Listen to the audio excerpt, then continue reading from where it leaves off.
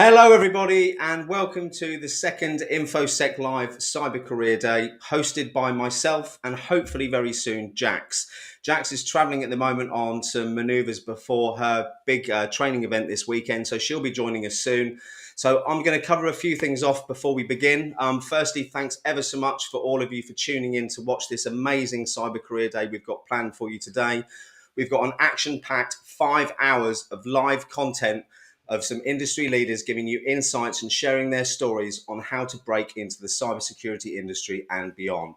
So before we go any further, one big shout out for me is the sponsors for this event. Without a sponsorship company, we could not have put this event on. InfoSec Live, up until this point, hasn't been a commercial entity, so it hasn't been deriving an income. So for us to continue, we had to find a sponsor, and our sponsors stepped up to sponsor the day, and they've recorded us a quick intro here, and I'm going to share it with you before I go any further. So here we go.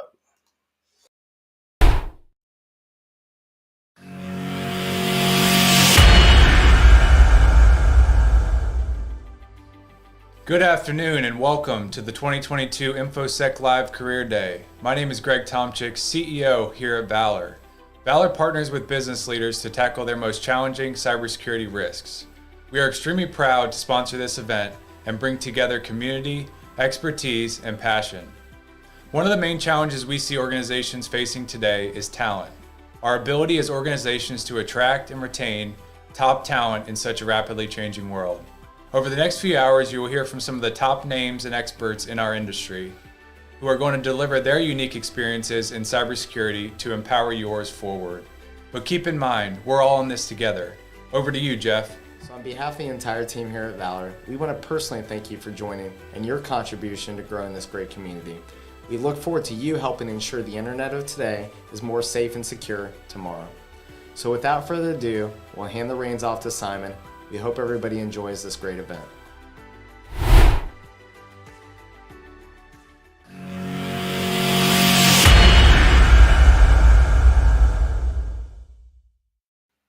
So a massive thank you to both Greg and Jeff of Valor Advisors for sponsoring our event today and making this possible. Let's start digging into who we've got on the show today. Firstly, please like and subscribe our content if you enjoy what we're doing, and drop any questions you may have in the chat. If you've got some questions, please mark them with a Q so my middle-aged eyesight can identify them as a question. So if I just quickly bring up the agenda for today. So intro session at the moment, looks like we might be running that a bit short while we wait for Jack. So I could well bring on our first guest a little bit early. We've got Chip Harris, a good friend of mine who's been on the show already, followed by Karen Doobie, Aditola Olawale, Mike Jones, the Haunted Hacker, Manny Kirthinani, Alyssa Valentina Knight, Christian Espinosa, Daniel Hall, Tom Marsland, Christophe Foulon, followed by a wrap-up at the end. So it's going to be a super exciting day. As I said, any questions, drop them in the chat. And I think, as Jax isn't here yet, why don't we crack on and bring our first guest onto the stage? I know he's been a very busy man at the moment with the issues we've got going around globally. So without further ado, Mr. Chip Harris, please come and join me on the stage. How are you, sir? Doing fine. How are you doing today, sir? I'm awesome, thank you. Really good. I've been nervous a little bit for today and excited. It's a big thing. I think having industry leaders like you coming on and sharing your stories for everyone in the industry is amazing. So some people may not have met you before or heard you speak. So would you mind telling everyone a bit about yourself, Chip? Yes, my name is Chip Harris. I'm a certified ethical hacker, pen tester, forensic investigator, and auditor.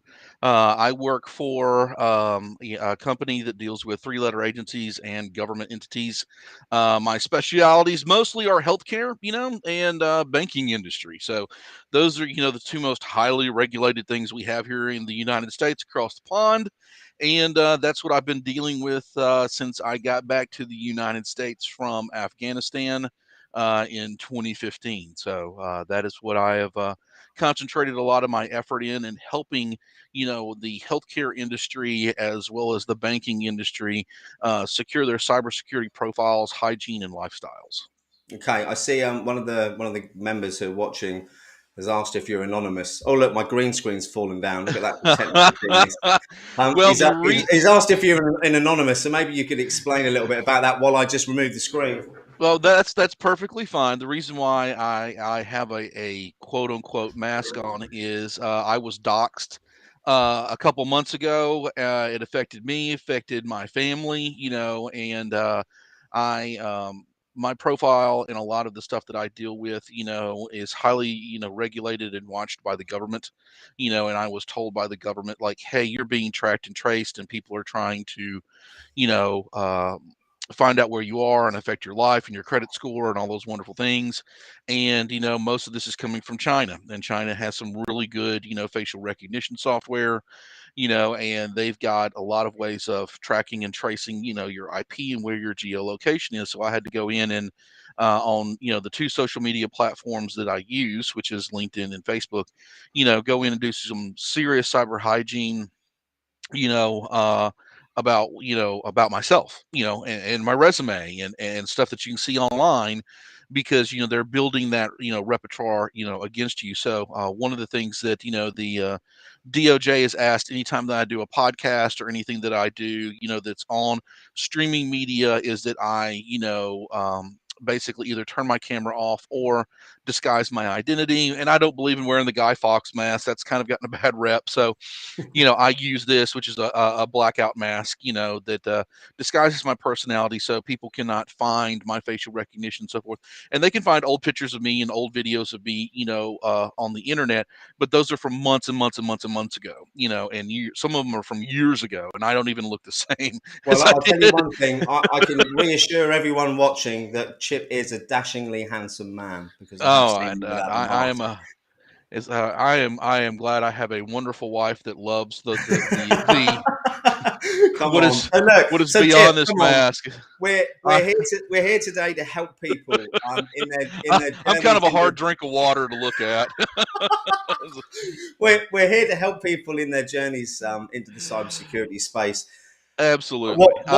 What we hear a lot about is red team and blue team, and I know you're not going to Right. talk about that today, which is good. So please tell us a bit about the opportunities you see in the marketplace at the moment. Well, I deal on both sides of the fence. I deal with IT, cybersecurity, and I deal with OT cybersecurity, in my professional life, and what I deal with. And I also teach. I also teach for the University of Arizona. I teach grad students, and I'm working been working for 2 years with them to build a curriculum to take them from a degree, from a certification based program to a degree based program. And we're taking all that content and putting it into a textbook, eventually. That's what we're doing. And this is a department wide thing, and I'm working with students and everything, and I'm trying to prepare them to say, hey there, this is a keyboard, this is a mouse, this is what you need to learn to be able to click on these things when you have a CEO or CTO come in and say the firewall's been breached, we're losing data, they're stealing this kind of information. Can you give me some kind of content to be able to start talking about when we get on the phone call in about 15 minutes? Go. Can you go? I mean, when you're put under that kind of pressure, and it's not just something that you're reading from a book. It's something that you have to be able to excel, hit that ground running, to be able to start pulling that information, getting that information to start giving to these people, so that changes can be made. You can stop your hemorrhaging, your bleeding, and then your network becomes more secure, even though you've been breached. And there might be tertiary things that happen from that. There might be audits involved. There might be regulation that's involved. There might be tons of different things that you actually see that will be happening, because of that event, right? And the other thing though too is, what did we learn from that? How do we tabletop this? How do we, say, okay, we're missing these certain parts to secure our network? So that's kind of what I do, in my teaching, aspect, as well as my professional life, and my professional career with the company that I work with. I think I've just seen. Thank you so much for answering that. I'm distracted because I've seen that Jax has jumped in at the bottom there. Hey, Jax, are you muted? Yeah. Ooh, I'm so excited. Yeah, it's been a Yay! day. How's the journey? Hello, Cyber family and InfoSec Live family. Chip, it's always great to see you. And Simon, this is awesome. I love this. We're off with Chip. And I like the fact that neither of us have got green screens or backgrounds now, Jax, because mine fell down about 3 minutes ago, which is really professional. Just for everyone's information, I'm not working from the home studio today because we've got broadband problems. So I've come to a friend of mine down the road to use his office. So this is where I am today. And Jax, do you want to tell everyone where you are, because you're not at home? Not at all. No, I'm in a warehouse. Well, it's like I guess a barn / warehouse, kind of multifunctional. This is a gym right over here, CrossFit style. You've got a tool shed behind me. There's an upstairs area. I'm outside of Houston. I'm out here doing the 4x4x48, which is an event where the participants run 4 miles every 4 hours for 48 hours. And some of these individuals have been fasting on a water fast for the last 7 to 8 days. It's a majority special ops. I think all of us are special ops. And we're doing it to raise money and awareness for homeopathic treatments to help soldiers with TBI and PTSD and a myriad of other illnesses and challenges that we face. Back for more. So, yeah, super excited to be here. I'll have to drop eventually because I have to go do my 4 miles here in like another 2 hours, and then I'll pop back on here. But in between that, we'll have Kimberly McKnight from Cybersecurity Central coming in and doing our special guest co-host with you, Simon. So it's going to be a good time. Yeah. Perfect. So I just wanted to let you jump in and say hi, Jax. So just so you know what I've done, I ran through the agenda quickly, did a quick intro. One thing I didn't do is ask people, you see in the chat, it says LinkedIn user for some people. If you are watching on LinkedIn, if you could jump over to YouTube and do 2 things. Firstly, like and subscribe, which would be amazing. But then when you drop your questions in the chat, we'll be able to see who it is asking the questions rather than the generic LinkedIn user. So coming back to where we were then, Chip, I saw a question drop in, which is one that's really relevant, which was this one. How long did it take you to reach the position you're in now? And I think based on some of the boot camps out there telling people they can do a 6-week course and be an expert, it could be worth you covering off how long it's taken for you to do what you're doing now. Well, I started this in my journey in 1994 when, there was no such thing as a certification for a certified ethical hacker, pen tester, forensic investigator, auditor. There was just, your A+, your security plus, network plus, and a splattering, at that time of Microsoft certifications that you could actually get, and I was coming straight out of college, and I was very green at the time. Didn't understand, the certification route versus the educational route because, I did go to a higher grade of institution of learning, so I had my degree. But, I didn't know how to write a resume. I didn't know what the field looked like, and it was probably the worst time that I graduated because, Y2K had happened. The IT.com bubble had exploded, and you could not get an IT job. There was just nothing out there. So for a year, I really struggled, looking for a job. My parents were helping me pay for my rent and my gas, and I was splattering, resumes everywhere, and I was taking any kind of contract work I could get my hands on, and I was hand-to-mouthing it, paycheck to paycheck.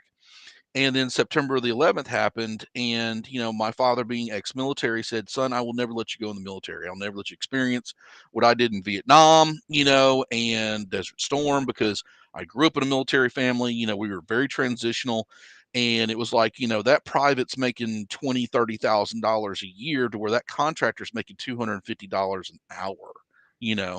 So it was very monetary for me to make that decision." Because when you're poor, when you are just literally starving on air, you're going to take the job that's going to, like anybody would, is going to give you the job to be able to do this. So, I had very minimal certifications. I had my A+, my network plus, I had my, Linux plus, which put me a little bit ahead because I love Linux. I've been working with Linux, forever. And I had my Microsoft, intro to server certification. And I found a company out of Bethesda, Maryland, put in a resume to be an armed military contractor, and my father said, this is what you need to be able to do. This is this is going to happen to you. And they called me, did a phone interview at the time on a landline, which most people don't even know what that is nowadays, and because I had gotten it on my answering machine to call them, and not a voicemail. So, called them up and, did the interview and everything. And they said, that's great. This is, what we're looking at doing. We've got a contract. We're a subsidiary of Blackwater. We deal with them, and it would be private security as well as armed security. And eventually we'd like to train you to work with special operations, because we have a contract that was coming up with the 501st Air Cab out of Fort Campbell, Kentucky, which is, the Night Stalkers unit. And they were just like, okay, that's awesome. This is how much we're paying an hour. And that was more, I was like going, whoa, that was way much more than I thought it was going to be. So they sent me off for weapons training, and physical training, at the time, because I was, 21 years old and I was ready to go do it. And, I did that, as a private military contractor for a splattering of different companies, for the better part of 18 years. And every time they would offer a certification class on base or any kind of training, through the company, I signed up immediately. I was always like that hyper, person to be like their first in line. Like, I've got to be the first person to sign up to get this, certification.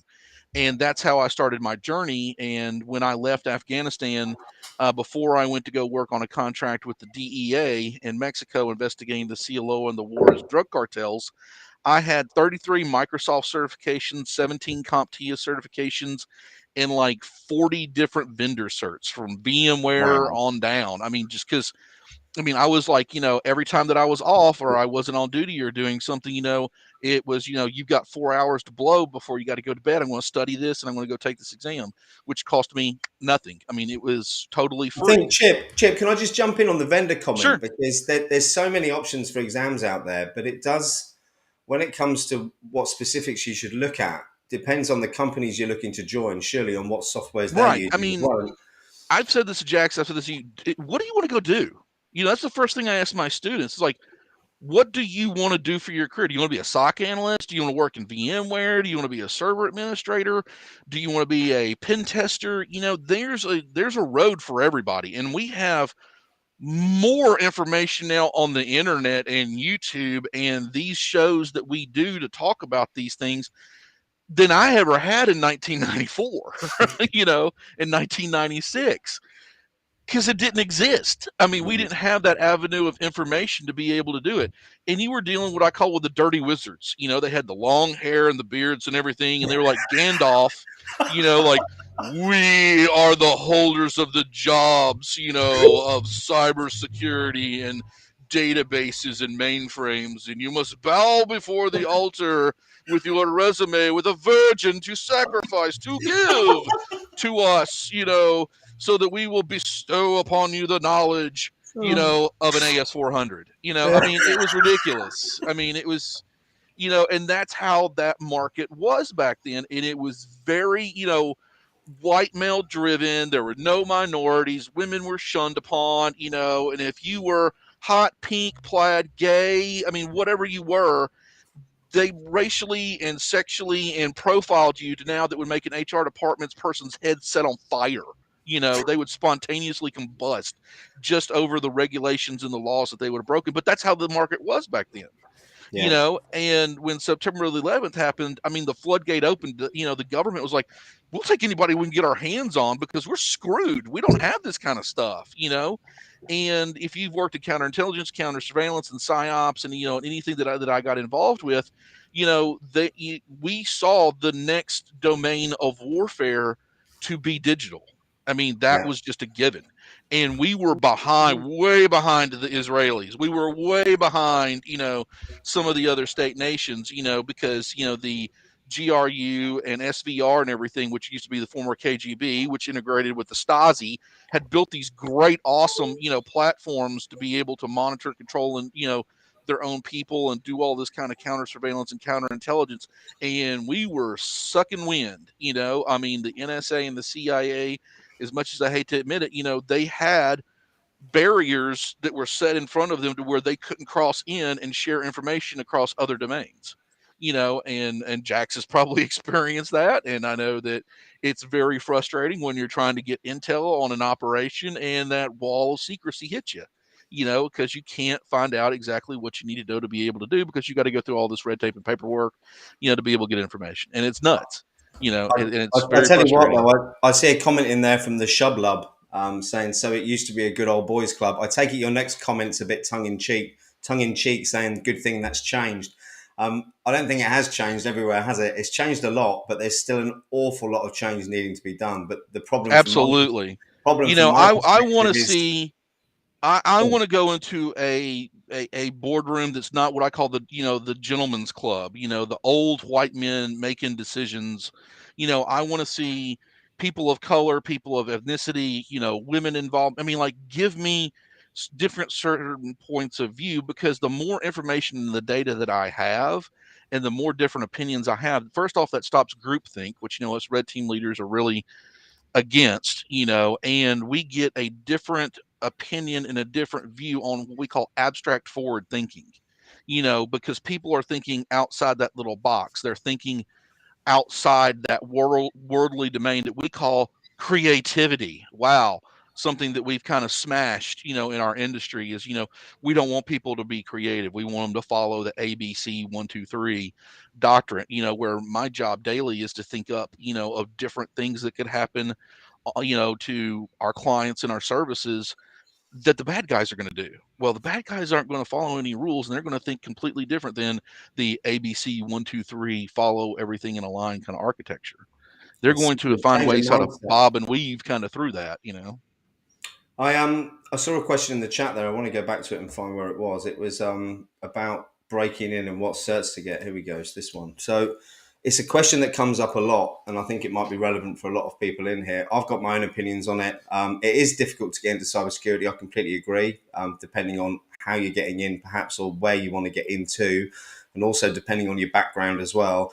But what kind of certs do you need to have to get at least a junior position? I think, again, depending on what that junior role is. I mean, for me, if you've got no kind of IT experience at all, I personally would start off with the trifecta of CompTIA exams. But what would your opinion be on that?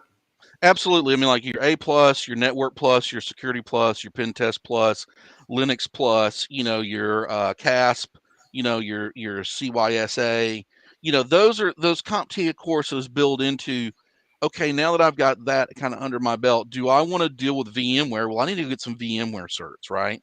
Because I'm going to be dealing with VMs and ESX and all of that kind of stuff. And that's vendor driven, right? Is saying I want to be somebody that deals with backup and tape drive or backup services. Well, I might need to be able to go get semantic backup exec, or some vendor search to be able to do that, because I want to deal with SAN and NAS backup systems, and so forth. So like I said, it's depending on what you want to go be able to do in our industry. And now we have more choice, because back in the day it used to be you're a bench tech, you're a server administrator, or you're dealing with mainframes. I mean, that's what it was. And then those fields kind of splintered into the stuff that we have now today, right? And then, like, wow, I want to deal with cloud. I want to deal with AWS and Azure and all I want to, there's cloud certifications and vendor certifications. Most of them you can get for free, from the vendor. So it's, like I said, it's depending on what you want to be able to do. I mean, I've always just wanted to work with technology, ever since because I grew up poor. I didn't have a lot of choices in life. It was funeral business, farming, and I chose the military, and I chose, something completely different for what, was laid out in front of me that was guaranteed. And there was no guarantee that I was going to succeed, but, I kept pushing that envelope. It's like, I mean, there's nothing that you can't. I mean, I love it when people say no, because it's, oh wow, you're underestimating me. Well, Like a red rag to a bull. That is yeah, Chip. yeah, that'll be fun, and let me go out there, because I mean, and I'll never forget it. The day, that I lost. Well, the day that I'd gotten my degree, and they said, okay, everybody's moving out of the dorms. I was kind of like, well, where am I going to go? I'm not moving back home. They're not going to let me move back in. And I was practically homeless. For 6 months. I was, living out of my car and everything. And I was like, look, I got to get my career lined up. I got these degrees now. Woohoo! Nice sheet of paper that says I know what I'm doing. Well, now I got to go figure out where to go do it at. Well, Chip, let's stick on that, because there's been so many questions about what exams to take, and then Jay comes up with the question that was on the tip of my tongue before I put it up, which is certs are all very well, as are all the other vendor courses, the Try Hack Me's, the Hack Your Boxes, but you have to demonstrate what you've learned from it and how you can relate that to a job. So listing certs, listing courses that you've done, Right. you're not differentiating yourself from anyone else by doing that. It's amazing you've got them, but you've got to go that step further. Right. Whether it's setting up a GitHub, showing what you're doing on there, Yep. doing walkthrough videos, being more involved in social media. I mean, that's my very non-technical take on it. I can answer that one right now. I have a guy that I work with that is one of my, it's on my red team, and he's a senior level network administrator, and he knows everything and anything about Cisco. He's got 30 something Cisco certifications, knows everything about Palo Alto, whatnot. And he has a GED, okay? Because school was not really for him, but he has all these different vendor certs, and he had 7 years experience. And they're like, why are you going to hire this guy? Well, he does, he only has a GED. I'm like, yeah, but look at all the vendor certs and look what he's been doing. I look at the history of what you've done on that keyboard. What can you do for me? And I'm really good at DDoS attacks, but I'm not really good at password sprays, and I'm not really good at password hacking, because that's just not necessarily what I do. Because my job has been to attack and destroy and tear down for years and years and years. And he's a great network admin because he knows ARP and RARP tables, in his head. He knows this stuff inherently, and he can do subnetting without a calculator, where it takes me freaking forever to figure that kind of stuff out. So everybody has their own lane, right? Everybody has got their own little story and the stuff that they've done, and you just don't fall into these higher level positions without having done some of and getting the time, the effort, and the experience behind it. If they do, they're using you as a patsy and as a fall guy, and you need to get out, Yeah, and I want to add to that too. I think it's really important to highlight that there are more than technical roles in cybersecurity. However, with that being said, I think, and you touched on this, Chip, it's really important if you're wanting to get into cybersecurity to understand. You don't have to be a subject matter expert and super knowledgeable where you can go out and you do a DDoS or you do a spray and pray. Understanding it at the lower level when you first enter, I feel like, because that's where I started. I was more technical, not super technical, but technical enough. And now I've moved out of that technical role into a managerial leadership strategic level. But it helps you because that technical is never going to go away. And if you can understand it, you can speak to it. So I think that certifications can help in certain ways, but it'll never give you that technical experience without doing it hands-on. And there is a question that I want to ask you that Mohammed asked earlier, and I think it's a really interesting question. I don't think you guys covered it, but it was this one right here. He asked about IT. Why is it so super difficult for someone from a non-IT background to break into cybersecurity, even after having all those networking, working on something like THM, HTB, writing blogs, so on and so forth? It's all about location. As I tell people, if you are in it's like this, in your area, what is actually happening with IT? If you're in a better metropolitan area, you get better experience, you get better exposure, there's better job offers. If you're in a rural area, not so much, so sometimes you have to go to it. It's not going to come to you. Okay. Now that changed a little bit during, for example, COVID, but I've been working remote since 2015 from this room. So, I was doing this before COVID even hit. COVID just made things just a little bit more easier, for me to be able to connect and talk to a lot more different people. But I feel your pain, because it's, some positions I've had to go to them and say, look, I work only 100% remote. And I know that you want somebody to move to Bangor, Maine, to help you out, but, I'm not for everybody. First off, I'm not meant for a cubicle, environment. I yell, scream, cuss, hoot, holler, throw things. I'm an HR biblical nightmare, because I'm kind of a force to be reckoned with, and it's like I like being able to go to my bathroom, eat my own food, not have to worry about touching and getting everybody's cooties, so and that's changed now in our environment, Jax. That's changed now. Everywhere.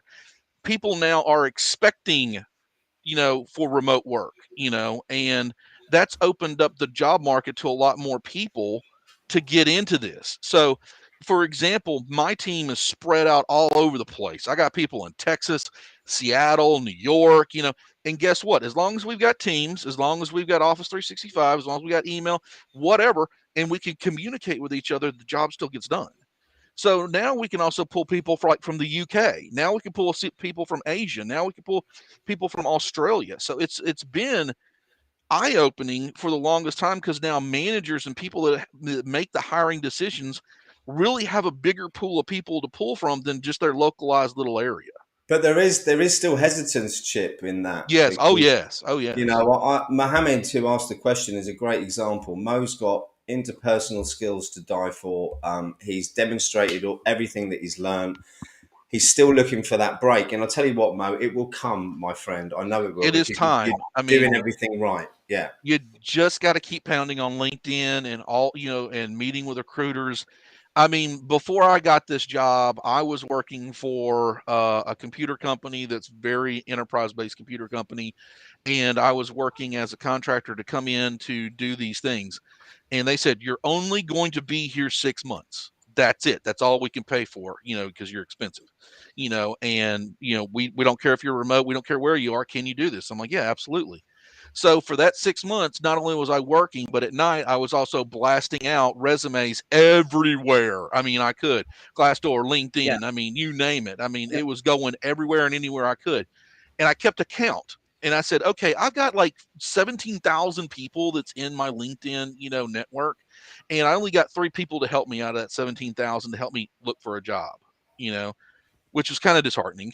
And then I had, and then like with Glassdoor and LinkedIn and all these other things that are out there, and Job Hunter and Headhunter websites, your property, they're trying to sell you so they can make money in a commission off getting you into a position. So they're going to pull from the top tier, right?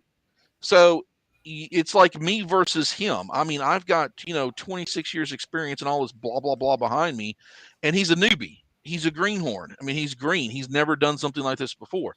So what's a company going to choose? They're going to choose somebody that's got the time, effort, and experience behind it versus somebody that's, that's brand spanking new, only unless they're completely cheap and they're just looking for cheap labor to fill in and fix a problem. And then guess what? You're probably going to be terminated, after that project or whatever it may be done. It's very rare that you see that in contracting. So there you go. Yeah. Thanks, Chip. Well, Can I just say something?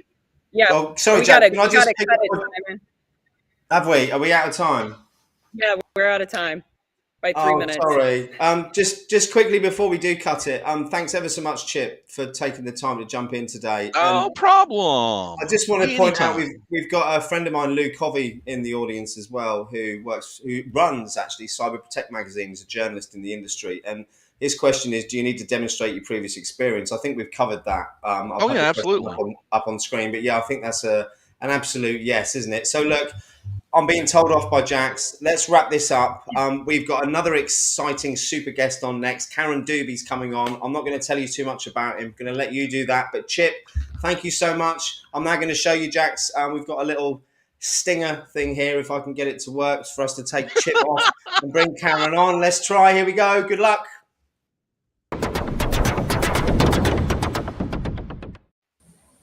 Just clicked on time there. Hey, Karen, how are you?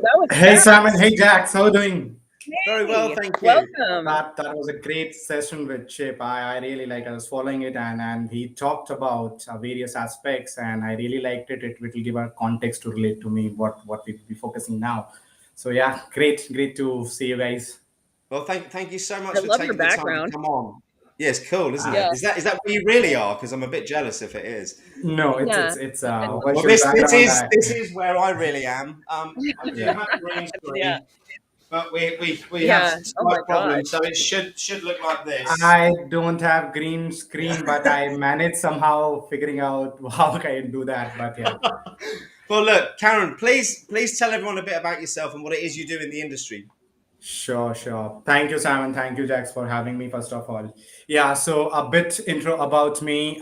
Currently, I am working at a product side, focusing on Microsoft products, specifically M365, where I am focusing on developing programs for M365 roadmap. And that's the kind of work I've been doing, but that's not how it is.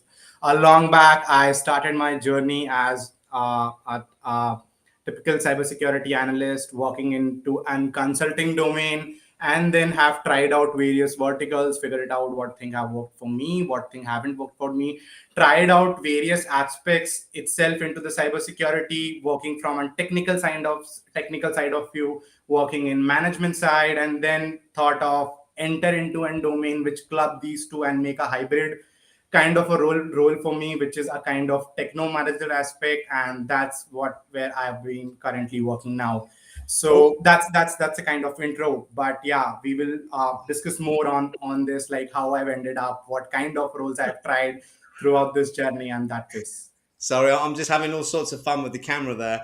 Jax is laughing in the corner. So what I'm trying to do, Jax, do you want to press these buttons so I stop pressing them, because I can't sit here and not press these buttons. So I want to try and get you back on with both of us, Karen. So let me just sort this out quickly. Here we go. Here, There we I'm gonna are. do that. Sure. There we In the go. future, So see, stop it. I didn't even do that. I'm not even touching it. Was no, that I'm you? just doing this. This is what you're wanting. I'm no That's so yeah. what's happening, but There yeah. we go. Okay, We've so got this. We've got things that we haven't spoke about yet. So everyone asks, how do I break into cybersecurity? I think, Karen, I'd like to take a step back and talk about, should I break into cybersecurity? And I think you might be able to cover that off for us. I think Chip has in the previous half an hour, Chip has given us a greater foundation on right what he has been doing, and actually what is the need of R in cybersecurity. And absolutely, cybersecurity is a need of R, and one of the hot topic which basically us discussed across forums, discussed across tech industry and everywhere. And one of the booming reason for cyber is itself looking from the bad actor point of view, cyber increasing cyber crimes, increasing cyber threats, and this has been a growing menace for basically from an organization point of view, regulatory point of view, and government point of view. And everyone is running around actually to set up a foundation which can help them to basically chase on the bigger talent, and they can bridge the skill gap, which is absolutely a necessity for us to tap on. So that's the bigger concern. But again, back to your question, right? How can I first, whether I want to be in cybersecurity or not? I will say yes. And again, it depends on the alignment you are working in. What are the various roadmaps which we will be discussing, in which any professional coming from, let's say, from an intermediate role point of view, initial role point of view, or in mid of career who want to enter into cybersecurity, we will be covering both all the aspects around it. So first is one foremost factor is to understand cybersecurity itself, right? And one of the very bigger question mark is where to start, who will guide me, how to start, what to read about, what thing I should focus on, as let's say I am a newbie in out of grad, out of PG, right? And I want to tap into cybersecurity. What is those few principles which I can follow and directly enter into cybersecurity? So believe me, there is no principles. You have to try out, you have to hit and try. Things which are working for me not necessarily will absolutely work for you. So we have to be very cognizant of that fact, but again, always ready to explore, learn, and always be curious. So the first thing is itself, one is foremost important for everyone to understand the cyber landscape. Cyber is a ocean. It's an ocean. It's a never ending ocean, and many and many more domains are absolutely integrated itself into the domain. So let's say if I talk about cybersecurity, there are domains which focus on security operations center. There are domains which absolutely focus on software security. There are domains which focus on data protection, data privacy, incident response, analytics, and many more sides of it. So it's very difficult for an individual these days to understand where should we start off. So first and foremost thing is, let me break it down into three bigger aspect of in cyber domains. One is from a technical aspect of it, which Chip has given a few understanding and landscape on that. Second part is on the managerial side of it, which absolutely focus on the managerial aspect of cybersecurity. The third one is itself booming. It focuses on hybrid side of it, which basically integrate technology and management, and it create a techno manager kind of a domain for the individuals and professionals who want to use their management and technology both in a skill set to enter into cyber. Now let's talk about what are these actually technical domains, right? So technical domains are basically core of cybersecurity, where maybe let's say you are working on system secure administration, you may be working on secure network configuration, you may be working on a lot of tools, let's say from security event handling, log monitoring, security incident management, and those side of it. And it specifically focuses on the core of cybersecurity. So how you can identify, detect, protect, and respond to in cybersecurity. So those are the domains which basically covers tech point of view. Now, once you understand tech, right, which we are talking about, and absolutely Chip is working in tech, which he also touch bases on, right? How do you manage this, right? We have a particular facet of people who are pretty good at handling technologies, right? Now we have to bring them in, because one line is itself working for making technology work, cybersecurity work, but how do you manage it? Let's say if I'm talking about managing it, how do you plan it, how do you strategy it, how do you put a governance framework to it, how do you put a risk framework to it, how do you manage the complete solutioning part of it to run the value chain, right? Which I talk about. How do I identity? How do I identify? How do I protect? How do I detect? And how do I respond to any cyber attack? Which is a core objective of any cybersecurity practitioner who is there. So these are the domains which basically comes in management side. When you club both of these, right, there are new roles which are coming in to actually bridge the gap between management and technical aspect, which is hybrid kind of. You may be a technical program manager, security program manager, technical product manager, who basically sits with the client, understand the technology, right, what needs to be done, bring everyone together, and then make a cyber product at a global level. So that's the role we are coming from a hybrid point of view. So based out of this, we have three verticals: technology, management, and hybrid. So once you understand itself the forte and landscape of cybersecurity, it will be easier for you to align your interest. And why I am focusing on aligning the interest of any individual basis on the role which they are already in, right? Let's say I am already a network admin. I know I don't want to tap into management and hybrid role. There is a itself a domain for me under the technology domain which I can tap on. I can go into secure networking, I can go into cloud side of networking and various aspects of it. If I am from a management side, from a risk side, I can look into the management side of it. So here we break down the technology, management, and hybrid aspect of it. So now I know what is a landscape of cybersecurity. Now the major question is how I go forward to this. Whichever domain I am picking it up, how can I pick it up, right? So there are two ways which I look at. Two. One is a conventional side. The other one is conventional side, which I am very biased to it because that pretty well worked for me.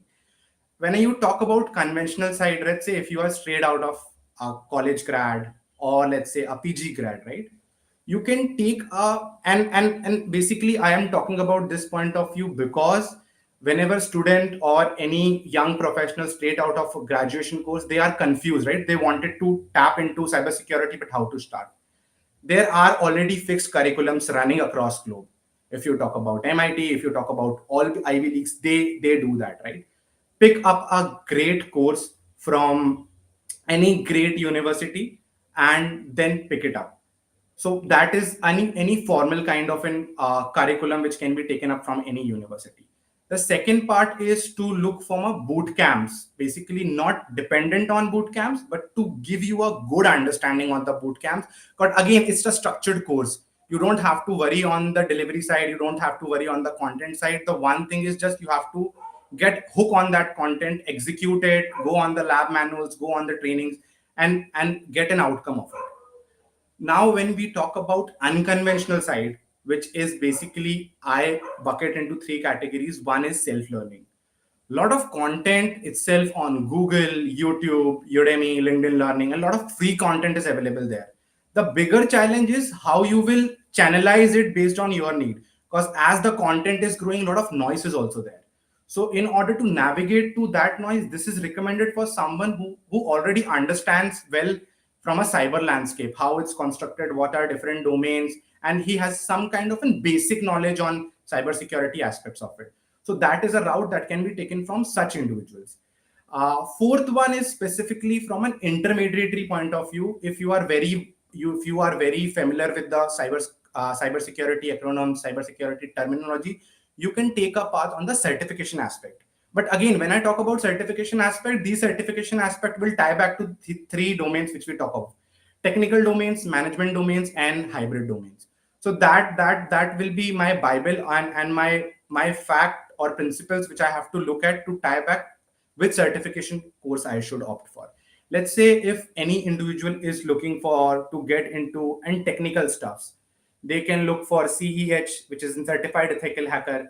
They can look for AWS specific security certifications, cloud specific security courses, cloud specific security certifications. Let's say if you are looking for again a combination of management and tech, you can look for CISSP, you can look for CISM, you can look for again if you are again looking from a pure play audit side, you can look for CISA, which is Certified Information System Auditor. And if you are looking from a hybrid, you can look for PMP, focusing on cybersecurity. You can look focus on product and agile side of it, how it can be used into cybersecurity. But for that, it's specially required you should be aware of the core principle of cybersecurity. What is CIA? What are the different domains of cybersecurity? What is vulnerability? What is risk? What is threat? Those terminology needs to be cleared. So those are the things is someone who needs to be looked into that case. So we now what we have covered, right? We have covered you should understand the cyber landscape itself. Then you should understand what are the various verticals, conventional ways and non-conventional ways to achieve it. Once you figure it out, these things, right? I will pick in I have to put this in two part. One is basically growing and building part of it, where focusing I am on learning side. You have to learn and grow and build it, and after that you have to execute it in terms of lab trainings, in terms of practical example, in terms of simulation exercise. Let's say if someone is doing reading or trying to learn on security testing aspects, once he has gone through the theoretical side, he or she should focus on the lab testing, lab manuals, how he can break into and how he can hack a Linux machine, how he can basically exploit OWASP top 10 vulnerabilities, and that side, how he can try to break from an authentication point of view, how he can do SQL injection. Those sides needs to be touched on. Once you know you are on first part, you are ready to actually create a good kind of a portfolio to focus on and to enter into a domain which is absolutely you are focusing on.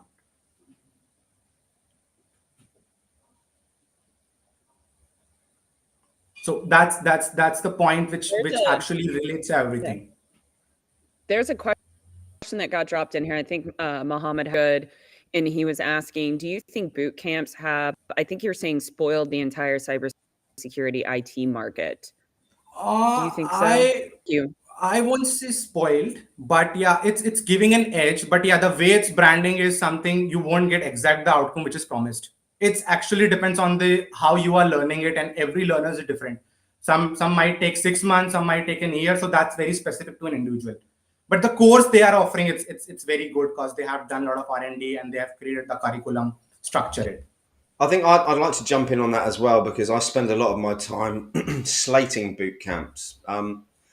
And I just want to give that a bit of a caveat, and I have said this before, because there is a time and a place for them. I've used boot camps in financial services many years ago to knowledge cram on an area that I already had a fair understanding of to pass an exam. So I did like a 4-week intensive boot camp on tax and trusts, really hard work and boring, about 15 years ago, and that helped me pass the exam, which I needed to then be regulated to give advice on that particular area. So I think for people who have got some experience, I think they can be really, really good. That's my personal opinion. But to come in with no experience and think that you can do a boot camp and be ready, I think it's a big ask.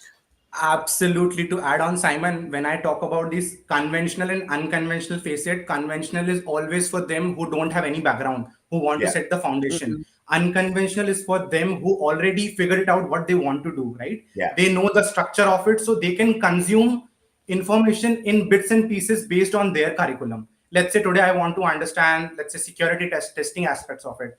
I go, I spend out few weekends, I do let's say testing and all, and I can consume that, right? But let's it connects me back to the roots of cyber foundation. If you are not aware of this, you won't be able to move ahead in and connect the pieces together, because it's a Correct. journey and everything is interrelated. It is, Somehow I and have to. sometimes until you start that journey, it's difficult to know which bit it is you like. You know, I Absolutely. came in thinking I wanted to do one thing, and I've ended up doing something that I've done before in a different industry, which is talk at people a lot. So Yeah. it's about relating those skills that you've got and working out from there where you're going to go, isn't it? Absolutely, absolutely. So one I'd of like the to add one aspect, right? thing though and I'm probably a little Yeah. delayed. So I'm going to hop in really quick on the boot camp. And for all our viewers, for anybody that has been maybe debating on, should I do a boot camp for example, for me, Security Plus or Network Plus, my suggestion, I would say, especially for those lower level certs, those we'll call them entry level certs, I wouldn't spend $2,000 or $3,000 on a Network Plus boot camp. Now, if you're doing a CISP, you obviously would have a baseline unless you're the associate level of CISP, which I would encourage you not to do that.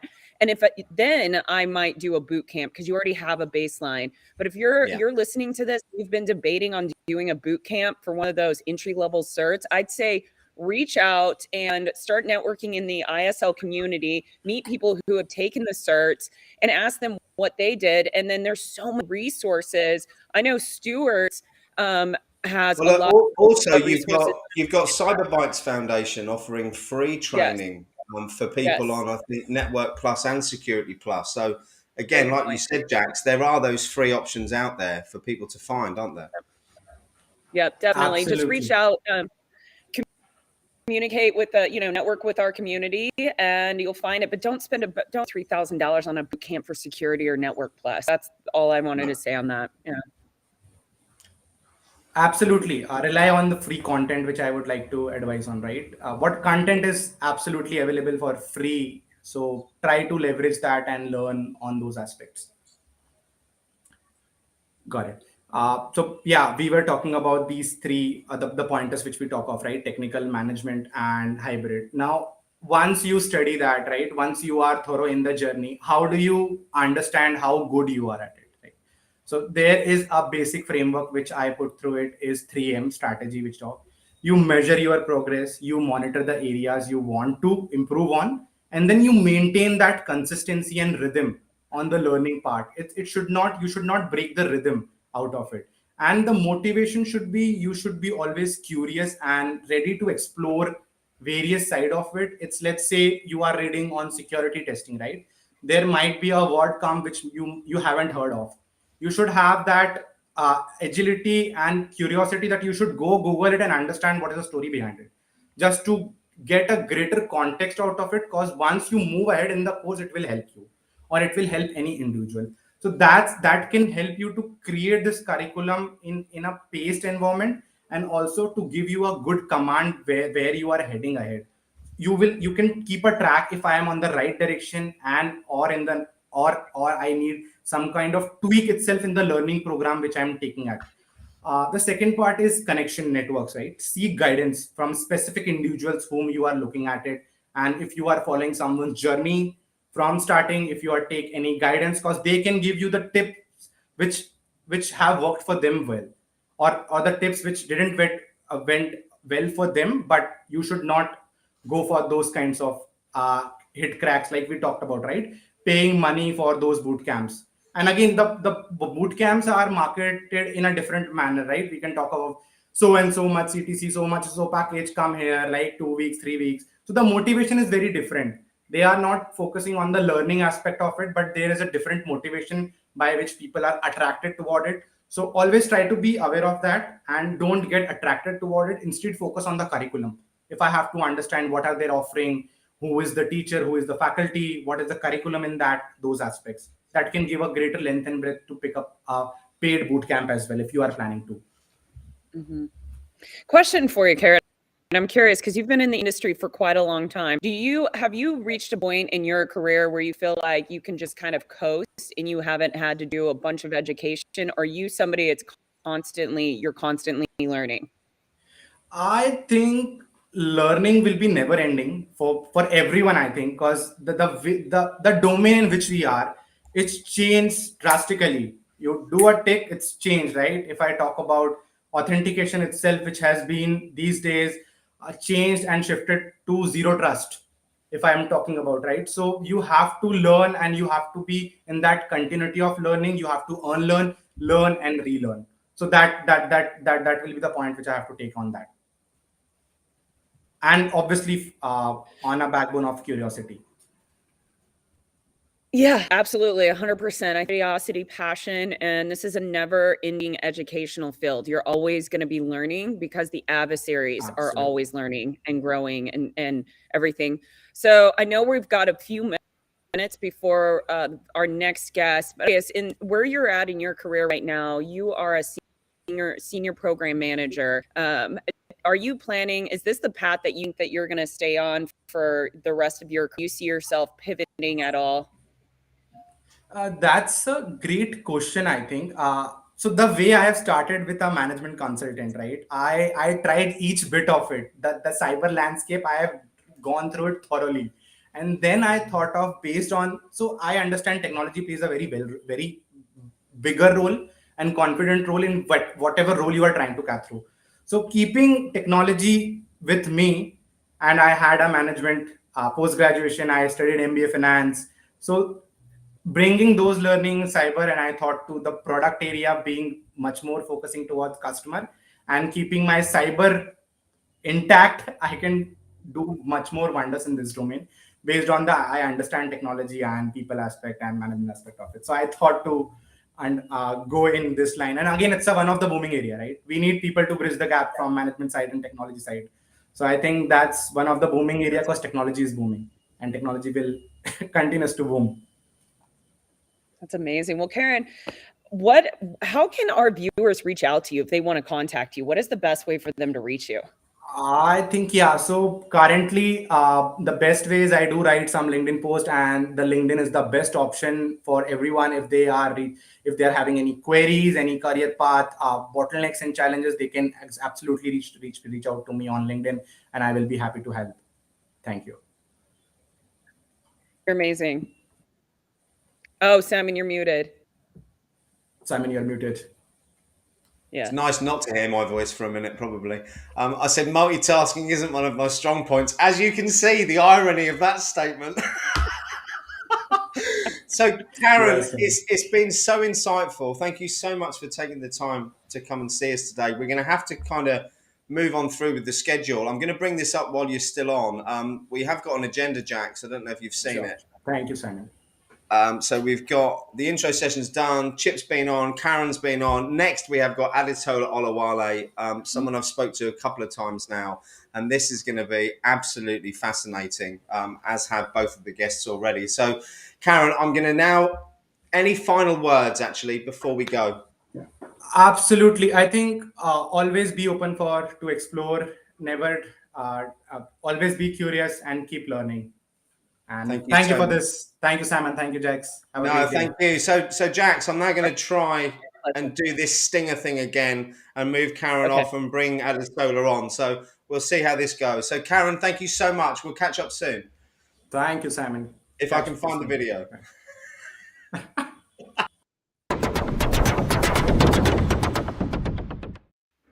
Oh, seamless. Aditola, how are you? Hi, I'm fine, thank you. How?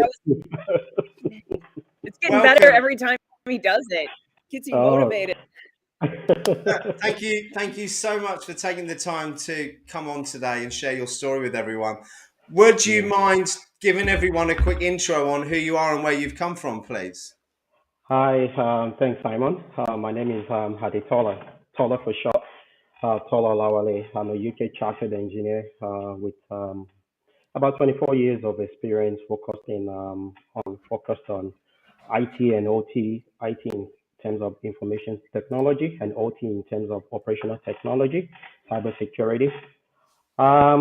Yeah, I started my career by setting up my own cybersecurity practice when I was in my second year in the university, which I'm still running till today. And yeah, it's been a long journey, and I'm still on the journey. Yeah. So tell us how the journey started. How did you get into the industry? Like I said, it started with a curiosity. I couldn't afford a computer, so I tried to build one myself. So I bought different components and assembled my first 386 computer then. And my neighbors got interested. I built another one, the next one for my neighbor, and the next one, and the next one. And before I knew it, it snowballed into a practice. So I set up my own company, providing first um, IT slash cybersecurity consultancy. And also, but gradually I moved into OT. My first OT experience was from a mechanized or automated farm. And I was quite curious about the use of IT technology in the automated or industrial control system space. And from there, like I said, in my second year, I started, that took off real quickly. I was able to get to the top technically, but I learned a very big lesson. It's easy to get to the top, but very, very difficult to stay at the top. So in order to maintain my stand at the top, I decided to do some things to broaden my perspective, my horizon. I was one of the first MCSE, Microsoft Certified Engineer in the world. Oh wow! Yeah, so we got a special certificate from Bill Gates, and we got invited to the US by Bill Gates, and that was close to 9/11, so that was cancelled. But I still, after that, I got two. I was at the crossroad. I got opportunity to study at MIT, and I got a job offer for ExxonMobil. Wow! I couldn't afford MIT, so I went for ExxonMobil. I'm sure that had nothing to do with the money, Tola, did it?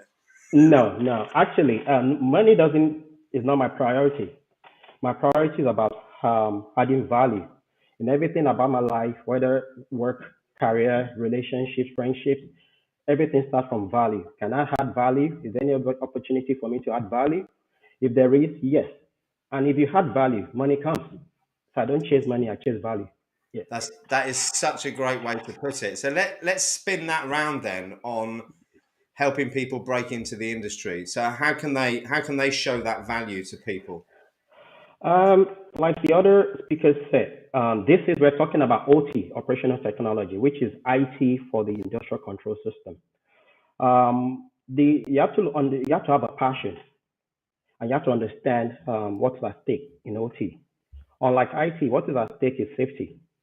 You are trying to protect and secure safety critical systems, and the consequences, the worst case scenario is that there will be loss of life. In IT, there will be lots of finance, reputation, or loss of money. But in OT, the biggest loss is life. So you have to have that understanding, basic understanding that you are protecting lives, you are securing critical assets. So with that comes passion. You need to be able to wake up every day eager to go to work, even beyond before any certification, before any degree or formal training. What you need is curiosity, passion. You should be excited to wake up every day because things are always changing. The operation, you're working in real-time systems. Things are ever changing, and you need to have that enthusiasm to be able to address things as they change. So so I believe that if you don't with the right certification, but with the wrong attitude, you're not going to succeed.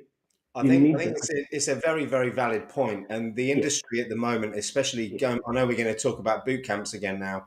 yeah, The simple reason that it's the money that they are showing people to get into the industry for. And I think sometimes some honesty is needed that the industry isn't for everyone because unless you've got that passion, you hmm have to, the continuous professional development you have to develop do, it. Yeah, the constant learning you have to do. It has to be a passion, doesn't it, Tola?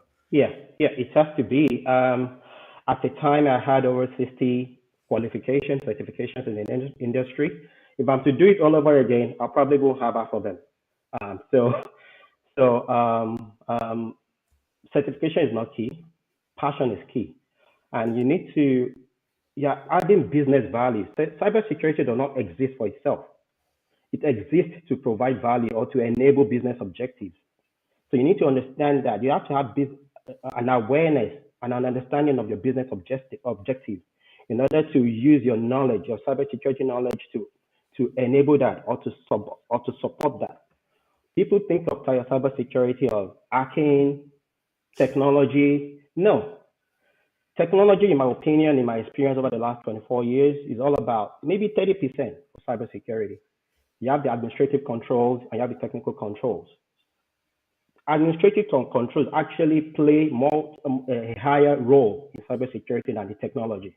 With technology, you enable the administrative controls. So chasing after things, chasing after certifications, chasing after toys, we love toys. we love our toys. But chasing after that is not the key thing. Understanding business value, understanding business objectives is what will make you the right cybersecurity expert in OT, in operational technology, or some people say operational technology is a new term. It used to be called industrial control systems. Yeah. So you're looking at refineries. My experience is predominantly in the oil and gas industry, but I've also worked on power systems, national grids, and nuclear power plants, aerospace. So all of these are real-time environments that are safety critical. So technology doesn't cut it. You need to understand safety. You need to understand business value. You need to understand business objectives.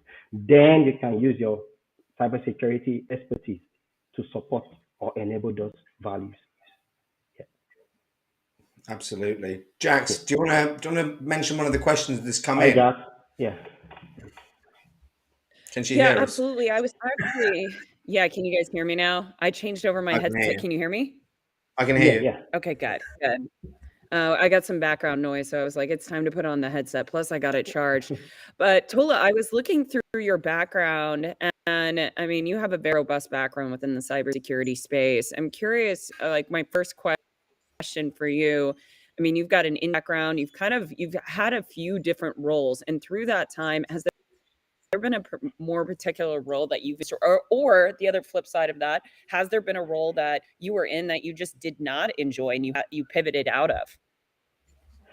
One thing, you can never catch me in a role that I wouldn't enjoy. I wouldn't accept a job that I wouldn't enjoy. If you offer me the highest amount of pay and I don't see any opportunity to add value, I wouldn't take it. So the first thing for me is adding value, enjoying what I do. I feel like a footballer. Most professional footballers get paid money, paid a lot for doing what they enjoy. So I get paid for what I enjoy doing. If I don't enjoy it, I'm out. So back to your question, everything I've done, all my experiences, I'm very careful about roles I pick, right from when I started my own company to when I joined ExxonMobil to the next move. I'm always 5 year, I always have every 5-year revolving plan on a daily basis. So I'm careful about each role I take. I don't take a role if it doesn't fit into my overall plan. How do you, okay, so how, that's such a great question for some of our viewers right now that are maybe they've entered or maybe they're in the field, because I feel like a lot of times you get into the field and maybe you think you want to be, for example, a pen tester, and then you realize I don't want to do this. So you have to do these hits and these shifts. What is the best approach? Let me rephrase that. Can you provide some tips and tricks for some individuals that are watching right now that may be trying to decide, and they're in the industry or trying to break in and trying to figure out what does that career path look like for them? Yeah, you need to research very well. You need to spend time researching and map out your plan. And like I said earlier, you need to have passion for what you do. If you don't have passion, you can drive. You can go on that journey. It's as simple as that. There are things if you have a high level overview of where you need to be in the next 5 years, then your choices today should align with those. And you may not change your destination, but you can change how you get from point A to B. So you may not be, how you get from A to B may not be so clear right now, but your destination should be clear to you. And as you progress, as you move from point A journeying towards point B, there might be different options, different paths, different routes to take, and you carefully consider those paths and take those options.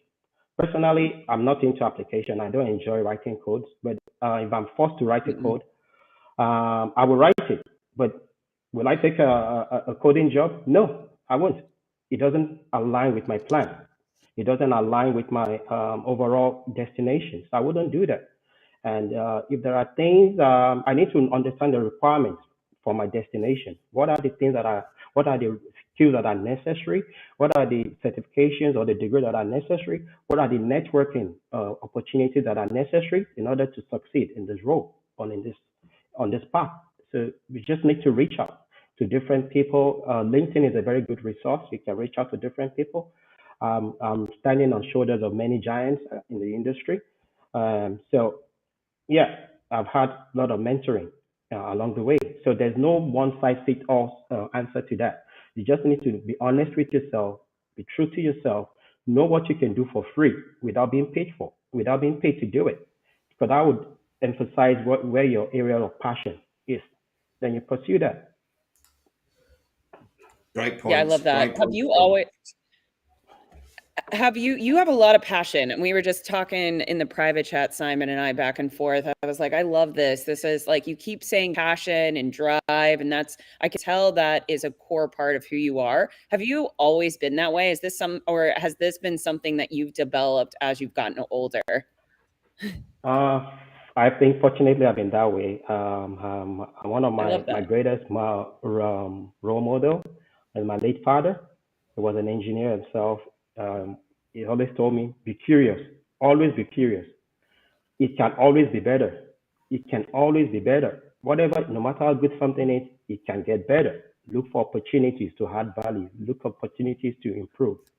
So And in you know, life, Tola, the whole add value thing, I think you've read The Art of War because it is mentioned in there actually as well, very old book. But adding value, they say in negotiation, the first person to add value wins. oh yeah, And it's exactly the same in business and in life, isn't it? yeah, yeah, it is. It is. Generally, I look at things, every complex situation or complex problem can be narrowed down, can be boiled down to simple chunks. So my drive, or what I try to do in every aspect of my life, be it social, be it academic, be it personal, is I look at complex situations, scenarios, and try to simplify them. And as if I can simplify it, then I can standardize it. If I can standardize it, then I can automate it. If I can automate it, I can secure it. Simple. Absolutely. So Tola, what's day to day look like for you at the moment? What are you working on right now? I'm currently a senior auditor, cybersecurity auditor with Saudi Aramco in Saudi Arabia, and I provide assurance to the board, to the CEO, and to the board. So I've journeyed through. I've been there. I've been there, done that. I've been an architect. I've been an engineer. I've been there in the trench, implementing, configuring things, designing things, implementing projects, delivering things. But I'm now moving towards more of strategic leadership at this stage of my career. So at the moment, I'm providing assurance, which is a sort of leadership role in the industry, in the company. And yeah, that's what I'm doing just now on my way to developing And more I strategic think leadership. Jack's asked you already, but the fact that you've just gone back through and told us that you've kind of had your hands in every part and Yeah, all the different roles in the industry, yeah. what has been your favourite? Has it been getting your hands dirty? Is it talking to the C-suite? Is it? Oh look, here goes the green screen. There goes the green screen. Oh no. Yeah. So is I'll remove the whole thing. There we go. Ready? Ta-da! Oh. So is it dealing with the C-suite? Is it dealing with the tech team? Has it been hands-on? What is it that what have you enjoyed so much already? I mean, it's just everything comes with its own unique experiences.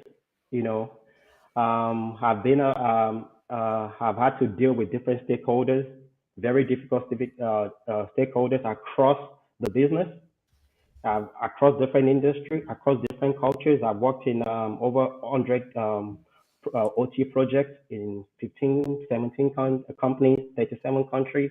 So culturally, there's been a lot of different challenges that brings excitement. And I can't say one is trump the other, but what I would Well, what comes to mind was when I had to make a decision to take a 50% pay cut in order to pursue my dream. That was when I was in Shell UK. I was brought in to bridge the gap between um, um, two disciplines and looking into this. And I saw a knowledge gap which I needed to fill. So I went to another company, a servicing company that I thought I could get such knowledge from. And I ended up taking 50% pay cut for 5 years in order to do that. But that has been one of the highest contributing factor decisions in my career till date. So sometimes you just need to be strategic in how you move from point A to B. Focus on your end goal, but be very willing to adjust the journey as you go along the Mm, way. Yeah.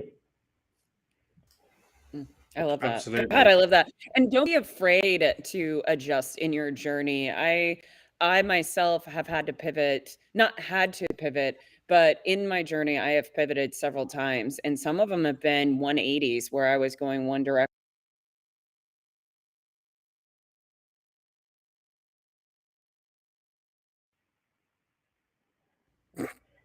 Oh, we're back. That was I that think was, that was clearly me clicking buttons again, wasn't it? I really should take my hands together while people are talking. So I'm just going to crawl back in my hole and let you carry on. oh my Yeah. cracks me up. It's really funny too because we're in account, so everybody knows a little behind the scenes.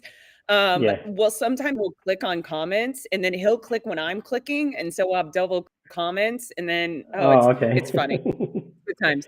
Yeah. Yeah, but yeah, for the pivot and not being afraid to change and being willing, like knowing, like being able to do self reflection is very, very important in any field. But Yeah. speaking from the cybersecurity standpoint, getting in, let's use coding for example, because I saw a comment in there from Lupa about this. So a lot of people get into this in this career field and they think they have to be a pen tester, a red teamer, or coding, and then they realize they don't like it, but then they're too afraid to pivot because they're like, well, this is what I have to do. You do. So for all the viewers, it's okay to pivot. Try all kinds of Yeah. things. It's only going to make you better. I promise you. Try new things, understanding different roles, understanding purple team, red teaming, all of the team colors will Hmm. only make you a better cybersecurity professional, and Person. Yeah. it will help you to learn what you're actually going to enjoy down the road. So give it all a try. Try it all. Yeah. I think Yeah. diversity is crucial, and trying everything, as you rightly say. How do you know what you like until you've tried it? And there's so Hmm. much to try. I just want to comment, Mike and Gerald, the Simon denial of service thing. It could become a paid for service, but I am Yeah. going to just say something. It's because I was trying to message you, Mike, to say see you in 15 minutes when I pressed the button wrong. So it's an SMDOS. It's a Simon and Mike denial of service. I'm going to blame you as well. Mike Jones coming up next. Yeah, it's gonna be awesome. I'm gonna actually have to hop off here in a few. Might hop off while we're still talking. I gotta go run down the road to get prepared for this event that I'm doing. Then I'm gonna go run 4 miles, and then I'm gonna come back and help Simon close it out for the last hour and a half of the event. So I really big night appreciate to you be jumping hopping in. in. Appreciate you jumping in as Thank always you, Jack. Yeah. during the challenge you're Yeah. doing. So thank you so much, and we'll catch you, Jax, in a few. Have a good run, yeah. All right. Okay, definitely. Bye. Yeah. Thanks, mate. Bye. So Tola, I'm going to keep my hands here and Okay. not press any buttons, so it shouldn't ruin. Let me just turn Jax's camera off. There we go. So it's just no. So it's just us now. I've asked for people to drop some questions in the chat. Thanks for dropping in there, Olivia, by the way. Lupe, nice to Okay. see you too. Tola, any advice for people? So we're telling people to look at all the options. We're telling people to relate their previous experiences Mm-hmm. when they found what it is they want to do. So I've seen a few Mm-hmm. people in here who want to say get into OT. What would Mm-hmm. be those first steps if they didn't have any previous experience?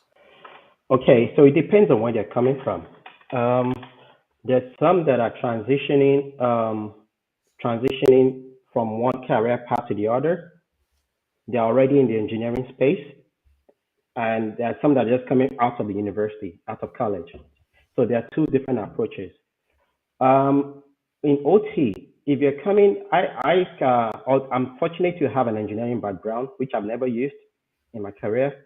I've never worked as an like a electrical electronics engineer. I've always been in IT, but I was able to transition into OT because I have extensive IT knowledge with my engineering background. So I can understand what they say. I can understand the discussions. I can understand the problems. I can understand the requirements. I can transform business needs into technical solutions. I feel those coming from the other side, from an engineering background, they're already part of operation. They understand real-time systems. They understand critical systems. I think they will make a better OT cybersecurity engineers or consultants than IT coming into OT space. Because, like as I mentioned previously, OT is more about safety. OT is about safety. IT is more focused on confidentiality and integrity. But OT is more about real-time critical safety critical systems. So availability is key. So they have that understanding already. So if they can acquire security expertise or skills, they can easily implement it in that OT space. But IT, coming from an IT background, you need to have a whole reorientation in order to understand the OT environment before you can apply your skill set in that space. So that's one.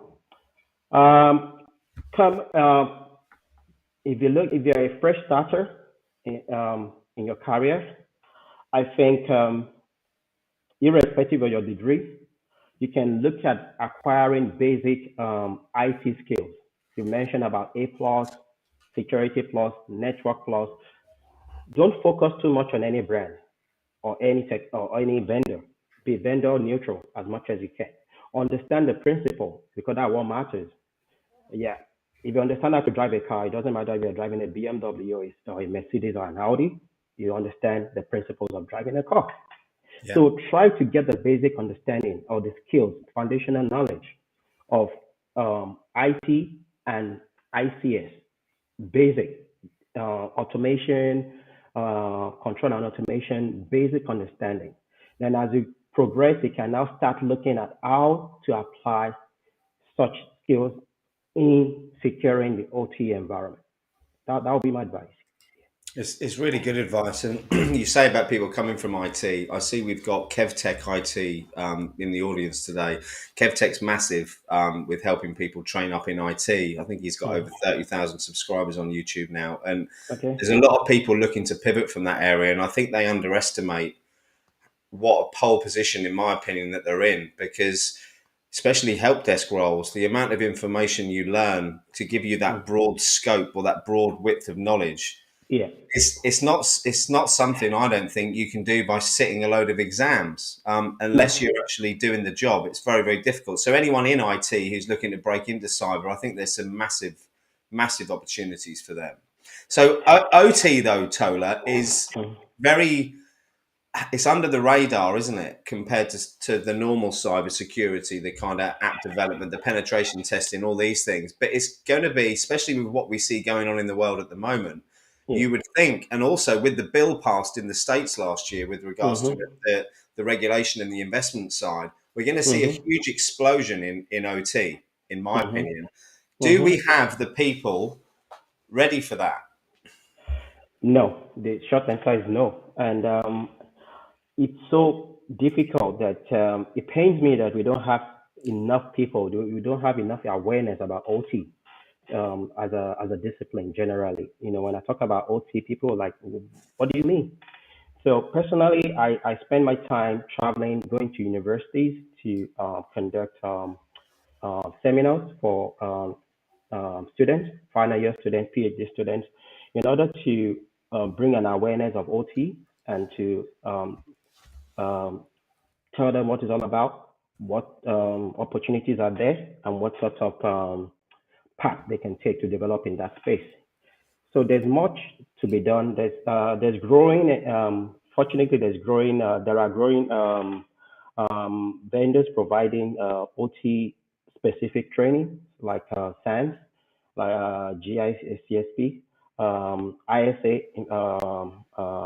providing ISA 62443 cybersecurity certifications. So there are a lot of a couple of other companies going into that space that more and more awareness are coming. But I think the future is OT, and there's a I lot think of there are a lot of opportunities that are available in that space I think you're now and right. going forward. We've got only a few minutes left. I want to bring up a quick Mm. question here because Yeah. Olivia, I think, might have dipped out to go back to work because she was on her break. But the question is, why did you decide to go cybersecurity? I know you mentioned the fact of your journey in. What was it that excited you? You say about adding value, but why cyber? Why not something else?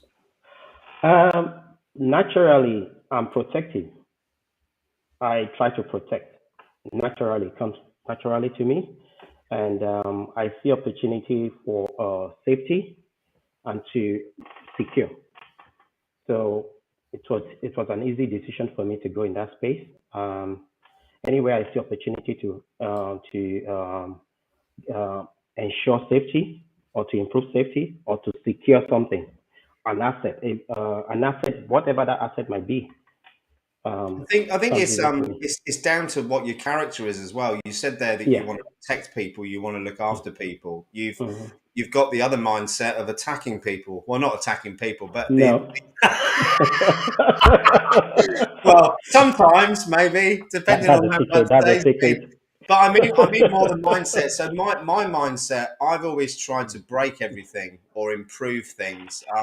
If I can bend the rules in any way throughout my life, I already have, which is why penetration testing or red teaming was so attractive to me. The Yeah. problem is the glamorization of it and the reality of what that day-to-day role is. I'm not Yeah. actually going to be like James Bond at all, and that's what I Yeah. thought was going to happen. Yeah. Yeah. Well, you can attack to protect. Yeah. Yeah. There's So a good protect. question. There's a good question here actually. Are cloud security skills useful in the transition into OT from Habib? Well, yeah, there's some drive in towards cloud solutions, cloud-based distributed control systems or SCADA systems or ICS solutions. I'm not sure how far that will go, to be honest, because with the cloud, you are expanding the attack surface, you are expanding the boundaries. So you Yeah. need to narrow your attack surface as much as you can. Unlike IT, OT, you need to be able to determine every aspect of your infrastructure. You know exactly what is happening. So by the time you extend that into the cloud, you're losing some form of control. You're expanding your control, your boundary beyond your own premises, beyond your own infrastructure. There is drive towards that. There are some solutions towards that, but I'm not sure I agree with that approach. Yes. Okay, thank you. So Yeah. we've now got 1 minute left. Any wise words to give the audience before we wrap up, Tola? Like Steve Jobs said, stay foolish, stay hungry, stay excited. The future is bright. Yes. It's very bright. And you know, Tola, thank you so much for taking the time to come on and share your story with Thank us you, today. Simon. I appreciate it. I'm gonna leave you on the screen for a moment. We've still got a minute or so before Mike Jones, the Haunted Hacker's due on at 6:30 my time. I'm still waiting for him to jump in the studio, so I'm just going to bring the agenda up quickly. I daren't press any other buttons in case I cut us all off again, so I'm going to try and do this simply. So we've got Mike Jones next at 6:30. In the meantime, if there's anyone there who you fancy seeing later, make sure if you're not able to stay in now, make sure you jump back in for that. Please do like and subscribe the content.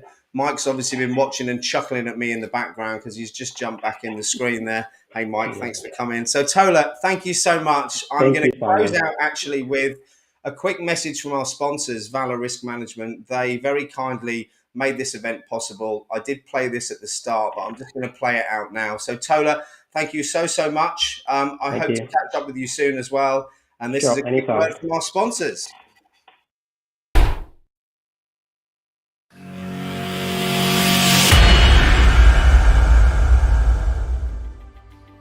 Good afternoon and welcome to the 2022 InfoSec Live Career Day. My name is Greg Tomczyk, CEO here at Valor. Valor partners with business leaders to tackle their most challenging cybersecurity risks. We are extremely proud to sponsor this event and bring together community expertise, and passion. One of the main challenges we see organizations facing today is talent. Our ability as organizations to attract and retain top talent in such a rapidly changing world. Over the next few hours, you will hear from some of the top names and experts in our industry who are going to deliver their unique experiences in cybersecurity to empower yours forward. But keep in mind, we're all in this together. Over to you, Jeff. So on behalf of the entire team here at Valor, we want to personally thank you for joining and your contribution to growing this great community. We look forward to you helping ensure the internet of today is more safe and secure tomorrow. So without further ado, we'll hand the reins off to Simon. We hope everybody enjoys this great event.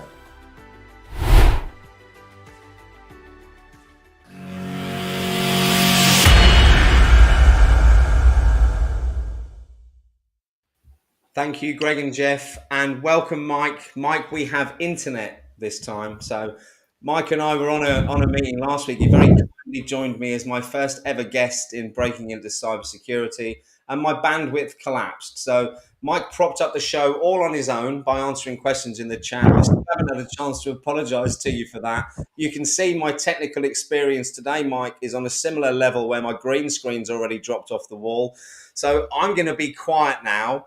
Let you introduce yourself, tell everyone a bit about who you are and where you've come from while I turn my camera off and stick my green screen back up, sir. Awesome. I can do that. Thank You so much. I'm glad to be here. My name is Mike Jones, also known as the Haunted Hacker. I have a podcast. I do movies and screenplays for Alyssa Knight. I do forensics, incident response, penetration testing, and I'm also an MDR manager for a company in Pittsburgh. And I also do public speaking.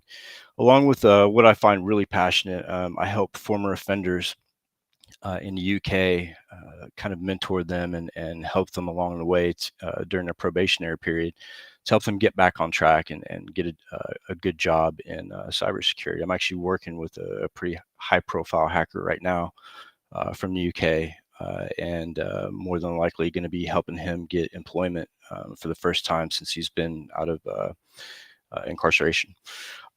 So what brought me into cyber? It's a long story. Started when I was a kid. I had a big curiosity for electronics and numbers and stuff like that.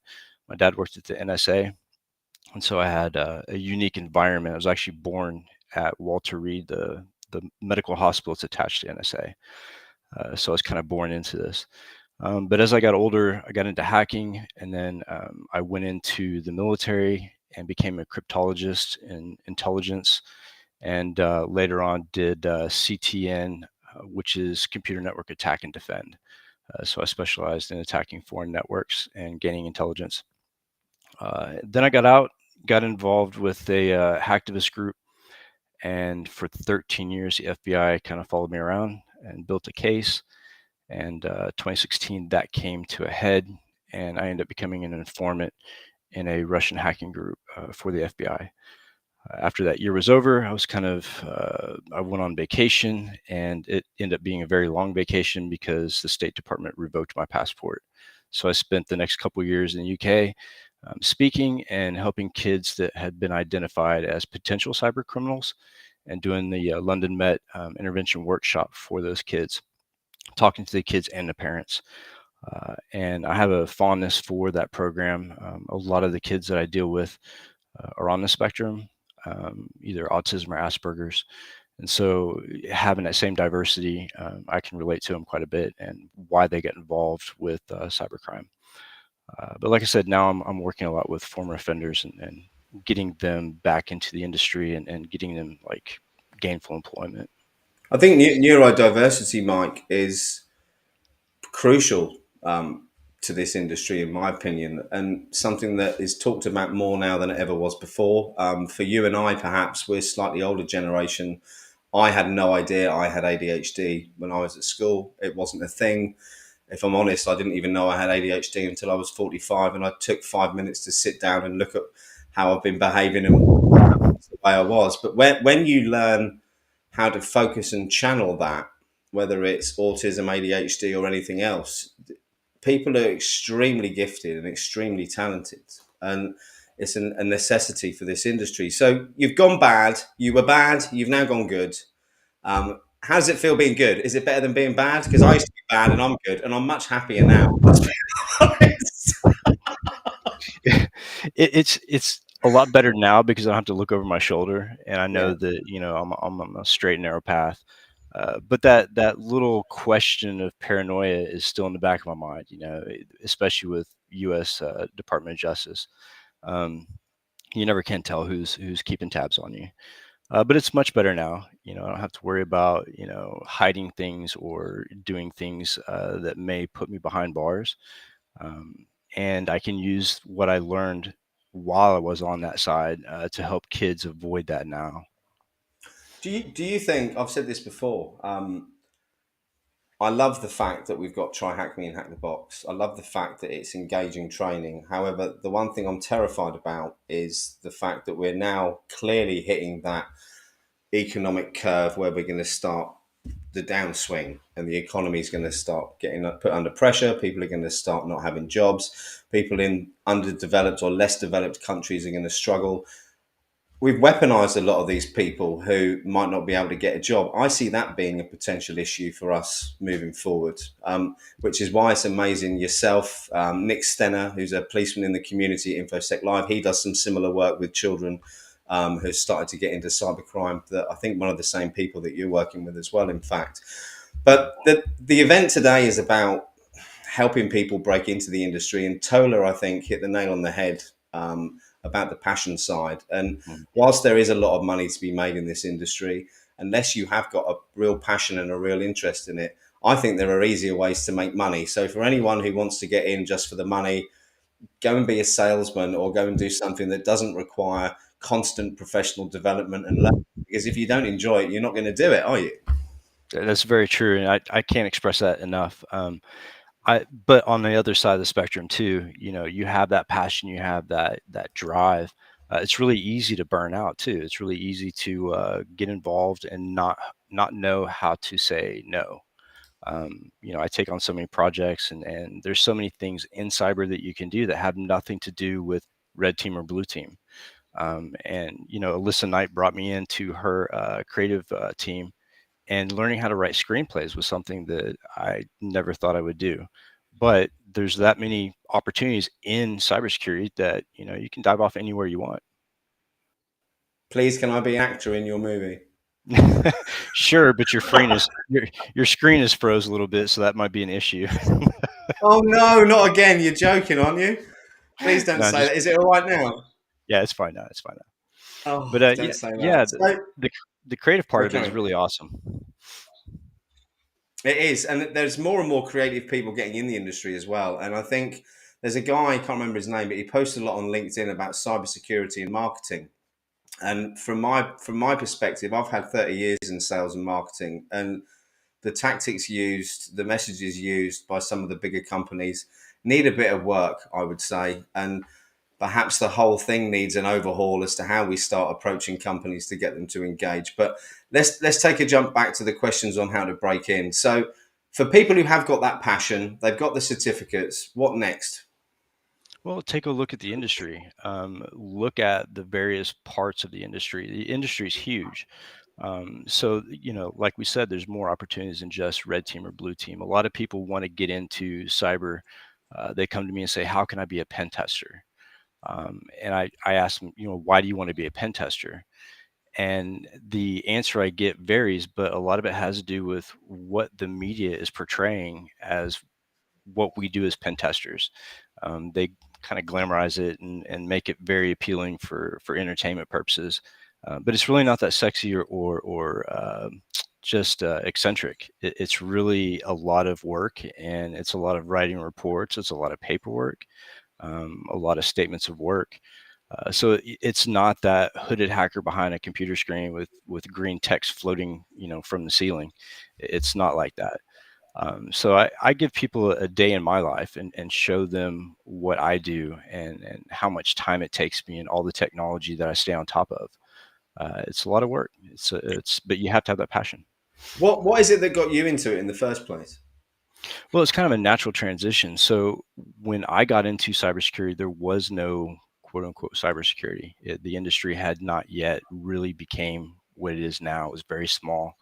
A lot of us were ex-hackers that got into securing networks. Yeah. And with the training I had in the military, it was kind of a natural transition. But again, like the industry is fairly new now, but we're talking, back after Commodore 64 and when the internet first came out. A lot of people were still surfing the triple X sites, and I was learning how to crack them.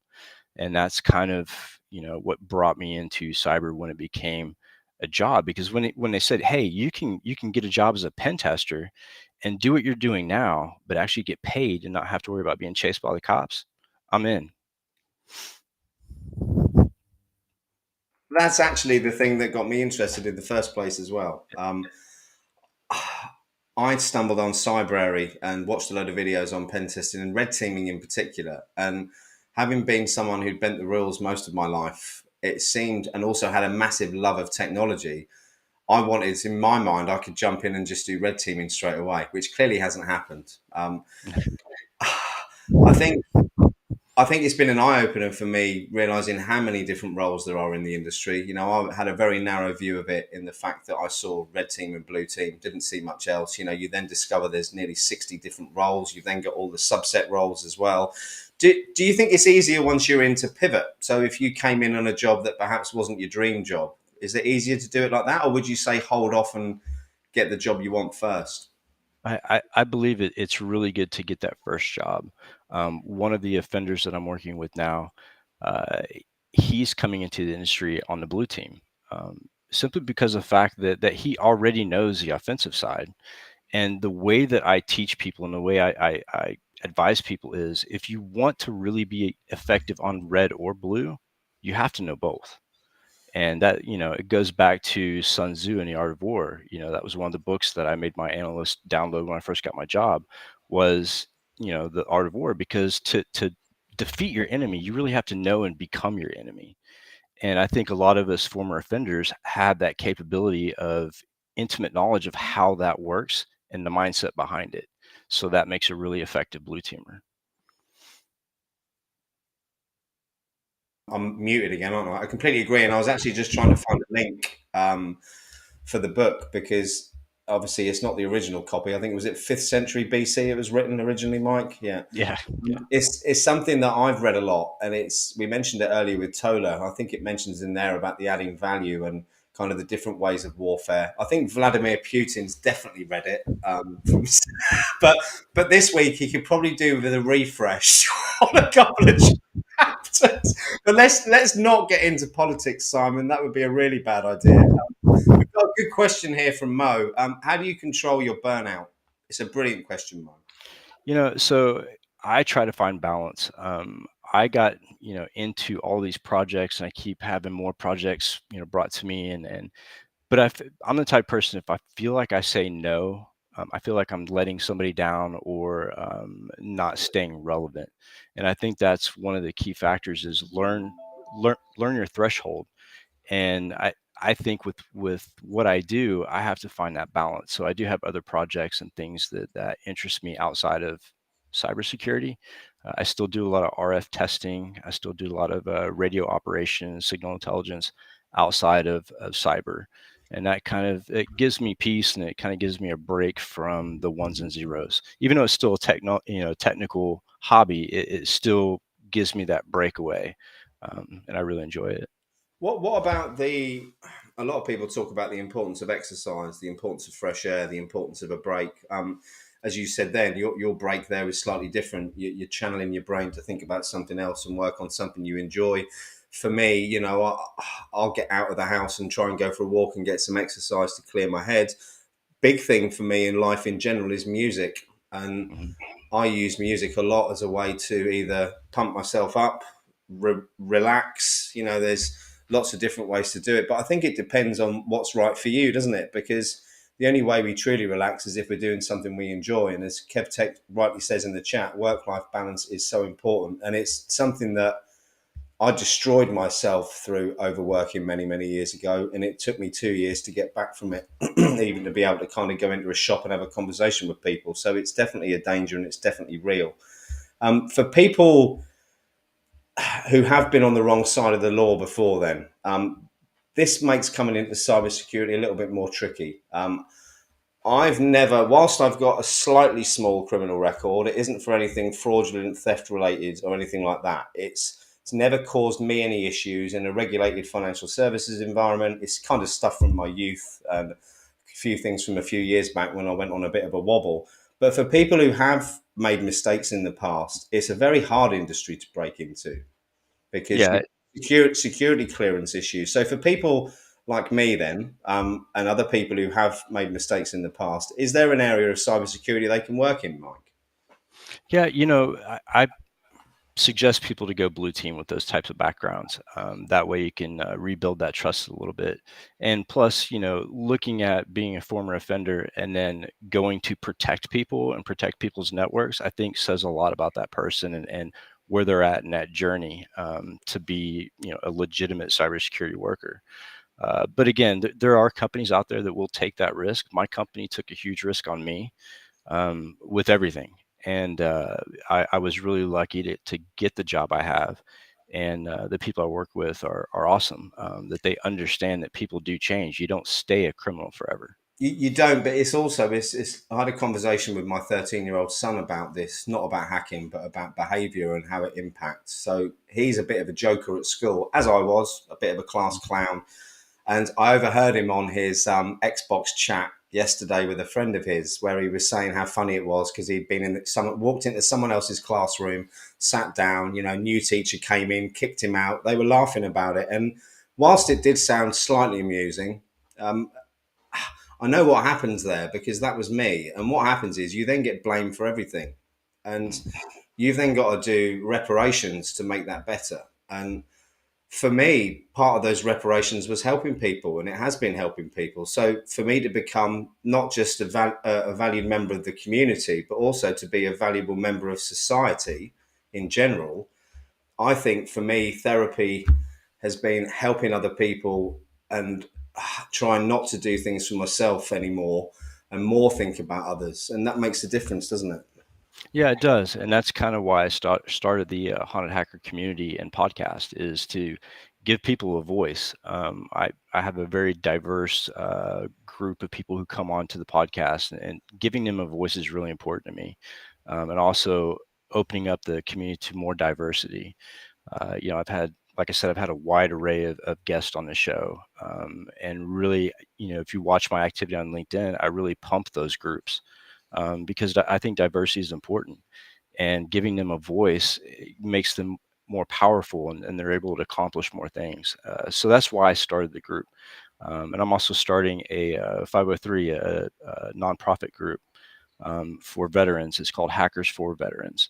And it's to help them get money for certifications that they'll need to get into the industry, as well as equipment, because I know what it's like coming out of the military and not really knowing what my next move was. It's a good point. Okay, so lots of change for you this year. Lots of change for you the last few years. What does the future hold for you, Mike? What are your big plans?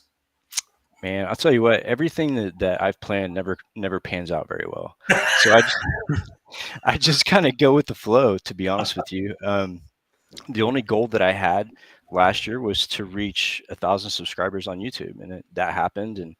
And now I'm just looking at new ways to make waves. And I think the screenplay writing is really cool. And my work with the former offenders and the kids in the UK, that to me is accomplishment within itself. So I don't really have any huge plans. Just keep doing what I'm doing and spreading knowledge. I think I'm a complete agreement with you about the whole plan thing. There's sayings about it. What is it? Fail to prepare, prepare to fail. There's one, and it's true. If you're embarking on anything, you do need to plan. But when it comes to life, I was given some really good advice by someone a lot younger than me a few months ago when I was at a junction. I'd finished working as a sales basically for a penetration testing firm.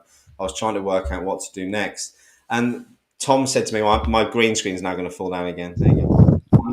Tom said to me, ride the horse that's running, which I thought was a really good expression, because best laid plans can go to waste. You've got to adapt, and you've got to be malleable enough to adapt to what happens, haven't you? Yeah, absolutely. And the military helped me learn that. So with Asperger's, I'm pretty routine driven. And I've learned to cope with those things that change on a whim by being in the military. That really helped.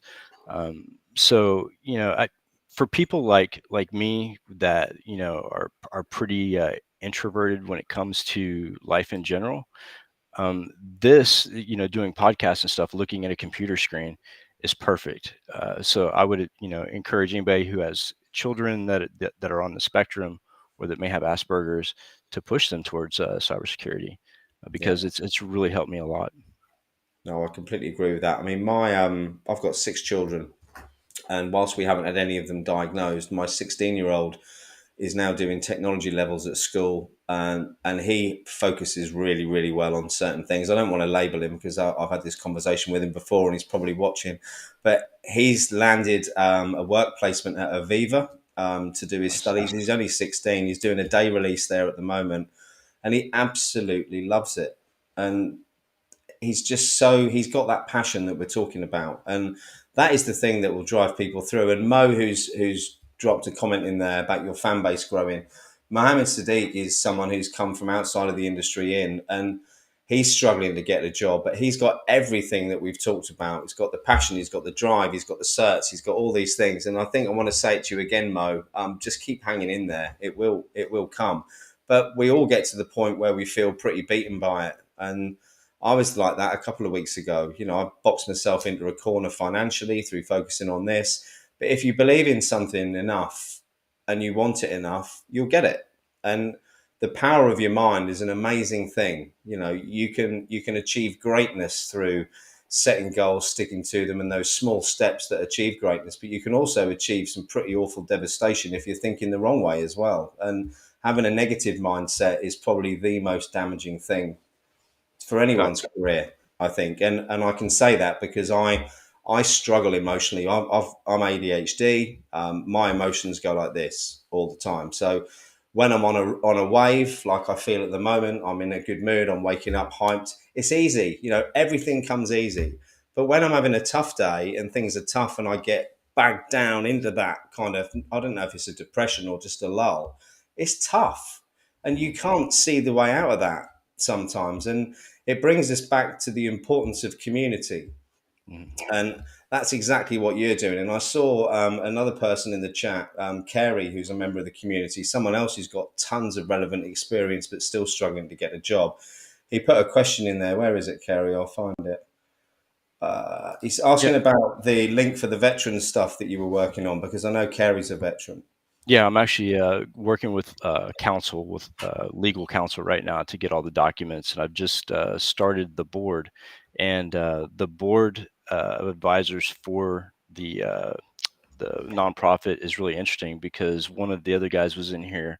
I've extended an offer to Gerald Ozier to be on the board of this company, this nonprofit. But talking about like not giving up. So a year ago, I was homeless when I came back from England. And so like that, within itself is a struggle, just to get back to where, I felt comfortable and was actually like, feeling good about myself. But it didn't stop there. And that's when the podcast started. So, I mean, really like don't ever give up on yourself, period, because there's going to be times in life where things happen that are like completely unexpected. And it may throw you for a loop, but there's always that door. Like literally the podcast came from an idea that I had with my best friend from high school, sitting at the bar in his house while I was homeless and drinking a glass of bourbon. And he said, "You have a story. Why don't you give it?" I was like, that's not a bad idea. So it started out as a one person, giving my perspective on different technical stuff to a group of people on Zoom to what it is now. And if you would have asked me back then, did I think I was going to get to the point where I am with my podcast? Nah, it's just been one of those lucky things. It's not lucky, Mike. I disagree with that. Your content is amazing and very engaging, and you've hit the nail on the head. Your backstory is also awesome, and there's so much that people can learn learn from you, it's untrue. So how long have we got left? We've got 5 minutes left before our next guest. I see that she's just jumped in below. Kimberly from Cybersecurity Central has offered to jump in today and give me a bit of a hand because Jax is obviously doing her run. Kimberly, nod if you're ready for me to bring you up on stage. You are. Here we go. Let's bring her on. Hey, Kimberly, how are you? I'm doing great. Are you able to hear me? We can hear you loud and clear. Perfect. Great. All right. No tech issues so far, so that's good.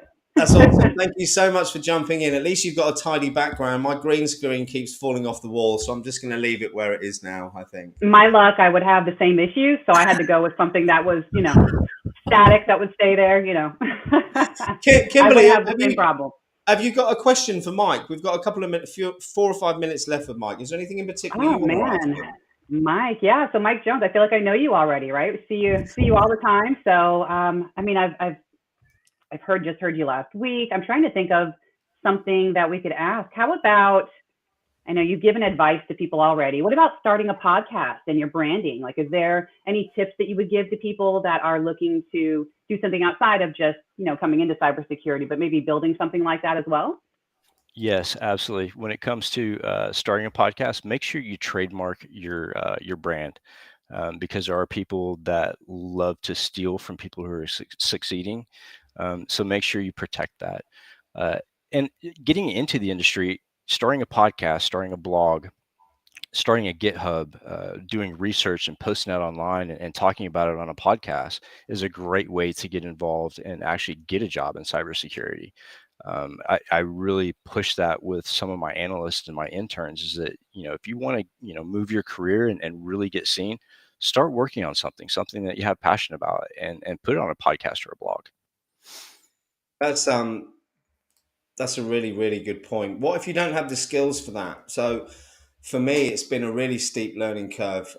Whilst I've been in sales a long, long time, online sales is something that I've never been involved in. So for me, I've always loved creating. So I've always drawn a lot, painted. So when it came to making videos last year, I kind of started on that. It's become a real passion of mine. So that's what led me into making the content. I never for 1 minute thought I'd end up standing up here and speaking. I just thought I'd make some videos and sit quietly in the background, but I don't seem to be able to keep my mouth shut for 5 minutes. So that's what happens when you have a passion for something and you work hard at it. It comes to fruition. Speaking in front of people was never something that came natural to me. Being social with people never came natural to me, but being thrown into public speaking and then podcasting, I've learned ways to cope with that. It all depends on the personality. Like for me, I know there's people watching, but I'm with a computer, so I try to block that out and be genuine. I think that's the biggest tip I could give anybody is just be genuine. My podcasts aren't edited. We talk how we want to talk, and we talk real. So I think that's why people like it. At least you have an internet connection and a green screen that works. Right. So Mike, we've got 2 minutes left. Any words of wisdom? So we've got lots of people in here who are nearly giving up trying to get work, and I speak to people all the time. It is a tough process. We've talked about the passion. How do we not give up? What can people do to keep that focus? Well, I don't think it relies on people that are trying to get into the industry. I think we need to make changes in the industry. Like when you look at entry-level requirements for jobs, those are not entry-level jobs. Expecting a client, someone to have 2 or 3 certifications before they get an entry-level job is ridiculous. Yeah. And I think that the certification companies are making millions at the expense of people really trying to help the industry and work. And I think that needs to be changed. People like EC Council and charging $5,000 for a certification is absolutely ridiculous. I completely agree and could not agree more, in fact. And that was one of the fundamental drivers for me setting up the InfoSec Live community in the first place is I spent an awful lot of money on trying to get qualified because I didn't have that network of people. And actually, let me just diverse back. We've got 1 minute left. Let's go back to LinkedIn profiles. So everyone who's trying to break into cybersecurity, their LinkedIn profile looks the same, in my opinion. They're putting the same things on there. What can they do to stand out?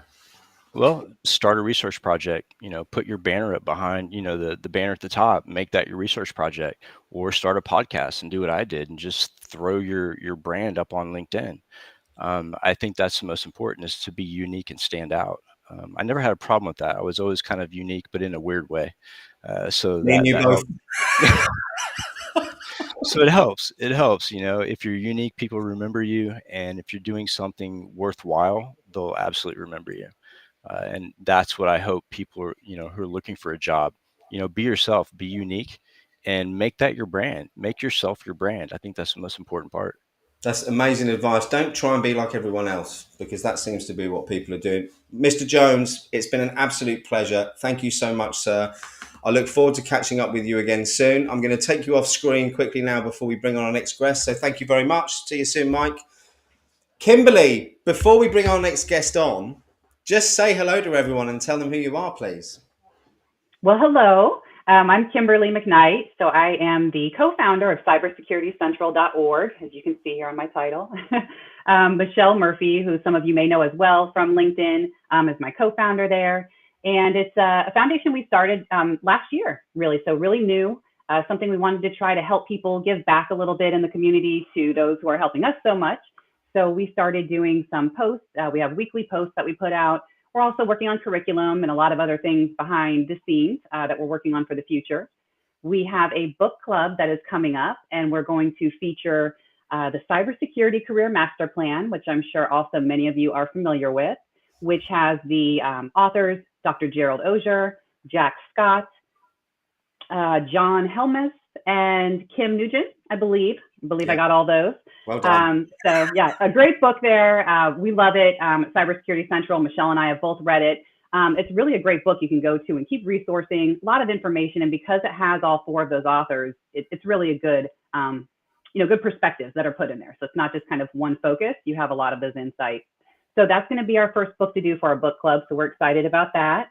So that's where I am right now. I've just started in the industry with a position. I'm not really announcing it yet, but just starting off here kind of temporary as a part-time role, but it's really in marketing, going to be in marketing and kind of social media, really touch on a lot of different things, more of a project type role in those areas, and then kind of go from there. But it's with a cybersecurity company. That sounds exciting. And I also think you might even be doing your own podcast, I'm hoping soon, through InfoSec Live.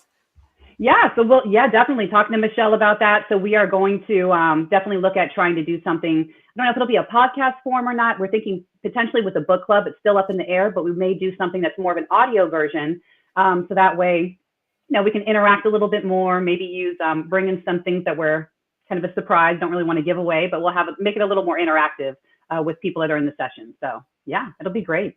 Well, thank you for sharing, and thank you so much for jumping in to give me a hand today. It's really, and everyone should know this is actually the first time we've met, isn't it, Kimberly? It is. Yes, we've talked a lot, via the messaging, things like that, but never in person like this. So it's great. It's a pleasure to meet you, and I don't want to keep on hanging on too much longer. So I'm going to try and do my little transition thing where I do a video transition and bring her on. This might go wrong. If it does, we'll see. But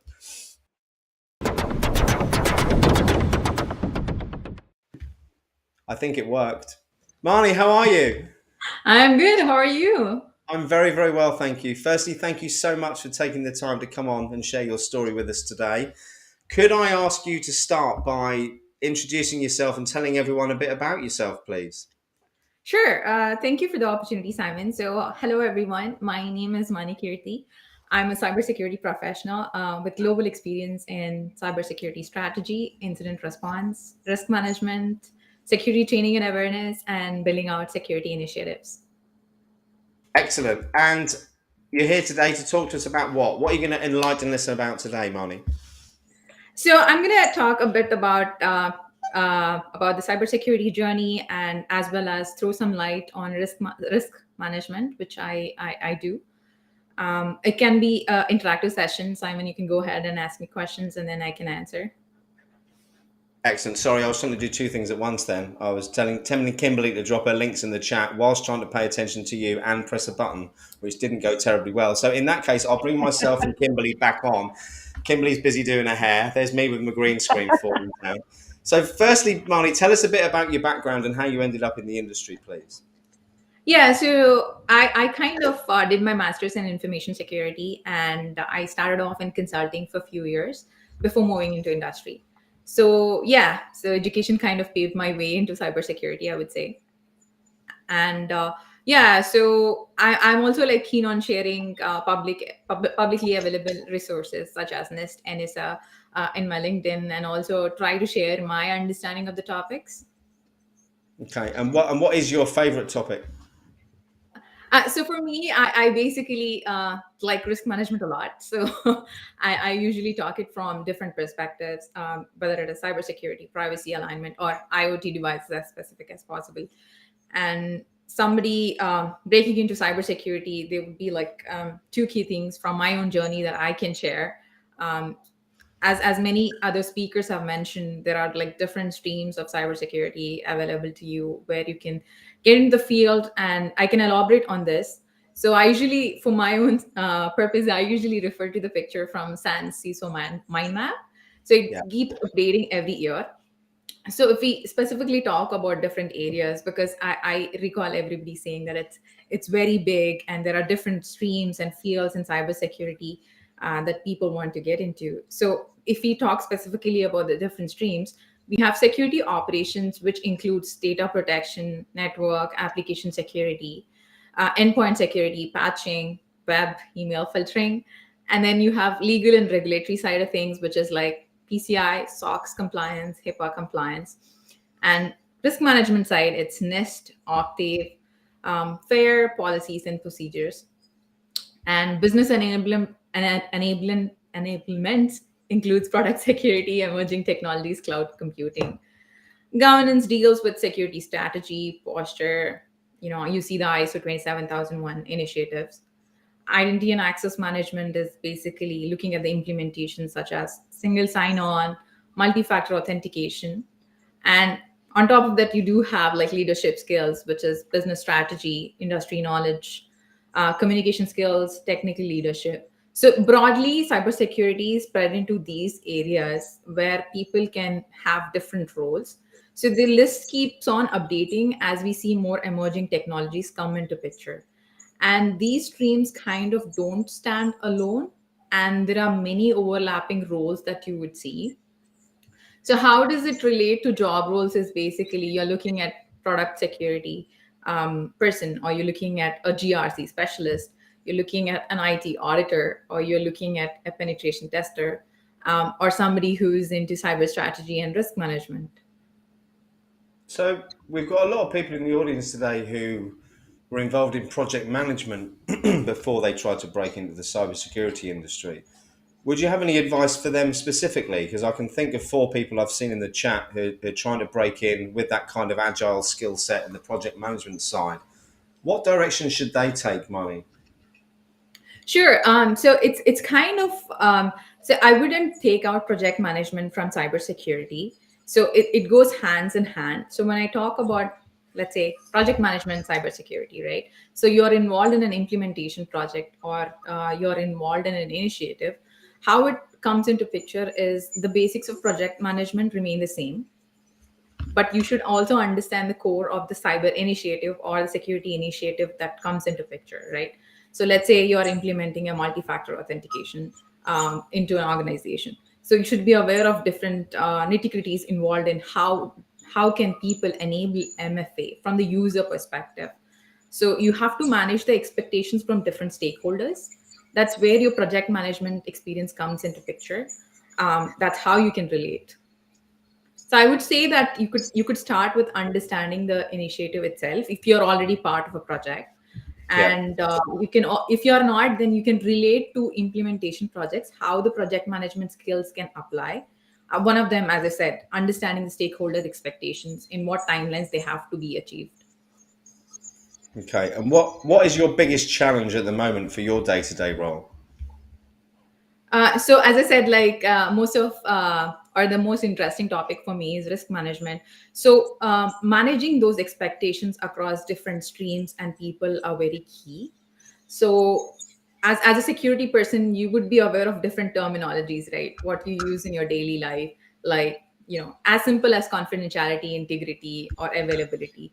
It's not expected that the user community would be able to understand those terms, breaking those terms in simpler ways so that everybody can understand and embrace it. That's one of the key aspect, and the other ones is managing expectations. So there is always a necessity where operations come into picture not being like secure enough. So you have to manage and make that balance possible, and also catering to business needs. That's very key.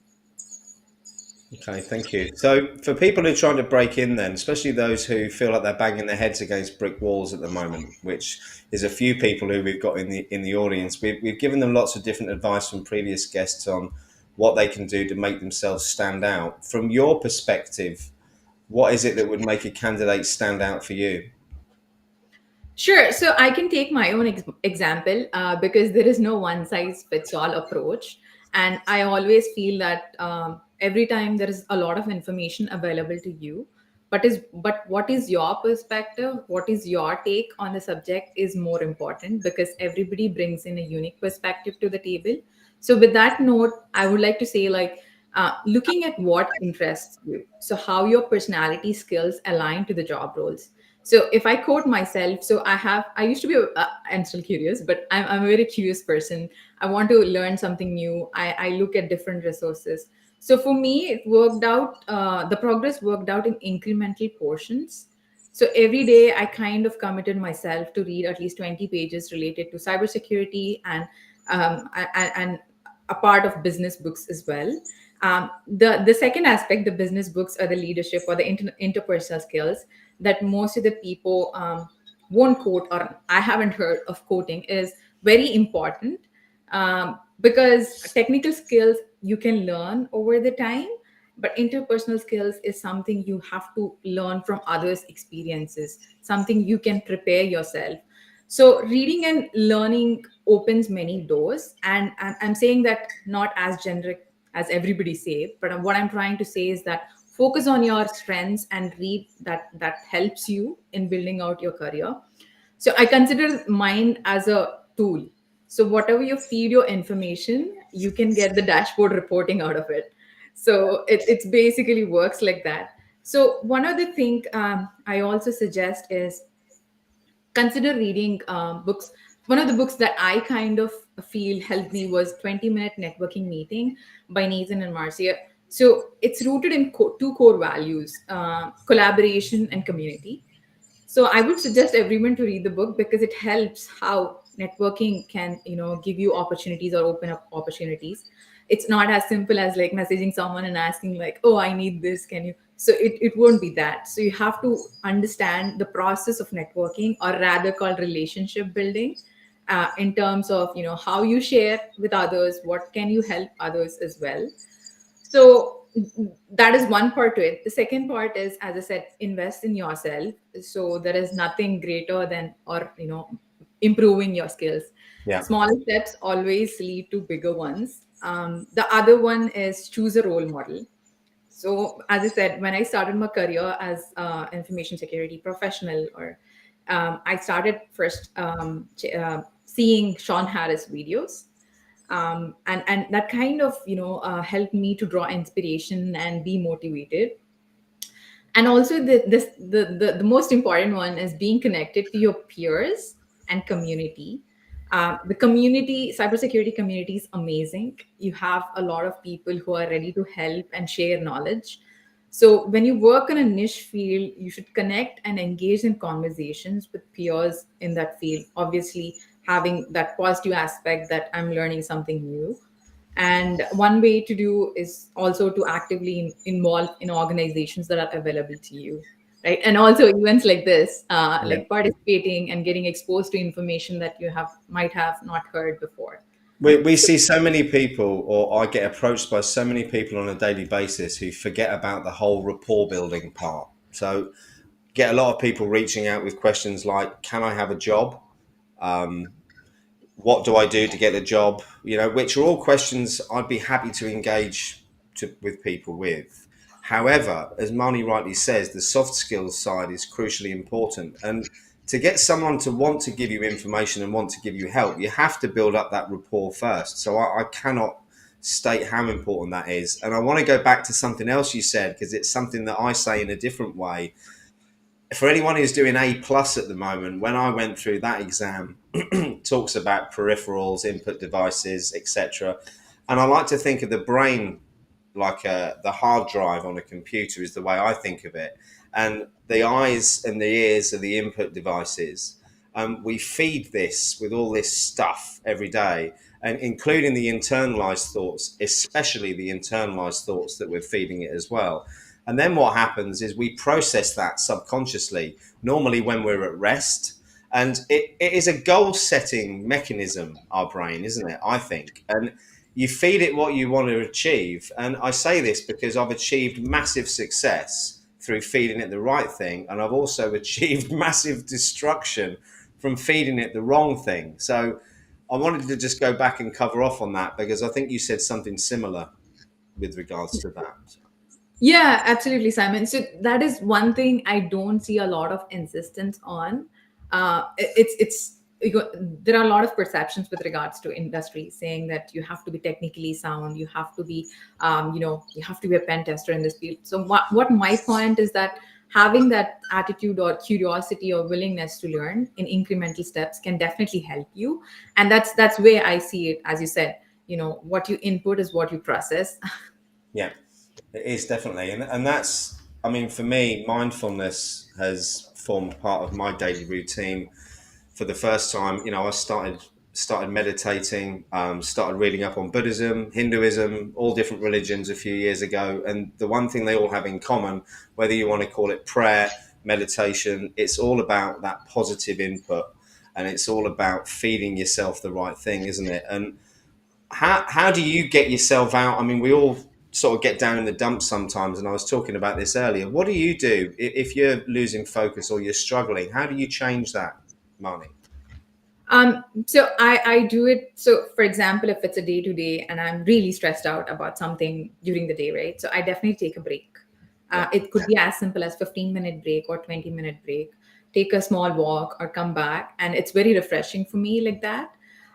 Over the week, I do play sports. So I do play badminton regularly. So that kind of de-stresses me out as well. Yeah. I also like reading a lot of books. So I feel happy after reading a good book.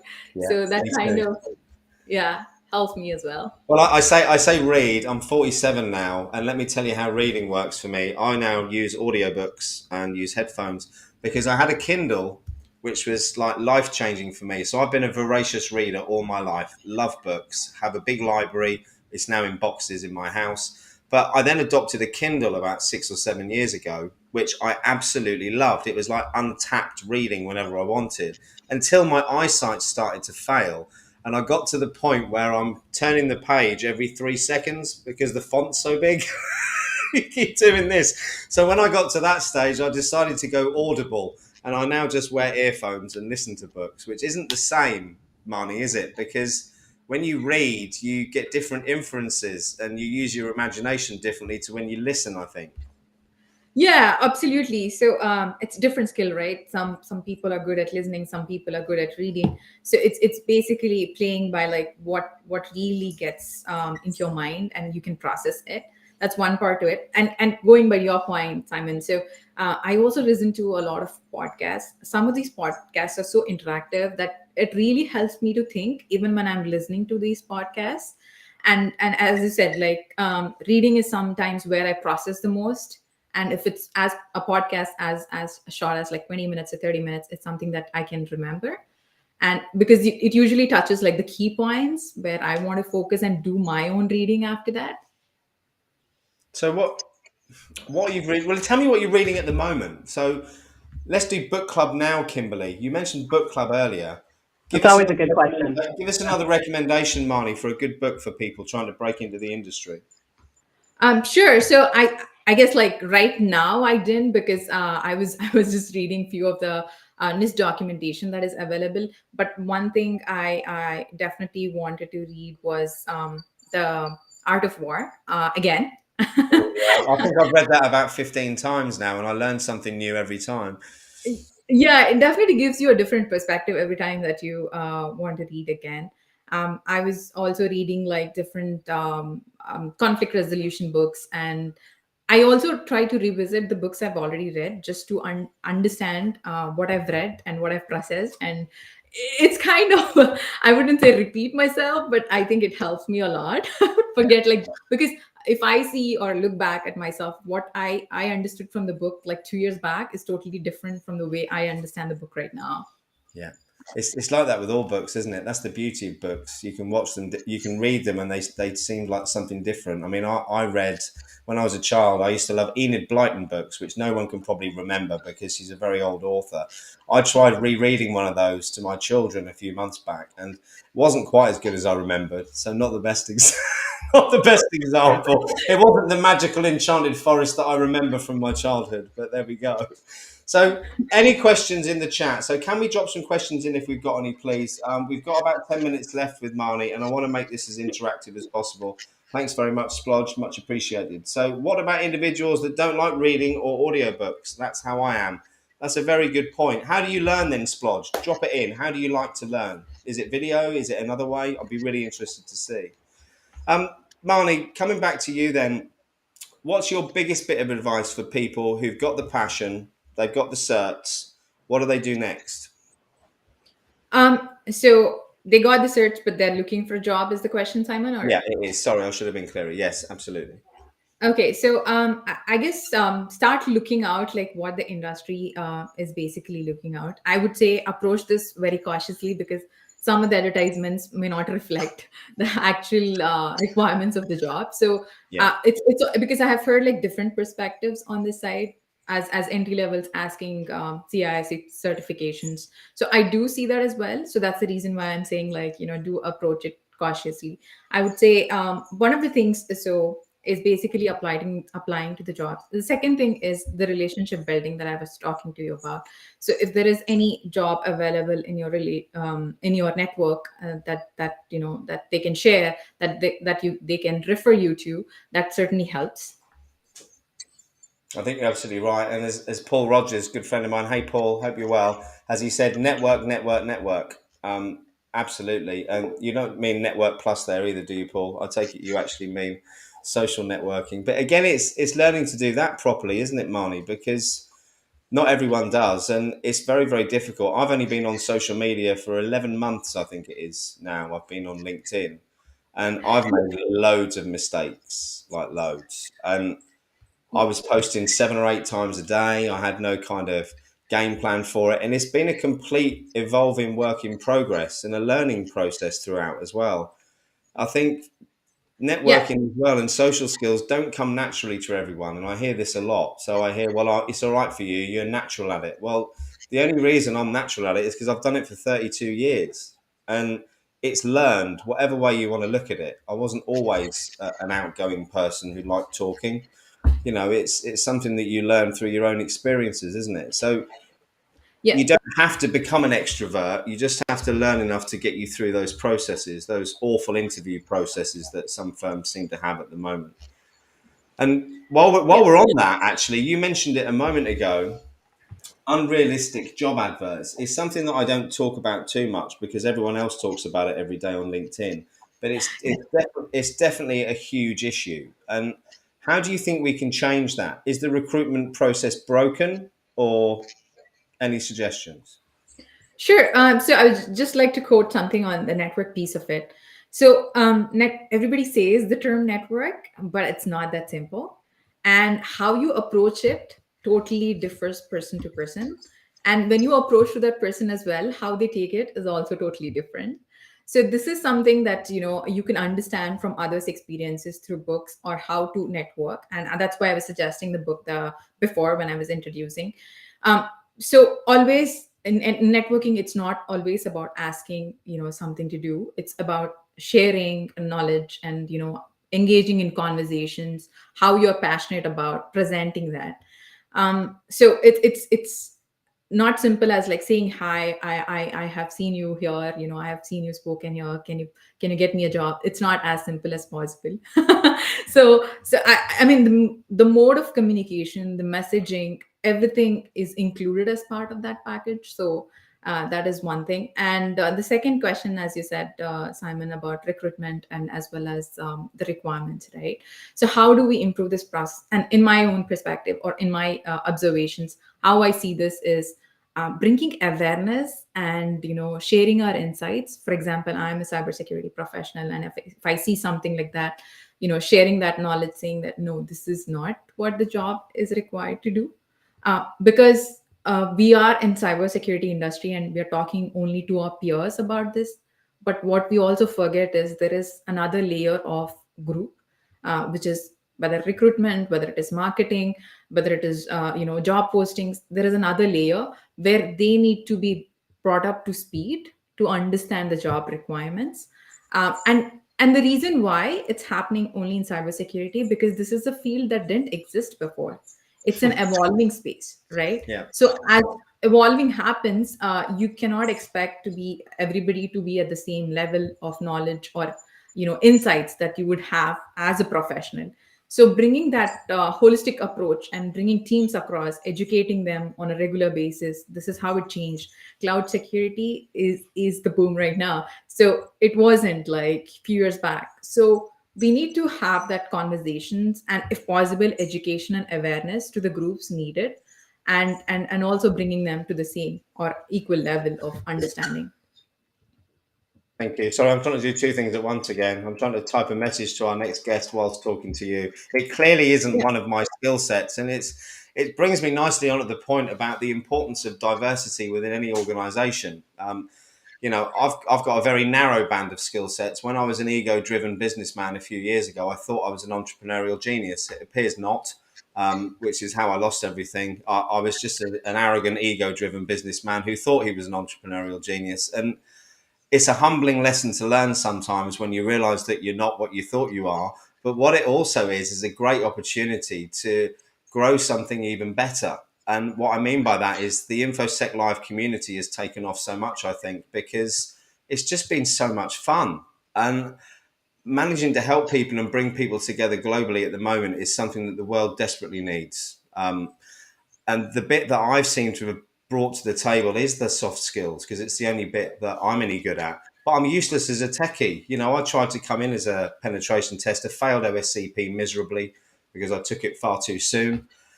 But it is what it is, and it's adaptability is key, Marnie, I think, from my point of view. And you said it earlier about the need to pivot or looking to change as technology changes, because whilst it's cloud today, what's it going to be tomorrow?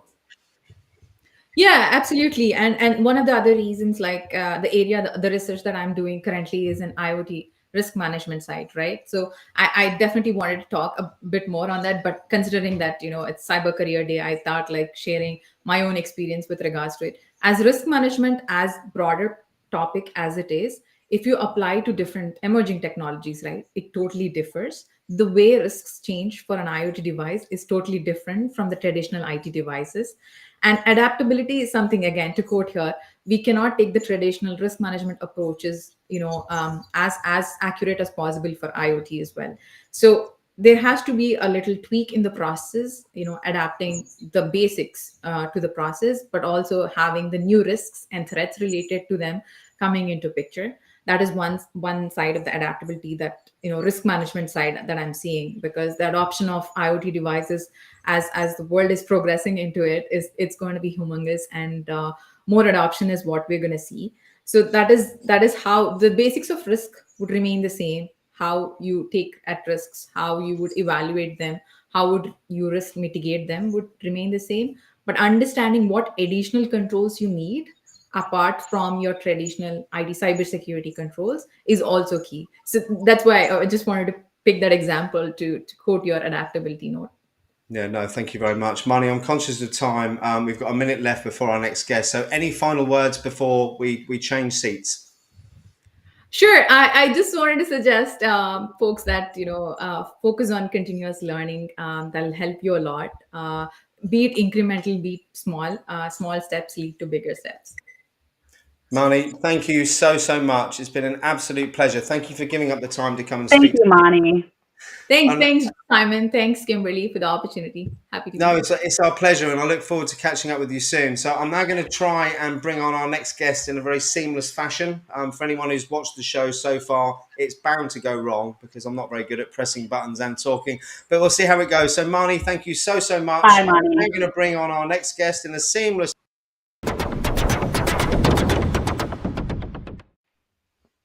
And luckily, Marnie dropped off there quickly because I didn't have time to press her button. Alyssa Valentina Knight, thank you so much for coming on the show today. Hello. Welcome. Hi, Simon. Hi, Kimberly. Hello, audience. Again, we haven't met before. It's a bit like Kimberly and I meeting for the first time on here. I know you know Jax very well, who's currently running around a muddy field, I think, on some 4-mile run. She'll be back with us soon. You're very well known in the industry already, but please, for those who don't know you, tell us a bit about yourself. Hi, everyone. Good morning. I'm going to warn you, I'm only on my first cup of coffee. So, gosh, I like to say I'm a recovering hacker of 22 years.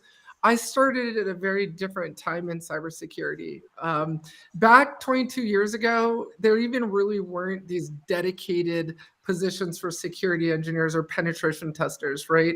So when I started, let me take you back a little bit further before my career started. I started hacking at 13. When I was 17, I was arrested for hacking into a government network. They were waiting for me at school and arrested me on campus. I went from the biggest nerd in school to the most popular kid in school in 1 month, for the wrong reasons, of course. Yeah. So once I was arrested, they brought me to the office of the school and interrogated me there and got me to admit to everything. And their mistake was interrogating me without my parents there. I guess it didn't really click with them that I was a minor, and even though they arrested me at school, which is really strange. So they had me call my parents afterwards, and then the ADA, the assistant district attorney, did not want to touch the case because it was handled so poorly.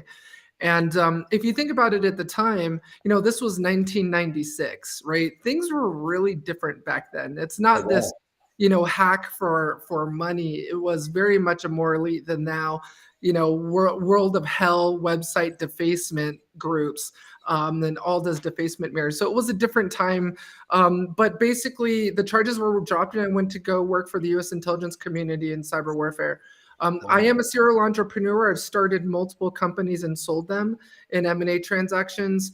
When I was 27, I sold my last startup and then retired and then became a fashion photographer, believe it or not. And then, long story. Then I went, then that's when I was recruited by the intelligence community. I basically traded in my keyboard for an AR-15 and M4, went to close quarter combat training and SEER training, first woman to go through private SEER, and sniper training. And my AOR was the Middle East and Africa. And it was human intelligence or human operations supporting human intelligence is intelligence collection through humans. So I was supporting the counterinsurgency and advisory and assistance teams in Afghanistan and the counter IED contract in Iraq. For those of you who remember private military, the Blackwater days, that's basically what we were doing.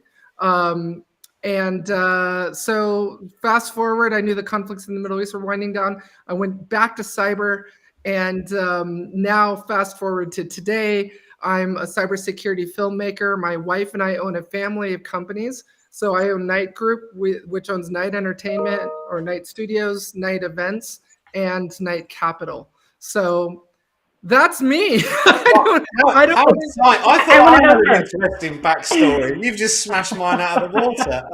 Mine's similar. An entire show could be dedicated to my bio, so I try and go through it as fast as possible. Mine's similar, Alyssa, in the way that I got in a bit of trouble when I was younger. And I've also been a serial entrepreneur throughout my life, but I also lost everything a few years ago and had to have a real big reset. So for me, coming into this industry, I've been in since only last year when I came in as the head of a penetration testing sales department, basically for a firm in the UK. I wanted to be a pen tester. I got it in my head at 45 after a very successful career, being a multimillionaire, losing everything through my own stupidity and stupid risk taking, that I needed to be content in my life and do something I enjoyed rather than chasing money. It seems like you're doing both, which I've never achieved or haven't achieved yet, whereas you're doing something you love and making money, which is amazing. So the bit I'm really interested in, and that hasn't got anything to do with the career day, is the fact you make films. So tell me a bit more about that. Yeah, so quite an interesting turn. Basically, a producer approached me for a new Netflix TV series. And basically, this was about the time after Mr. Robot ended, and they wanted to do a new show where the protagonist was a woman. And so they wanted to create this new TV series based on my life, and ended up just starting to segue into video and filmmaking from our clients at Night Inc. And Night Inc. is a content marketing firm for cybersecurity brands. So we create these episodic short films for cybersecurity vendors. And so we basically took this turn and decided, hey, look, production company, how about we fire you and we produce this new Netflix series ourselves? And so I got a team together. I guess that's probably to a fault, an issue of mine, where I look at other people and say, well, why should I hire you to do it when I can do it myself? So that's a good thing and it's a bad thing. And I basically, pulled a team together. We got a director of photography, cinematographer, animator from DreamWorks, lighting gaffers, all these people. We pulled this together, invested in Red cameras, which I don't know if you're familiar with those, is like $40,000-$50,000 cameras. Yep. We just I can't even get a green screen that works, Alyssa. I'm way off on So I basically just like cybersecurity, taught myself everything, and went to the school of YouTube. And I feel like we're so, and I apologize, I'll bring this back to cybersecurity, but we just published our new film, Underdog Games. For those of you who are interested, it's on my YouTube channel. That's basically a cyber thriller of two gaming companies who are in cyber warfare with each other. And so that just premiered yesterday. So if you want to take a look at it, but that's basically what we're doing. We're working with cybersecurity vendors to tell the product story in a story arc, in Hollywood cinematic story arc. So instead of, I feel like none of us want to be advertised or marketed to anymore. So what's happening is we're taking their product and we're weaving it into a story arc. So, I feel like people just don't want to be marketed to anymore. And so what we're doing is we're creating these short films for these cybersecurity vendors that just basically weaves their company and product. And which is why I look so ridiculous. I'm about to walk on set after this. So I apologize, but we're filming our new film. Today is the first day. It's called Heat for our client called Menlo Security. And today's day one of filming. So it's cool. We're working with Hollywood actors. We put out casting calls. There goes my next question on, can I have a job then? Hey, you got that actor look. I tell you what, I could make a cracking British villain if you need one. There's something about the British accent that just makes you all look like actors. I don't know. Right.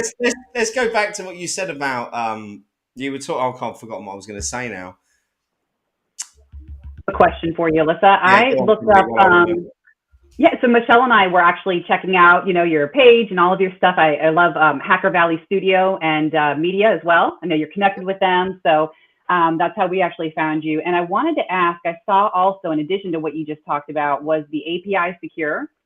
That's like the first of a conference coming up that you did. Yeah, so thank you for bringing that up. So basically, in addition to Night Studios, which is our film production company, my wife and I also own a company called Night Events, and we've started our first security conference. It's an API security conference that premieres on April 6th. That's going to be the inaugural conference. That's virtual. all of you, please register. It's a free event. It's a security conference dedicated to API security. And we've got amazing keynotes who are going to be speaking, like Rinky Sethi, Dave DeWalt from Night Dragon, Nicole Perlroth. But next year in 2023, we're actually going to in person. The plans to do it in Las Vegas. A lot of people, I think, are experiencing that Zoom fatigue. So we're going to try and do it in person in 2023. That sounds amazing. I think I've just remembered what I was going to say, and it was, no, I haven't. It's gone again. I'll tell you what, I've got a seriously bad short-term memory problem. I need to go to the doctor. Okay, Simon. We're all figuring out. It's all good. I mean, if you want, just kind of like the audience is probably wondering about my journey in cybersecurity, and if you want, I can start there. That would be amazing. Yeah, I mean, the one thing I remembered what it was I was going to say. It was about people being sick of being sold to, and yeah, I think the pandemic has had a big part in that, from my point of view. Yeah. I just feel like, I'm a big believer in Simon Sinek's people don't buy what you do, they buy why you do it. A lot of people don't know that Apple wasn't the first company to come out with the MP3 player. The iPod actually came 17 months after the Creative Labs MP3 player. And the only reason we're not walking around with Creative Labs MP3 players in our pocket is because Creative Labs told us what it was, and Apple told us why we needed it. That's what Apple is so amazing at with marketing, is they tell us why we need something versus what it does. And so what we're doing at Night Studios is we're creating these films that and these story arcs and screenplays around why you need a product versus what it does. So that's basically what we're doing. But yeah, it's really exciting. But if you want, I can take a step back. So for those of you who are wanting to know about my cybersecurity journey, if you're already in your journey or if you're wanting to break into cybersecurity, please understand that in 1996, in the mid 90s, early 90s, when I was hacking, I actually started out in the BBS days. For those of you who are probably too young to know what a modem is, I started out at a very different time. So please understand that my journey is going to be different than starting in cybersecurity today. So I started in the BBS scene, dialing into BBSs with my 486 SX25 with 4 megs of RAM and 40 meg hard drive that I built, and 2400 baud modem, and got this local magazine that told me BBS phone numbers, and you would dial into these numbers, upload, download files, and just interact with the system operator and download files. And then I got interested in what was called phone phreaking. For those of you who don't know what that is, at the time you were hacking phone systems, hacking the phone network, building black boxes, blue boxes, banana boxes, red boxes to make free phone calls, to hack the phone system back when this worked. And so today, obviously a lot of that doesn't apply anymore. But at the time, that's how I got into it. Then I got introduced to what was called Internet Relay Chat, or IRC. And think of this as like thousands of chat rooms around the globe. And so I joined this hacker channel, and I got initially, sorry to say this, but I was making a lot of bad decisions, but I got into software piracy. I started a software piracy group, and then got into hacking. So then I met hackers on IRC, and everyone at the time understand there was no YouTube, there was no securitytube.net, there was no Google, right? So at the time, the internet was VT100 shells, BitchX IRC client from VT100. These were just different times. And so you had to learn on your own. There was no such thing as a cybersecurity influencer, right? So at the time, you kind of just went out, downloaded exploits, you traded exploits on IRC. So if you had like a Woo FTPD exploit or an Apache exploit, you would trade it for something you didn't have, like trading baseball cards, right? So I would go on IRC, I would trade exploits, I would download them, I would look at the source code, understand how they worked. And remember, there was no Metasploit either. So hacking was a lot more difficult back then than it is now, where it's point and click and GUIs and sexy web interfaces and point and click exploits. Back then, it was very different. You had to actually GCC compile exploits. So I would compile the exploit, you would pray that it worked and it compiled, and then you would use it. So, at the time though, you weren't out there searching for data to steal and profit from or ransomware. At the time, it was just finding the website and defacing the website. It was a game.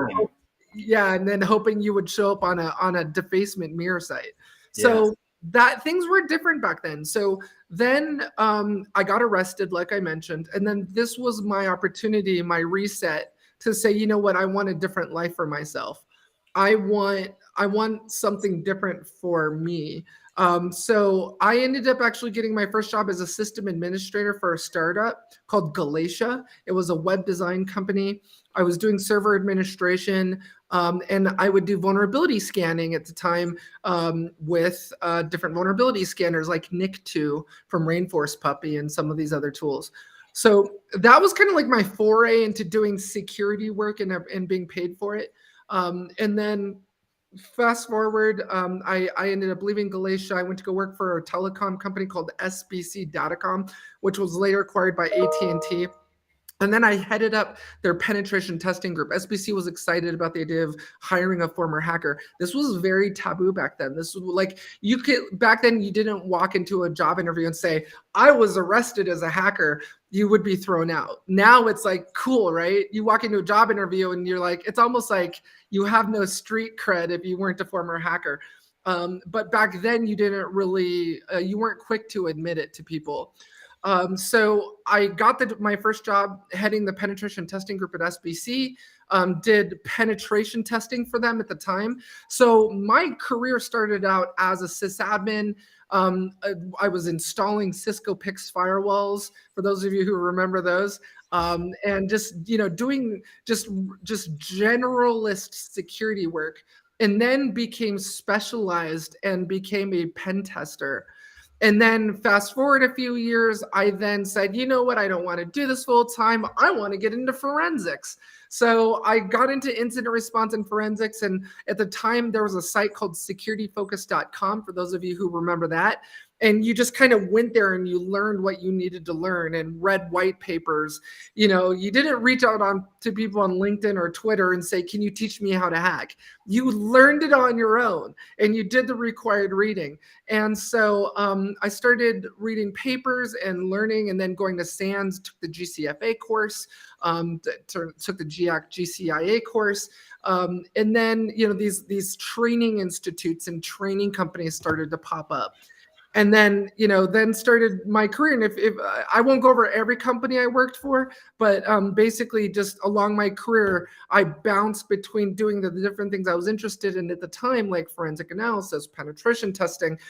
And then fast forward to starting my second company after I sold my first company. I had been acquired by a company out in New Zealand called Endace. And we were an open source SIM software, a SIM software for open source software like Snort, Inline, Libre, Tarpit. And so at the time, I had actually won a contract with my new company called Briar and Thorn, which I still am chairman of the board of directors for that right now. And I'm in the middle of exiting and selling that company. So that's my third startup. I got a contract in Germany. Moved to Germany to support that contract to hack into connected cars, got more into the arcane area of cybersecurity, like hacking telematics control units and taking remote control of cars with my laptop. Published a book on it called Hacking Connected Cars. For those of you who don't know, I'm also a published hacker. Feel free to go to Amazon.com and grab my book. It actually is a field manual for hacking cars remotely. And then moved back to the United States, went through Mexico after living there for a while, and started hacking APIs. Put my name on the map again when I started hacking federal and state law enforcement vehicles and taking remote control of them on the road with my laptop through APIs. And starting and stopping the engine, locking and unlocking the doors. And there's a video on my YouTube channel that shows that. It's pretty epic. Take a look at it. And then hacked several million patient records through healthcare APIs. Some great white papers on all of this if you want to check it out on my LinkedIn Pulse article or on my blog or on my YouTube channel. But I apologize. I have a tendency to hijack these sort of things. So I'll shut up now, but I just wanted, there's so much to 30 Please minutes. don't. All I do, Alyssa, all I do normally is talk, right? So Yeah, it's Simon lovely. and Kimberly are probably like, "Oh my God, when can we get a word in edgewise?" No, Simon and I are behind the scenes and we're in chat and Yeah, we're like, oh no, my please. gosh, wow, we thought we knew everything. Like, this is Yeah, amazing. we did a So, bit of research on you beforehand because obviously we'd never met and we were blown away by your backstory. But you've just Yes. uncovered and told us stuff that we had no idea about. So thank you Oh, so much for sharing that. And you're right in what you say, Alyssa. It is a completely different world. I mean, I'm 47. My first PC was a ZX Spectrum 48K before I upgraded to my Commodore 64. And that's kind of where I started off years and years ago. And my first job actually, when I left school at 16, was selling mobile phones when they were transportables. Remember the big ones with the rubber aerials on top, yeah. which I'm sure no one or half the people on here won't remember. But my hacking skills when I was younger, I shouldn't say this really, I could get arrested for it. They only went as far as jamming broken matchsticks in the coin return slot on payphones and going back every night and collecting the change. So, Oh not, my God. yeah, not quite as technical, and that's an alleged offence that might not have happened. allegedly, right. Yeah, it was a different time. I mean, this was back when you could record the sound of a quarter dropping into a phone and playing Yeah. it back, and using carding. I got really big into carding. I'm not proud to admit that, but and that's just generating credit card numbers and using them to buy stuff. But We used to do the same with the sounds for free phone calls. yeah, it That's used the to. thing, Yeah, it used to work. I Yeah. don't even know where you can find a payphone these days, so I don't know You if that can't. even They're all works. turned into internet Wi-Fi spots in the UK, but Yeah. But so I've had a pretty interesting career. I tend to now these days, usually my vulnerability research is around content that doesn't really exist, right? So I like to for example, if any of you saw my View from the Attacker series where I hacked a network and then disabled EDR to prove how vulnerable you can be if you just rely on EDR. So there's a video on my YouTube channel of me doing that. So, for those of you who are interested in doing a lot of this stuff or learning a lot of this stuff, that content usually shows up on my YouTube channel first. I tend to publish a new video every week, but right now we're filming every month now, so I don't have quite as much time as I used to. I do want to get back to publishing night TV episodes, but you can find a lot of those on my YouTube channel.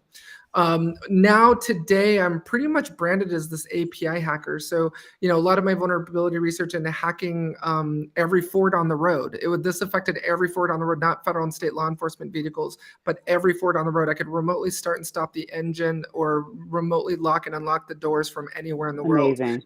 I knew the VIN number. Ford won't admit to it, despite all the videos on my YouTube channel of doing it. But now, then I hacked healthcare APIs. And then recently I hacked 55 banks in less than a week. So for those of you who are interested, there's a new video on my YouTube channel called Scorched Earth. And and I keynoted at Money 2020 talking about this, but basically I found that 55 banks and cryptocurrency exchanges through their APIs were vulnerable to a lot of BOLA attacks, broken object level authorization attacks. And it allowed me to transfer money in and out of bank accounts, change the PIN code of any bank ATM, Visa debit card, and also move money in and out and affect cryptocurrency wallets. So that's really interesting research. If you guys and girls are interested in that, it's on my YouTube channel. It's called Scorched Earth. As a matter of fact, the company No Name Security who sponsored that research, they're the producers of this new series we're filming in April called Scorched Earth, where I play out, it's going to be based on my life, and it's going to play out as this API hacker who hacks 55 banks and the story that kind of unfolds through that. So yeah, it's pretty interesting. Very cool. I like Alyssa, I feel like I've got so much I want to talk to you about. I had the I don't whole know where to show with you, start. Alyssa. Amazing. I know this is meant to be about breaking into cybersecurity, but let's talk about breaking into cryptocurrency exchanges for a moment. Yeah, Because no kidding. Well, I mean, Bitcoin and Ethereum and all that is so huge right now. So I sold out of all that, what little I had a while back. I mean, I was in financial services for 20 years. I think we're in a huge economic bubble, irrespective of what's happening in Russia. I've been expecting the markets to go down. So I de-risked a long time ago. I personally think that digital currency is the future. I also think that it's got a lot of hoops to jump through first, not only regulation, not only being accepted, but the security of it as well. And I've had my doubts for a while now about it, and you've kind of horrified me with what you've just said. And does this mean the Russian money is up for grabs, Alyssa? There's definitely more anonymous cryptocurrency exchanges. Maybe we need to do a whole show just on that. You definitely don't want to do anything illicit with Bitcoin, that's for sure. Which is why you see these news stories of the U.S. getting that Bitcoin back from those ransomware groups. It's Bitcoin, just isn't anonymous. It's not like you don't want to be doing illicit activity on there. But there's definitely more. An interesting thing, and I'll talk more about this later. But so cryptocurrency, a big thing right now is hardware wallets, cryptocurrency hardware wallets. So the big thing is if you don't own your key, you don't own the money. So a lot of people and if you forget your key, you've lost the money as well. Yeah, exactly. So a lot of people are buying these hardware wallets to store their keys on, and it's in, so this new series we're developing is goes through actually hacking those hardware wallets. So it's pretty interesting. But I'm a big believer in what's happening in the world right now in our global financial system, especially with me showing how vulnerable our financial system APIs are in the UK, which I'm sure you're familiar with. PSD2, and in the United States, it's called open banking. But for those of you who aren't aware, the government, the ONC, in response to the 21st Century Cures Act, signed by President Trump, that it's now required if you're going to be a healthcare payer or healthcare provider to make all of our patient data available through APIs. So the interesting thing about that was, so there's a deadline for all healthcare providers and payers to implement APIs and make your patient data available. So what I did was I'm like, well, let's find out how secure this is. And so, so I went out there and I just started targeting, not very probably, healthcare providers and payers, but hacking hospitals, providers, payers. And it was like 6 million or 8 million patient records I got access to. And it was crazy, but it showed just and how valuable is that medical data, though, Alyssa? It's massively valuable. It's worth 1,000 times more on the dark web than a U.S. credit card number. And it's because there's so much data in it. Like if you look at a healthcare, let's say for example, if I compromise your credit cards, Simon, your bank can just send you a new credit card in the mail. If I compromise your healthcare data, who sends you new healthcare data? How do you send someone new healthcare history? If I wanted to kill you and make it look like an accident, I'd hack a healthcare API, find out what you're allergic to, and find out you're allergic to bee stings, and put some bees in your house, right? So and then there you go. I've killed you and made it look like an accident. But you've also got. I mean, my mum's 84. She's got Parkinson's, but she's also got a pacemaker. Yeah, exactly. You've got your connected biomedical devices. That's probably vulnerability research I'm going to be looking at next. But right now, so a state in the United States reached out to me to hack connected passenger trains because they're rolling out a new fleet of passenger trains that are not going to be driven by humans, and those communicate with APIs. So now I'm hacking passenger trains. I'm also working with high net worth individuals to hack their super yachts. So a lot of these super yachts floating on the ocean are connected and have IP addresses. And imagine me being able to take remote control of a super yacht of a high net worth individual. And what are they going to do if they're in the middle of the water? They can't jump off into the ocean and escape. I can bring that boat wherever I want for kidnap and ransom. There's a huge market for that right now, Alyssa, with regards to it's a huge thing. It just goes on and on. It just seems unending, It's like forever. I'm conscious of time. We've got about 1 minute left. We've got one question that's come up here, which is a good one. Are you doing any teaching at the moment, Alyssa, other than what you're doing now? thank you, Tess, for that question. Unfortunately, with the fact that we're now producing films and filmmaking, we shoot in Hollywood as well as Las Vegas. I live in Las Vegas. We shoot every other month in Hollywood. It's really tough for me to take time out to teach. I used to teach in Chicago, intrusion analysis courses and ethical hacking courses, but I just don't teach anymore not because I don't want to, but it's just a lack of time. As a matter of fact, going to the rest of 2022 and 2023, I have to start scaling back the things that I'm doing to focus on filmmaking and this new Netflix TV series. I apologize. Unfortunately, I don't have time to teach. You can't do everything. But I feel like, and we'll end this with, one of the things I love saying is that we live in a really awesome time, everyone. We live in a really exciting time. We're very blessed and fortunate to be alive today. My father passed away from brain cancer before the first iPhone, so he never saw anything beyond flip phones. And like, we look at these things that we're surrounded by today. All of you, we are surrounded by so much information. We just need to take the time out to read it and watch it and learn. You just every morning, I'm very cognizant of my 30-day block. So for those of you, the most common question I get is, Alyssa, how do you accomplish so much in a 24-hour period? So I have a piece of paper where I've got every time from when I wake up at 4 a.m. all the way down to when I go to sleep. And it's in 30-minute blocks. And I carve out what I'm going to do in 30-minute blocks, read email at a certain time, work out at the gym, come back home. And you stick to it, don't you, as well? And meditate. Yeah, and I stick to it. It's you have to, right? You have to be very disciplined. And then meditation. We work in such a high stress industry in cybersecurity. You need to be meditating, everyone. Transcendental meditation, do it. It's life-changing. It's changed my life. The last 3 years, it's got my focus back, and it's changed the complete way I think, and mindfulness as well for me. Yeah, I would recommend a great book for all of you. There's a book by Chris Bailey called Hyperfocus. We live in such a distracted time. You read this book. I'm very purposeful about my day. It's which is why I'm able to publish so many white papers and publish so many new films and do all the things that I'm doing while also being the CISO for a bank and doing all these other shows. So I'm very radical about time management, and we all have to be. So we do actually, and that brings me to the point that we're a minute over, and I hate to interrupt you because it's been absolutely amazing. I want to say two things really quickly. One, you've humbled me and blown me away. Thank you so much.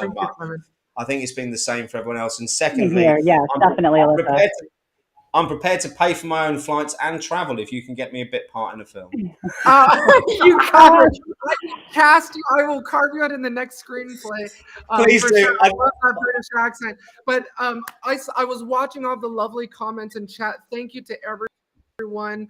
We live in a very strange time right now. My heart and love goes out to the Ukrainian people. Yeah, same here. I want to thank you guys for having me on your show. I want to thank all of you for attending. Definitely subscribe to my YouTube channel. Follow me on Twitter. Thank you for being here today and being interested in my story and my journey. And, all of you stay safe and healthy out there and just take care of each other. Alyssa, thank you so much, Alyssa. Yeah, thank you. Kimberly, she's been amazing, hasn't she? I'm going to play us out now quickly. We're slightly over schedule. I want to actually draw it back because you said about how difficult it is to focus, and we get distracted all the time. And our next guest, Dr. Christian Espinoza, talks about monofocus a lot. And it's something that I've adopted as part of my routine to try and just focus on a single task rather than keep jumping from left, right, and center, which is what my brain does. So I have to kind of train that. So we're going to hear about that more now. Alyssa, thank you very much. I'll play out with a quick message. Alyssa, take care. And we'll see you again in about 45 seconds. Thank you.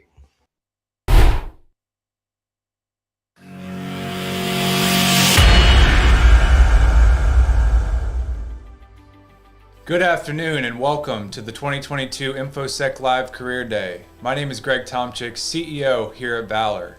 Valor partners with business leaders to tackle their most challenging cybersecurity risks. We are extremely proud to sponsor this event and bring together community, expertise, and passion. One of the main challenges we see organizations facing today is talent. Our ability as organizations to attract and retain top talent in such a rapidly changing world. Over the next few hours, you will hear from some of the top names and experts in our industry who are going to deliver their unique experiences in cybersecurity to empower yours forward. But keep in mind, we're all in this together. Over to you, Jeff. So on behalf of the entire team here at Valor, we want to personally thank you for joining and your contribution to growing this great community. We look forward to you helping ensure the internet of today is more safe and secure tomorrow. So without further ado, we'll hand the reins off to Simon. We hope everybody enjoys this great event.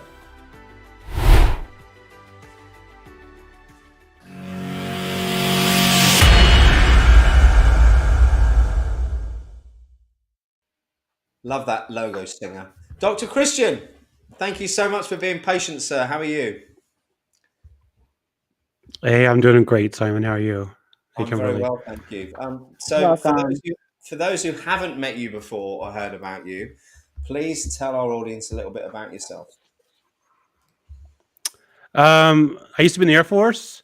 I did communications in the Air Force. I've got about 30 years of experience in cybersecurity, starting with the military and keeping classified data secure and other things. And then I was a defense contractor for quite some time. Then I did commercial work, and I started my own cybersecurity company in 2014 and sold it. I started Alpine Security and sold it to Cerberus Sentinel in 2020. So I currently work for the parent company, Cerberus Sentinel. They're traded on NASDAQ under the ticker symbol CISO, appropriately. And I wrote a book about my journey with my own cybersecurity company called The Smartest Person in the Room. It's really about how all the problems I had when I reflected on them in my company were not a result of a lack of technical skills, but a result of a lack of emotional intelligence. And I think that is a massive problem in cybersecurity. And that's basically what I'm going to be talking about today. That's amazing. Thank you so much. I've read your book. It's groundbreaking, and it's looking at cybersecurity from a completely different angle. All we hear is the technical side of it constantly, and we don't hear enough about the importance of the other aspects. So I'm going to leave you, Dr. Christian, to tell everyone all about that, please. All right. I've got a presentation I can share. Let's see if it works this time. Is that cool? Yeah, of course. If you bring it up on the screen, I should be able to help you with that. Let's see if it works. All right, super. So here we go. All right, we're going to share a window. I'll try that, and let's see if it works. The way my technical skills have worked today, it could be unlikely. But here we go. Look at this. It's working. I just need to All get. right, I'm going to try to make it like presentation mode. Let's see. We'll try something crazy. Can you still see it? Yep, we're there. Okay, I can't see anything but my presentation, but hopefully you can see do me it. a favor, Christian, because I've just got to pop for a quick toilet break when you start this. Just go to the next slide just to check it works before I leave the room, please. How's that? Perfect. Yep, go back. Thank you. I'll see you in 2 seconds. All right, enjoy your breaks. Thank I'll you. go ahead and get started then. All right, well, hi everyone. I'm going to talk about why I believe we're losing the cybersecurity war, and it's probably not what you think. So given the choice of a laundry detergent, would you choose one that got your clothes like super clean, like the whitest of whites, or one that made your clothes smell like awesome? The popular choice might surprise you. Over the past couple years, I've been traveling back and forth to Dublin. I was dating a woman in Dublin for a couple years. So I traveled quite a bit to Ireland, and I stayed at a lot of Airbnbs. And one of the last Airbnbs I stayed at had this laundry detergent that made my clothes smell fantastic. So much so that people would compliment me like walking down the street. And this is during COVID with all the mask on and everything, right? So it got me thinking about laundry detergent. I like to research things. I'm very curious. So I did a bunch of research on laundry detergent manufacturers. And it turns out that one of the main manufacturers spent a lot of money trying to figure out how to get clothes cleaner than all of their competitors. And after millions and millions of dollars and time and effort in research and development, they succeeded with this new formula that got close, like super clean, cleaner than all the competitors. They released it to the public, and guess what happened? Nobody cared.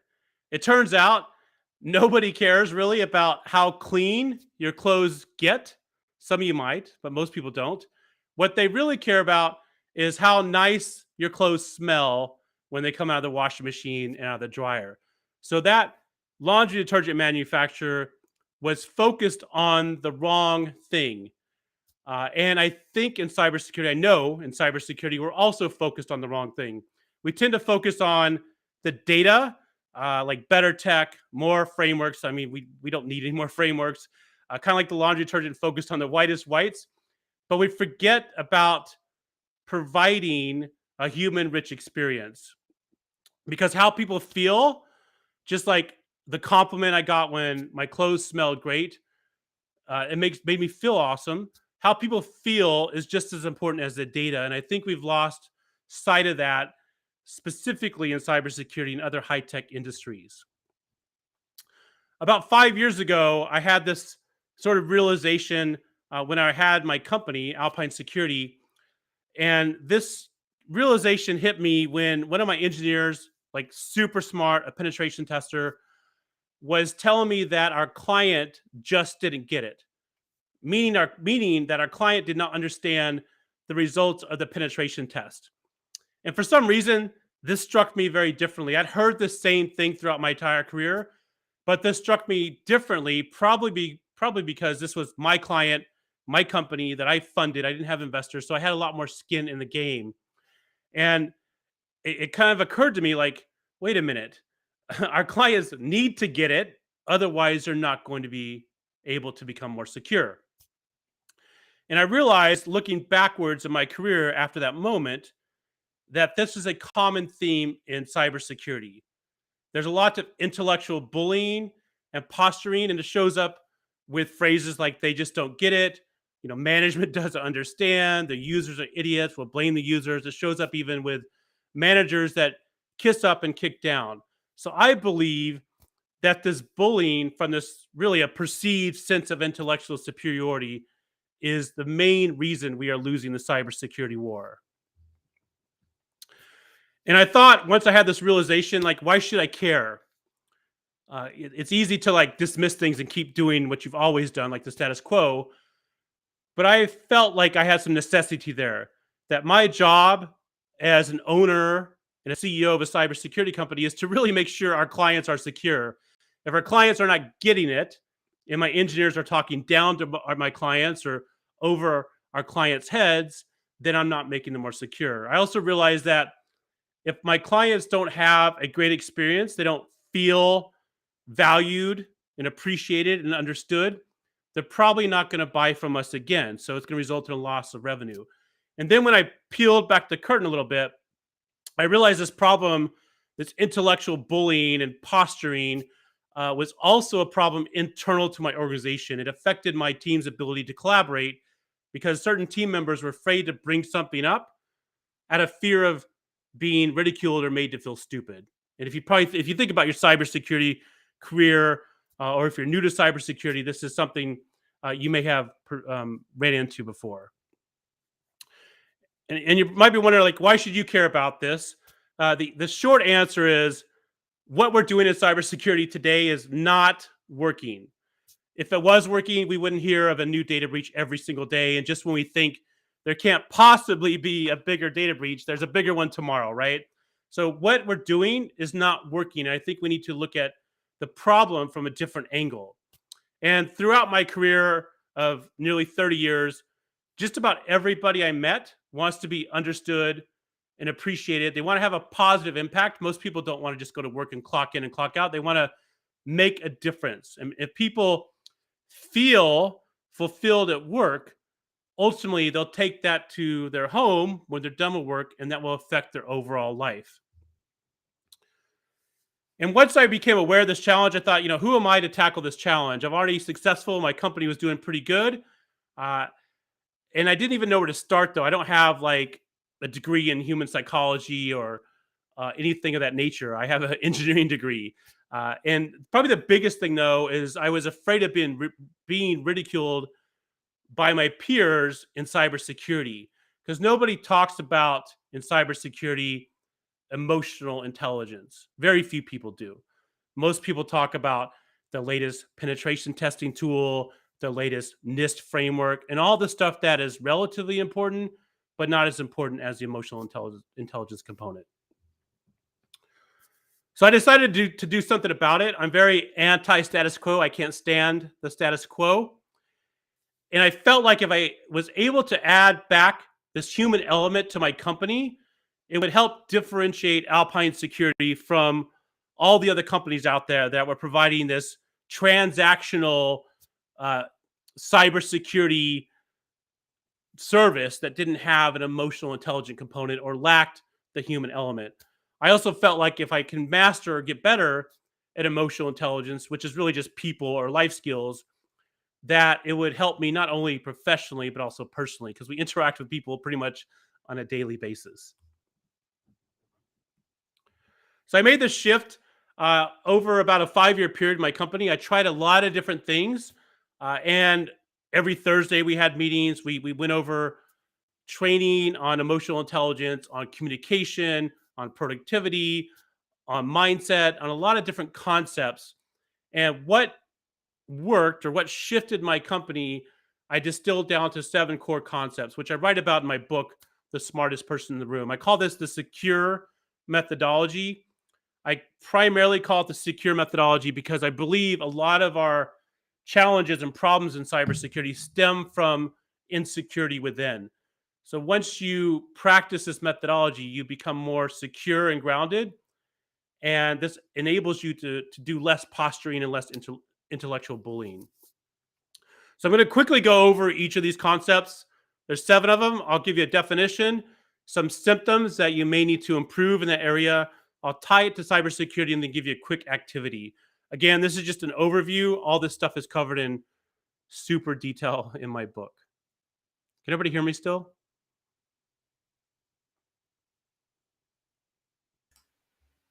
Everyone can hear you. I'm Yes. assuming so. Sorry, I'm just jumping back in and let you know that we can all hear you. All right, I can't see anything but my screen, so It's good. Cool. We're on slide awareness, if that helps. That helps. I just wanted to make sure I wasn't just talking to myself. I got disconnected. No, we've got over 40 people. We're on the awareness section, so I need to be aware that I'm actually connected still, you know. I'll turn my camera off and be quiet again now. No, you're good. All right, so the first step is awareness. A definition for awareness is really a knowledge or perception of a situation or fact, and a symptom that you could possibly improve in awareness is if you find yourself judging somebody else. With my engineer, my penetration tester that said they just don't get it, that was an indication of a lack of awareness. Our job as a cybersecurity provider, as a penetration tester, is not just to hack into stuff, it's to actually make the client more secure. So from an awareness perspective, the client needs to get it. Otherwise, they don't understand the risk and they don't understand how to remediate the problem we identified or the vulnerability we found. An activity for awareness is to really listen. A lot of us just listen for a window to speak versus actually hearing what the person is saying. Another activity is to ask better questions, like what and how questions. Generally, when you ask why questions, somebody will get defensive and it won't go very well. So what and how questions are better questions. Also, from an awareness perspective, I talk about this quite a bit in my book. Christian, sorry to interrupt. You're Yes. talking about one of my favourite subjects, and open questions is how we phrase that a lot in the UK. It's giving people not the opportunity to close it off with a yes/no answer, but actually getting people to try and engage in, like you were talking about, active dialogue or real dialogue, which is different to people talking at each other and waiting for a chance to butt in like I just have. And I'm now going to leave. Yes, open-ended questions are much better than closed-ended. Exactly. Yeah, good interjection there. I appreciate it. And that's what the what and how questions are. Those are open-ended questions. Awesome. So from an awareness perspective, one of the things I talk about in my book is neurolinguistic programming. Basically, our brain has these programs that run by default.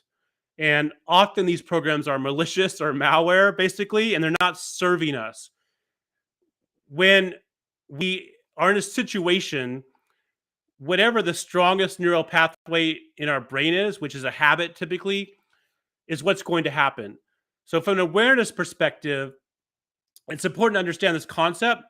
So, you're not just going through life repeating the same habits and patterns over and over and over.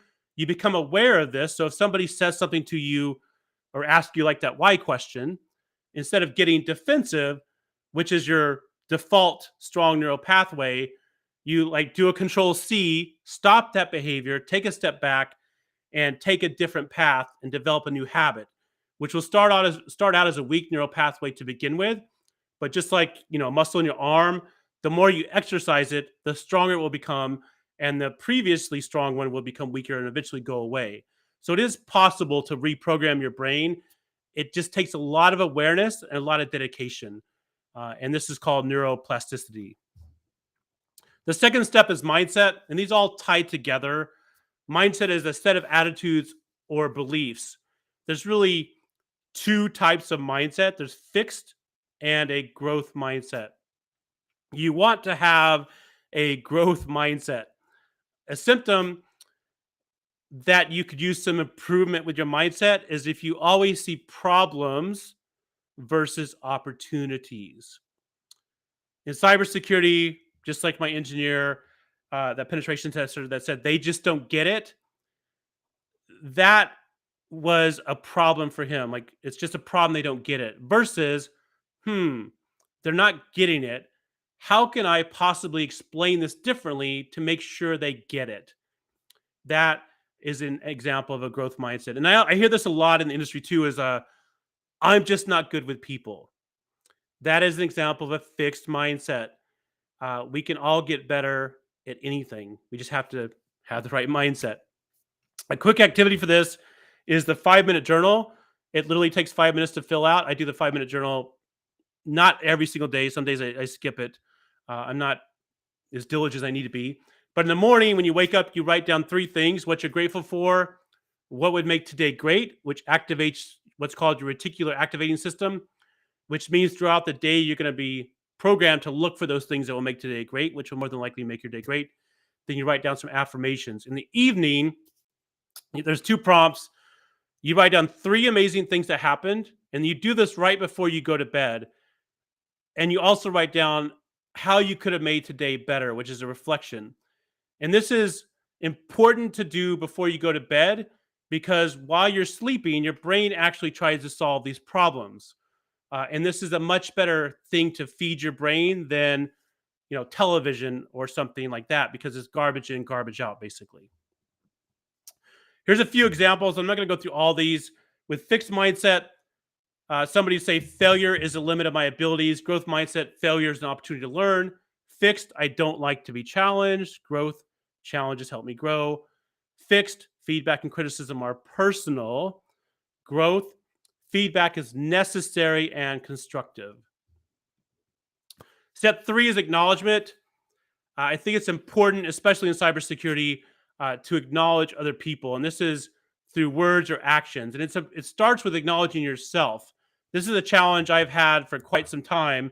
I've done a lot of difficult things in my life, like 24 Ironman triathlons.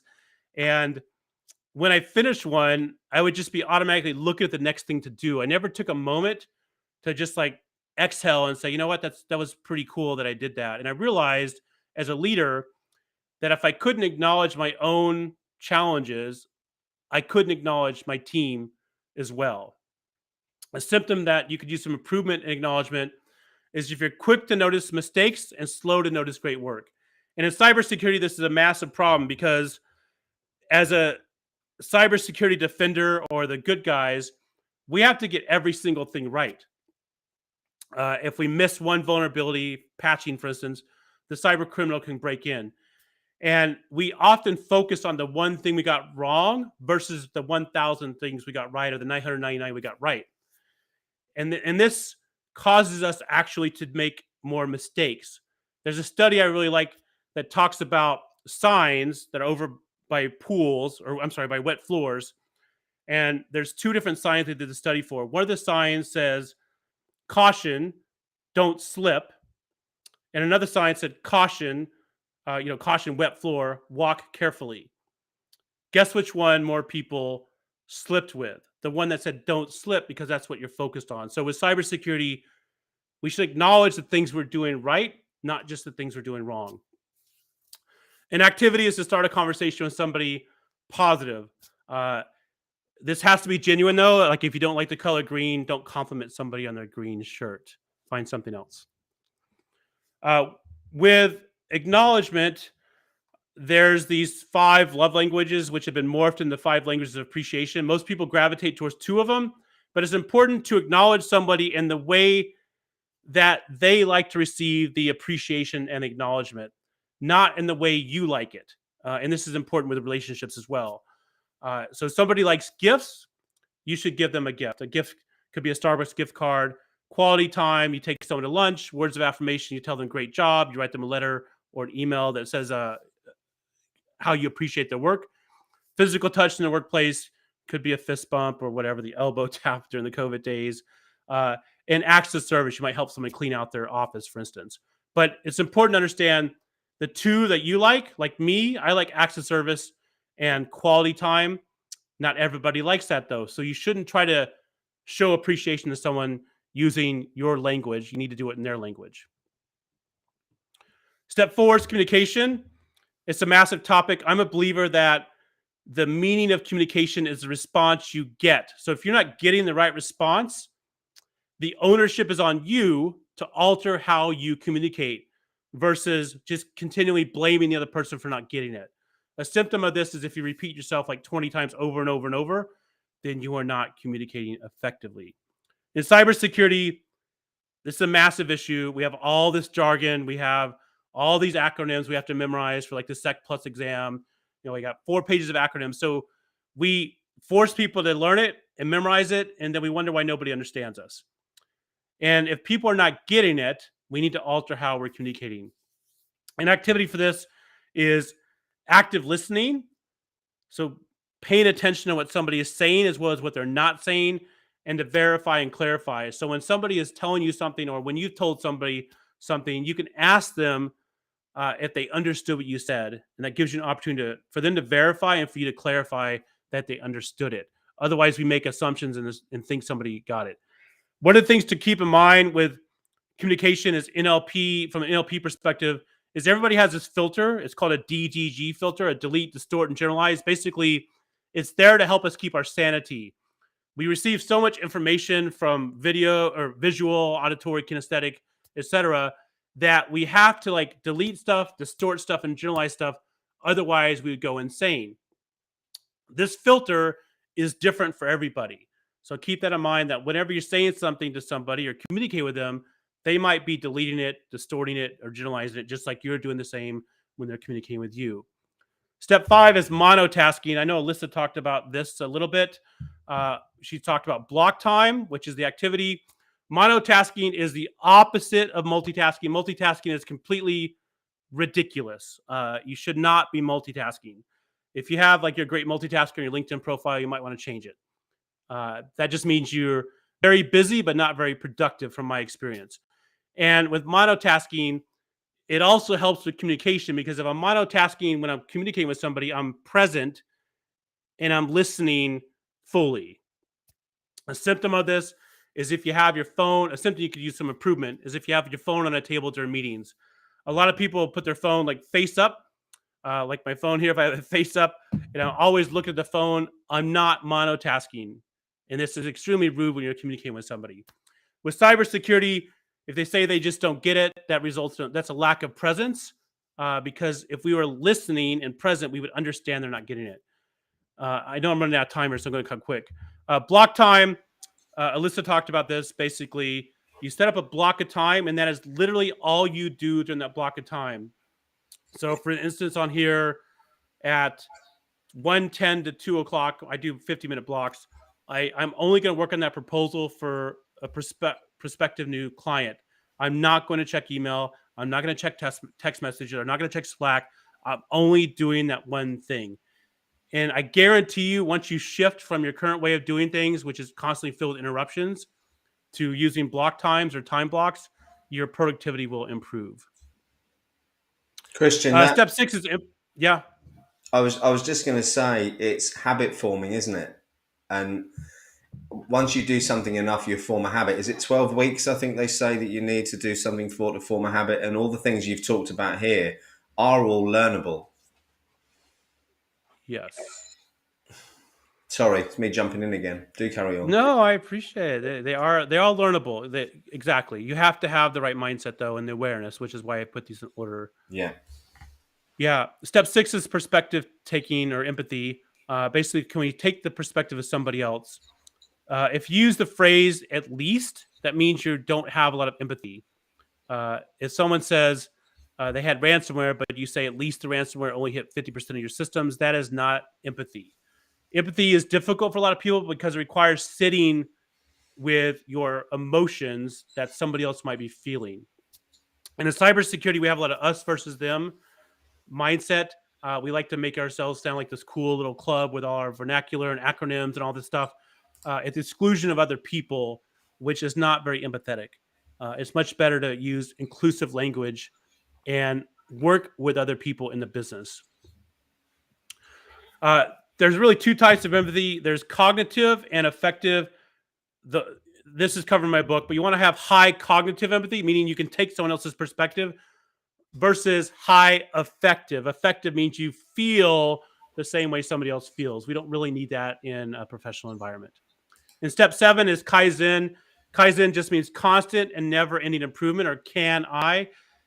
Like Simon mentioned, all these things are learnable, but it's going to take you time to learn them. It's important to take the first step, realizing this is a journey, and it's not going to be like a light switch where you just like flip a switch and learn everything overnight. As long as you're taking the first step and making incremental improvements, that's what matters. And the cybersecurity criminals are getting better at everything, and we should be getting better as well. If you have the same problems last year as this year, you're not practicing Kaizen. An activity for this is the 5 why root cause analysis. I'll go through this super quickly. Basically, you want to figure out the root cause so you know what to make improvements on, and you ask yourself why 5 times. I'm running out of time here, so I'm going to skip over this one.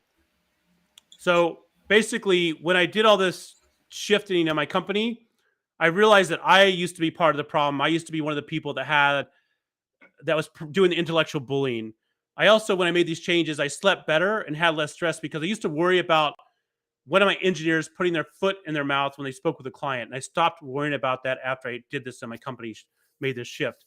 And I realized we were at a glass ceiling. A glass ceiling is a glass ceiling because you can't see it. But I realized we were actually at a glass ceiling with my company because once we made these shifts, our clients turned into long-term clients.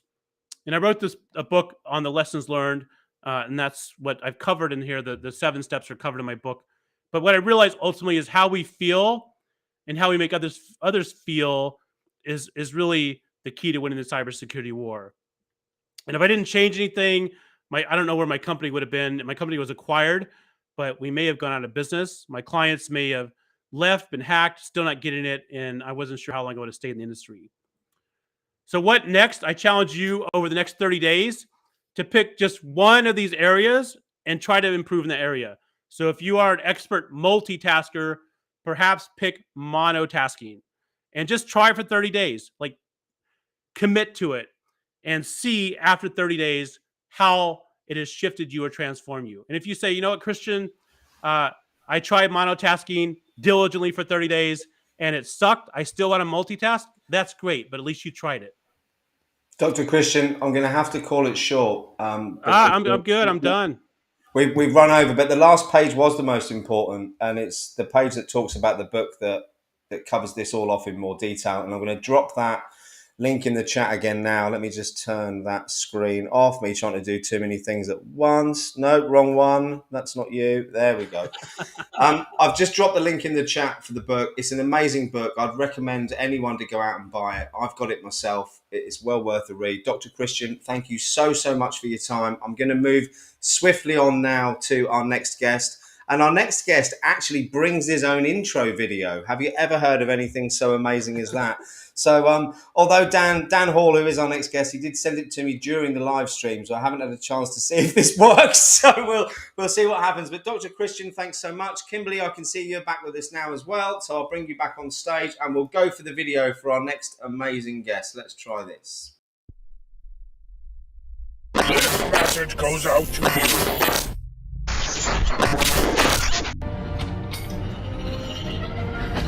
This message goes out to you, all Autobots. If you see Dan Hall, seek to engage and destroy. Don't destroy him. He won't be there for long, because I will get to him first. Autobots, roll out!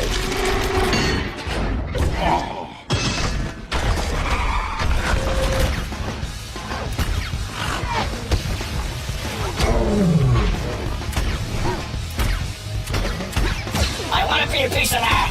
Hey, he came over here first, baby! I want to be a piece of that! Wow! what an intro! Dan Hall. Pretty amazing. Genius. How are you, sir? I am doing remarkable. Thank you, Simon. Happy Friday, everybody. Hi, Kimberly. Yeah, happy Friday, Dan. Thanks Good ever to so see you, Dan. for That was coming pretty. on. I mean, that's some of your work, right? It was. Tell us about that.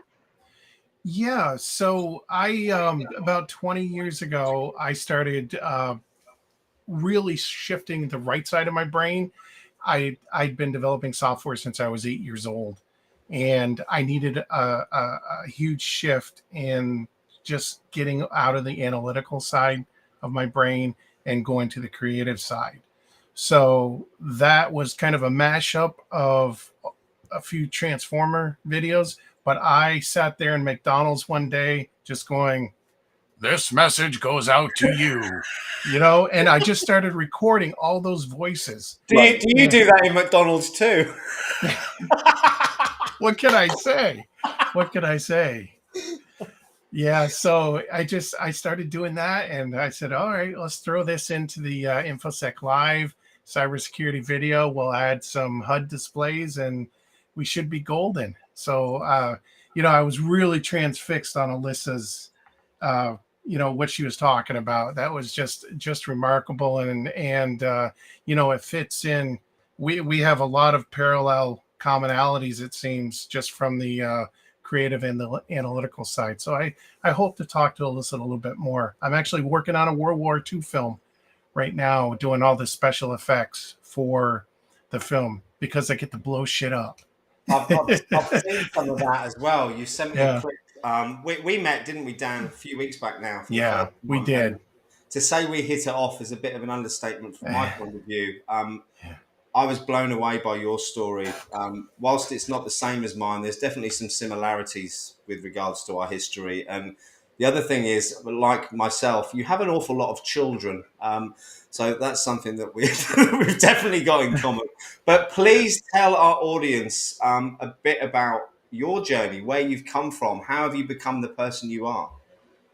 Yeah, from age 2 to 5, we had 5 siblings. I have actually 4 other siblings. From age 2 to 5, 2 of my brothers and I were put in a foster home. We were often beaten, tied down. I was backed into a corner, told I wasn't going to amount to anything in life. I was nothing but a piece of shit. And then the Halls showed up and they saved me from that home, and they would adopt me 2 years later. And from there, it was just, when I turned 8 years old, I was 5 at the time when they came in. So 3 years later, my mom would drop me off at this little college in Vermont, and I would sit there on the computers at 8 years old and start learning. I started learning COBOL and Pascal, and she didn't know it at the time. I didn't know it at the time, but that would become my balance in life. All through today, I've heard nothing but the same message. You peel away the cybersecurity, you peel away everything, and you're left with finding that passion, finding that balance that keeps you going. We have 6 amazing adopted children, all with various needs: autism, fetal alcohol, just a whole array of things. And that can get really crazy at times.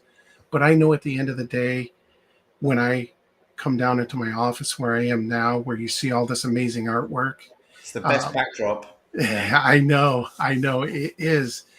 It's just it's a love for me that started when I was 8 years old. It's subconsciously, it was planted into my brain that there could be so much positivity that would come from showing my mom all these programs that I was writing at 8 years old, when everything I knew before that was just negative. So she subconsciously planted that into my brain. So when I come to work every day and I get to do what I love to do, it's just such a balance and it's such a release. And man, if you can find that, and it sounds like every speaker that has, and I've been here almost the whole time, every speaker has said the same thing. It's all about that passion, all about that drive, and finding that balance. So if you're looking to break into not only cybersecurity, but anything, just find that passion. So if cybersecurity is like just a job for you, find the other thing that's going to balance that out. I think the thing is, Dan, it's not an easy thing, is it, always to find that passion? And no, some people takes a lifetime. You said about flipping and using the creative part of your brain. Whilst I've always been quite a creative person, I've never thought about doing it as a job. And it's only through the strange life experiences and circumstances that come about that lead you into doing things that you suddenly realize that you really, really enjoy. And creativity is something that I love, and that's why I love your videos so much. But I want to step back, because you mentioned the fact that you're adopted and you've adopted children. I'm adopted too, as you know. And you said about showing your mum all the stuff that you've done. Has being adopted and going through that as a child formed who you are now with regards to needing approval in any way? I ask you that because I spent 45 years of my life seeking approval before I kind of took a step back and had to think about who I was trying to get the approval from.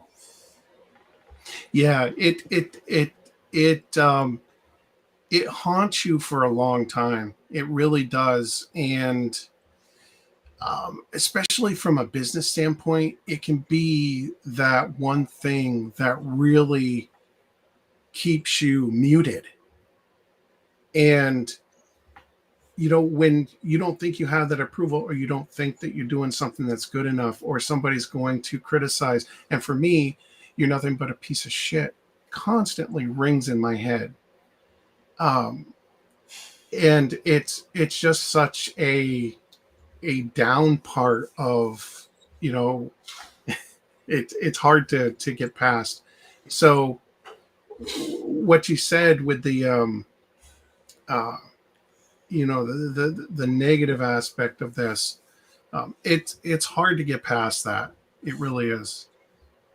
It is, and I don't think I'm past it now. I got a bit teary then when you were saying that, because it's quite an emotional subject for me, and I got myself in a lot of trouble by seeking approval. And I think it was that seeking approval that led me into doing some pretty stupid things in the past as well. But when you find your passion, like you clearly have, it does bring some clarity to life, doesn't it? And how have you related the passion that you found into what you're doing now? Because you have created or invented, or whatever the word is, I don't know, at 47, some amazing bits of kit that produce some pretty phenomenal data results. Can you talk to us about how that happened and what that is, please? You must be referring to LinkedIn. I may be. Yeah, maybe.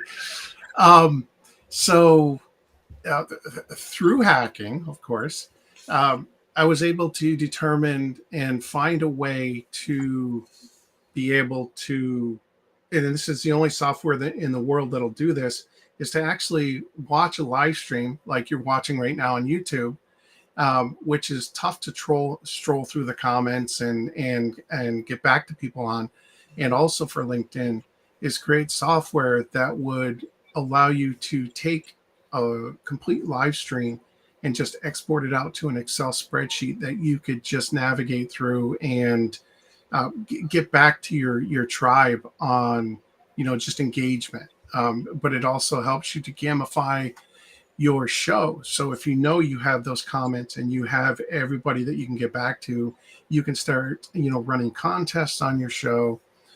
So hacking, I'm not into cybersecurity. I've never been into cybersecurity, but I've always had a fascination on seeing how things work. And I got really good at looking at how things work. And I've gotten into systems before and exposed flaws. I use one simple tool to do it, and it's free. It's called Fiddler. And it just, all it does is inspects HTTP and HTTPS traffic, and you can just by doing that, it's not like Wireshark where you're getting everything out there. It's just the web traffic, and everything that I've built on just investigating and doing all that. Curious mindset, isn't it? Again, yeah, and that's the common theme, is that curious mindset. Yeah, I think it's got to be one of the key skill sets required to break into this industry. That's for sure. While we're on this, so let's relate it to today's event. So we had, I think, nearly 900 people register on LinkedIn for this event, and I would love to be able to go back to all of them and send them a message to say thank you. Is that possible? I can make it possible. I knew you'd absolutely. say that. You're amazing. Yeah. So you say that you're not in cybersecurity, but I'm sure I've watched you on a live stream with Jax hacking Clubhouse live. Tell us about that, Mister. I'm not in cybersecurity. Yeah. Don't have me pull out my Rodney Dangerfield here on you. Yeah, I'm definitely notorious for hacking Clubhouse. When it first came out and everybody was, they had that fear of missing out, that FOMO going on. I was like, this came out too fast onto the market. So, I used Fiddler. I set up a proxy to my iPhone here and, just looked at the traffic. And I noticed that there were packets going through that were open, that basically it wasn't requiring authentication to get at. And I was able to, kind of get that magic link and bring it over into my web browser without any authentication. And I could sit there and just download an entire link or download an entire room, who went on stage, who came off stage. And that is still wide open today. And so I decided to get on Jax's show, and I walked through all the steps of how to hack into Clubhouse. I couldn't follow them all. I have watched it twice. You're obviously much better at it than I am. I need to work out how to use the pause button more to keep going back to see what you were doing. But it's absolutely enlightening. Dan, tell us a bit about your day-to-day life now. So what are you doing at the moment? I write EMR software, so electronic medical records, back end and front end. Spending 45 years in the tech field, you kind of get a good lay of the land, and you're able to, go across the entire life cycle of whatever you're working on in tech. A lot of Azure, a lot of Angular. I've done .NET Core, I've done Python, you name it. I've gone in and at least delved into it. For the most part, .NET and .NET Core are my go-to languages. And they're quite versatile. You see, I'm not Yeah, yeah, yeah. Python, I got about 20 pages into the book with, and got slightly stuck. Yeah. So I take it that you can use that for lots of different things that you're working on. Yes. Yeah. Give me There's give me some tools, there's examples tooling. of other stuff that you're working on at the moment, Dan. Impulse, Peekaboo, which we talked about with live streaming, all built on the .NET Core framework, which you can Dockerize and get up into like Kubernetes or Azure, Google Cloud, and that kind of stuff. What else? Yeah, just lots of sniffing around, so to speak, I on think various. it's that curious thing, again, Yeah, isn't it? it's that curious It's thing. about being curious. I think whilst we're here to talk about cybersecurity, one common thing we see in the community on LinkedIn is people struggling every day to keep motivated. And we've talked about it with a couple of guests on here already. What do you do, Dan, to keep motivated, and what motivates you? Our children. It is. We have like 6 children, just like you, Simon. And that I used to have. There's a time where I didn't have that much to talk about other than to tech. I would. If you get into a room or an event and it was a tech event, I did great. But if it was a social event where it was non-tech based, I would flop miserably. And I, one of the other common themes that I've heard today is the social skills. And it's funny that my expertise in that comes from our children. Yeah. Watching them and learning from them, and then being able to gauge and engage in conversation with other people about their kids, like you, Simon. And Dr. Christian made me think about children earlier in his speech when he was talking about the sign, wasn't it? One said, "Don't slip," and the other one said, "Please be careful." It's like telling your children, "Don't do that," isn't it? Don't climb that tree, Ace. Don't go down that drain, Ava. It's all they hear is "Go down that drain, Ava," or "Climb that tree, Ace." They don't hear the word "don't," do they? Well, that's where I've really learned my leadership skills, was from our kids. I mean, look at this behind me. A lot of these pictures. We're talking about hacking today, so I'm okay talking about how to get into the right mindset. Some of these pictures back here were because of our children just going through a rough spell, or they're tired, temper tantrums and stuff, and they'll come back and they will go up to their room and they'll come back with something like this, and it'll have written on it, "I'm sorry, Dad, I'm sorry." So little do they know that they took time out of their life, which is a huge learning example for me, because I get to recognize that they take time out of their life, which means they're never going to get that time back, and we lose sight of that. It's the most precious commodity there is, Dan. Yes, and when we talk about social skills, just the appreciation for somebody's time has seemed to gone by the wayside, at least until COVID, or somebody, a tragic event happens.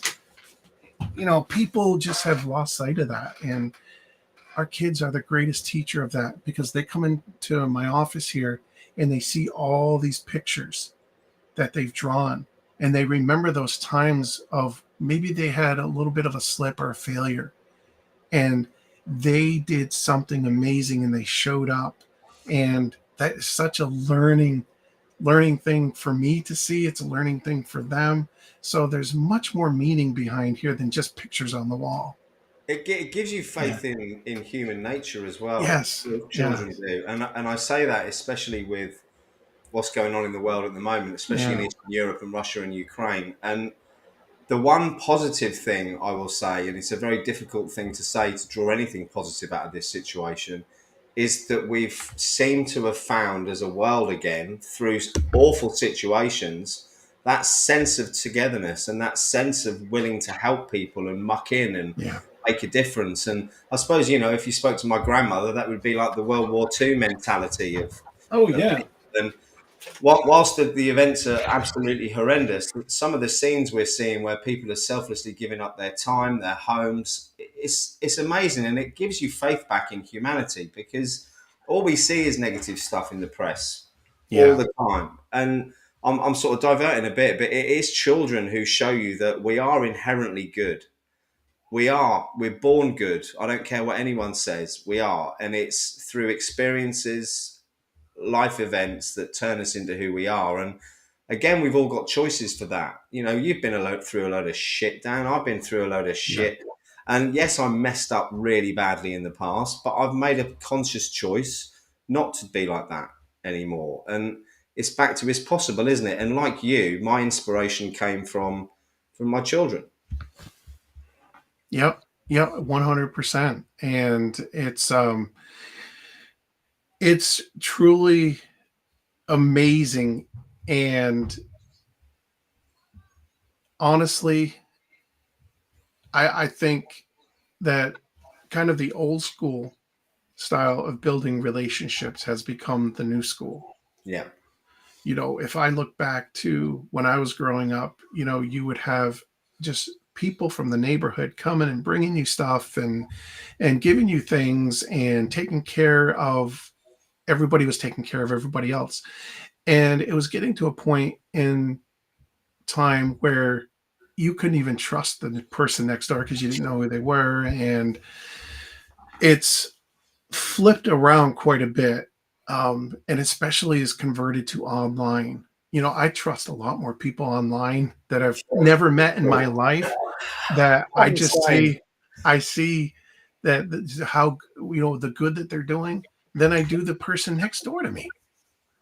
And it's become an amazing, like even on LinkedIn, it's been truly amazing just connecting with all these fantastic people and learning, you know, some cybersecurity stuff from, you know, people like you, Simon, and Kimberly, and I don't know anything about cybersecurity. You know how to connect people. Yeah. You know how to connect people. You're a great connector. But it's about finding and realizing what you're good at, and not only what you're good at, what you enjoy, isn't it? And I spent a lot of time chasing money and thinking that having shiny flash cars and speedboats was going to make me happy, and it might do. But wealth is a funny thing, and I was the poor kid at private school, which I think drove a lot of my behaviours as an adult, in that I needed to prove a point by having the best of this or being the most successful at this. And it isn't about that. It's about contentment, isn't it? And it is. I've proved to myself that I can be happy poor, because I'm quite poor now. You know what? There's a great book. I've heard so many people talk about cybersecurity books today, and the one book that I would really highly recommend is The 13 Steps to Riches. And it's not what you think. It's not about all the money, and it's not about, you know, real riches. It's about like my wife Tina and I, we are the richest people in the world because we are rich in love, and we teach our children to show up for each other every day, because when we're gone at the end of the day, the hack is to make sure we've provided them with the ability to just show up for each other when we're gone. I think it's so important. And being adopted is a funny thing, isn't it? And I was very lucky. I was adopted by a lovely family. You know, mum was a solicitor, dad was an accountant, but I never felt like I fitted in. And I don't think that was their fault either. You know, I think until I was 45, I didn't feel like I fitted in anywhere. Again, it's back to that finding yourself, isn't it? And finding out who you are before anything else. It is all that self-reflection, that, you know, and that reflectioning every day. It's not just, you know, a 30-day challenge. It's just looking at yourself. And, you know, we go through life just thinking about, okay, you got Stephen Covey, begin with the end in mind. And we all just, everything's project based for us. And last year I took the time to actually write my epitaph. It's how I wanted to live my life, to my end of days. And when the book of Dan is all said and done, I wanted to be remembered as a man that learned to reciprocate kindness by failing often.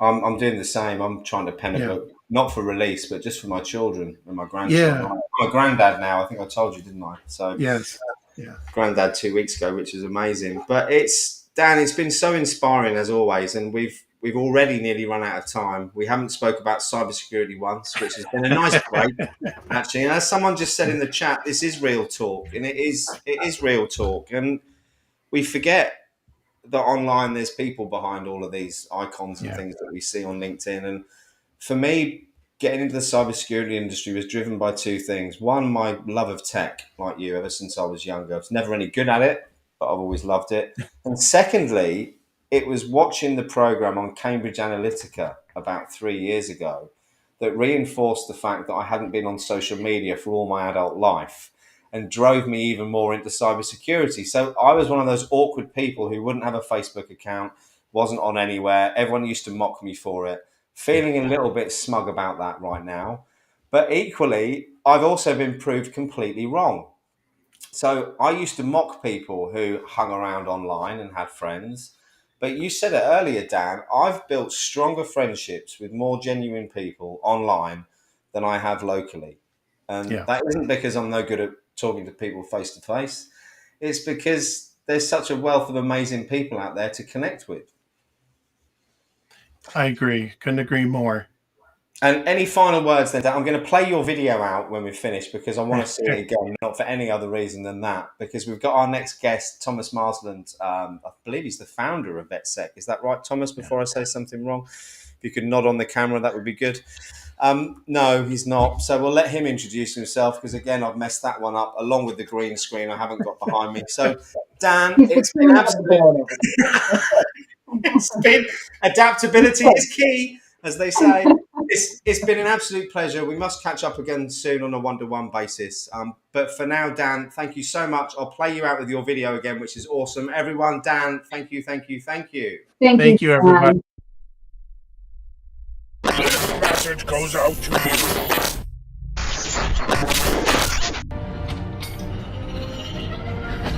This message goes out to you, all Autobots. If you see Dan Hall, seek to engage and destroy. Don't destroy him. He won't be there for long, because I will get to him first. Autobots, roll out.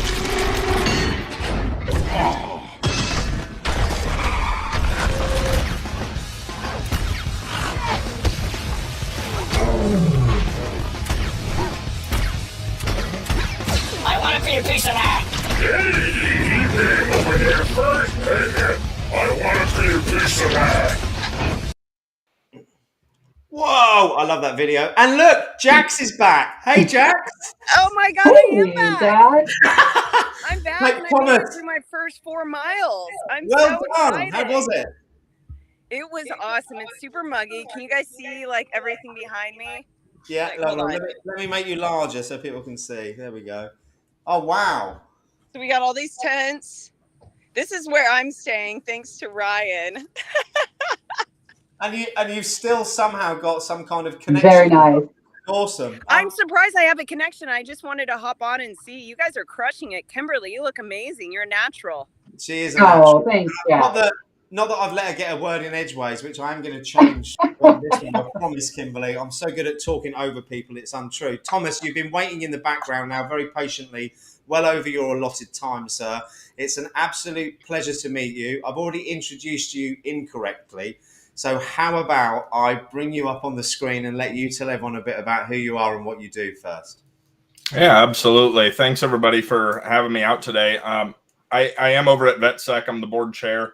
I'm just not the founder. That happened a little before I came on the scene. But I've been with VetSec, a nonprofit that helps get veterans into cybersecurity roles for about 2 years now. Excellent. And tell us a bit about where you came from before that, Thomas. Yeah, I'm actually spent the last 20 years in the U.S. Navy, active duty still to this day. I've got about 2 years before I hang up my hat there and move on to strictly focusing on VetSec and cyber roles. But 20 years in Navy nuclear power, and that's kind of where I've been for the last 20 years. So it's definitely nuclear power is definitely a talking point the last 24 hours. That's for sure. Absolutely. We've had two other guests on actually who are involved in kind of operational security, as you call it before, not in the military, but it's been very, very interesting today. I know we've got loads of veterans in the audience watching this, and I'm conscious that we've already run over time. So could I ask you to tell us all a bit about VetSec, what you do, how you can help people, and how people can get in touch? Yeah, absolutely. VetSec's a 501c3. All of our services are completely free to military veterans, both in the U.S. and abroad for our friendly nation allies. We're really a community first and foremost. We have about 4,000 members right now. And when you sign up on our website, you'll get access to our Slack platform where you can ask questions about military transition, veterans benefits, and of course, everything cybersecurity. We've also got some social channels and even some geared towards mental health. And then our educational offerings are also free through our partners. We're partnered with some amazing organizations, CompTIA, INE, Immersive Labs, all some great orgs that kind of donate their training to our members to help get veterans into cyber. But we've got courses that we've built that kind of go from the A+ level at CompTIA all the way through kind of entry-level pen testing and SOC analyst kind of blue team stuff. And then we partner with employers to provide a jobs board for veteran-friendly employers. And so they can come on and drop all of those job listings for our members as well. But kind of first and foremost is really the community. I think networking is a huge part of finding a good role in cyber. And kind of in general nowadays, you hear the stories of the people who throw 100 job applications out and they don't get any callbacks, but they know somebody at a company and they kind of talk to them and learn more about the roles. And that's how they find their foothold nowadays. And I know that's been my experiences as well, has been really the ability to network and find that community. So that's kind of our offerings and what we help with. Awesome. Thanks ever so much. I'm going to be quiet now for a few minutes and let Jax ask you some questions because everyone's bored of my voice. So perhaps Kimberly and Jax could get a bit more insightful on this one. Yes, absolutely. So you guys can hear me right? I just put my headset on. Okay, perfect. Well, first off, always great to see you, Tom. Love it. So happy that you had the time to hop on here. Curious, you made a comment, and I know kind of like some things that you've been working through behind the scenes, but for any of our viewers that might be watching right now and just wondering about network, or veterans that are on here about networking, what advice, like tips and tricks that you can provide that you've done yourself that has helped you in the cybersecurity space along the lines of networking? I think the first thing that helped me was really getting advice from people who have already walked in my shoes and made it to the other side, right? People like you, people like Steven Semmelroth, John Stoner, Leslie Carhart, right? Some amazing folks that have already kind of gone through that. Taking their advice on building a solid LinkedIn profile. And then I have never found anybody in our community that isn't willing to give me the time of day if I have questions, honest, curious questions about what they do and where they came from. So I know it's nervous for a lot of people, right? I actually am an introvert myself as well. But, picking a couple people at some companies that you think might interest you and just shooting them a message and asking them what they do. And if they have a few minutes, if they're local, grab a cup of coffee. If not, talk for a few minutes online and just find out what they do and find out what their interests are and what they might be looking for in the future at their company and see if it's something that interests you. And just start slow and build from there. I am also an avid reader of your book as well as some others out there, and those have also been super helpful in that transition. I'm extremely fortunate that I found VetSec when I did. I found it as a resource for my own transition. That's how I came across the group, and then had free time, especially with the pandemic, and was able to volunteer to help out there. But I'm 2 years out from my military transition now, and potentially I already might have a job lined up for the outside. So extremely lucky in that regard, and I wouldn't be where I'm at without just the networking and the people that have been willing to help. And like I said, just making that first step, finding somebody, finding a company that interests you, finding a veteran at that company and reaching out. Love that, Tom. Also wanted to ask you, I know that we've seen recently on your YouTube through VetSec about the educational pathways. So since we're on the topic, do you want to speak a little bit about to that? Yeah, absolutely. So we're still looking for funding. So if there's any companies out there that are interested in helping the military community, please reach out. But our educational pathways they're kind of a threefold approach. The first is the soft skills that might be lacking for the people that are coming out of the military. And really, I'm speaking like resume writing, interview preparation, and networking via LinkedIn. So we built 3 courses: 1, mastering the resume; 2, the interview; and 3, kind of how to network via LinkedIn, how to build that profile, what your first steps should be, and how to kind of maintain it as you work towards your transition. After that, we build on that with some technical fundamentals. We have 3 courses right now aligned towards kind of the CompTIA's A+, Network Plus, and Security Plus. But we really believe that to get into cybersecurity, you have to have a strong foundation, and that's built on knowing the fundamentals of computing, knowing some networking, and then kind of the basics of security. And once we're done with that, we have a course that'll kind of walk you through what the day-to-day of red team and blue team are, specifically pen testing and being a SOC analyst. Those are kind of the job fields that if you do a search now, you'll find that they have a lot of open positions and are more towards entry level. And then we kind of work towards certification in one of those. So either Blue Team BTL1 from Security Blue Team is where we went for SOC analyst, or TCM Security PNPT for the network pen testing side. We just actually, I announced it in VetSec this morning. We just partnered with Coursera as well, so all VetSec members can gain access to Coursera, including their certification, their certificate paths. So, like Google IT support, which I just saw in the chat, and all the others that are there. We're curating their content now, and our members can gain access there for some additional, if they want to pick up programming. There's some amazing opportunities there as well. But that's our educational paths in a nutshell. We're looking at the grant and foundation space this year to fund those.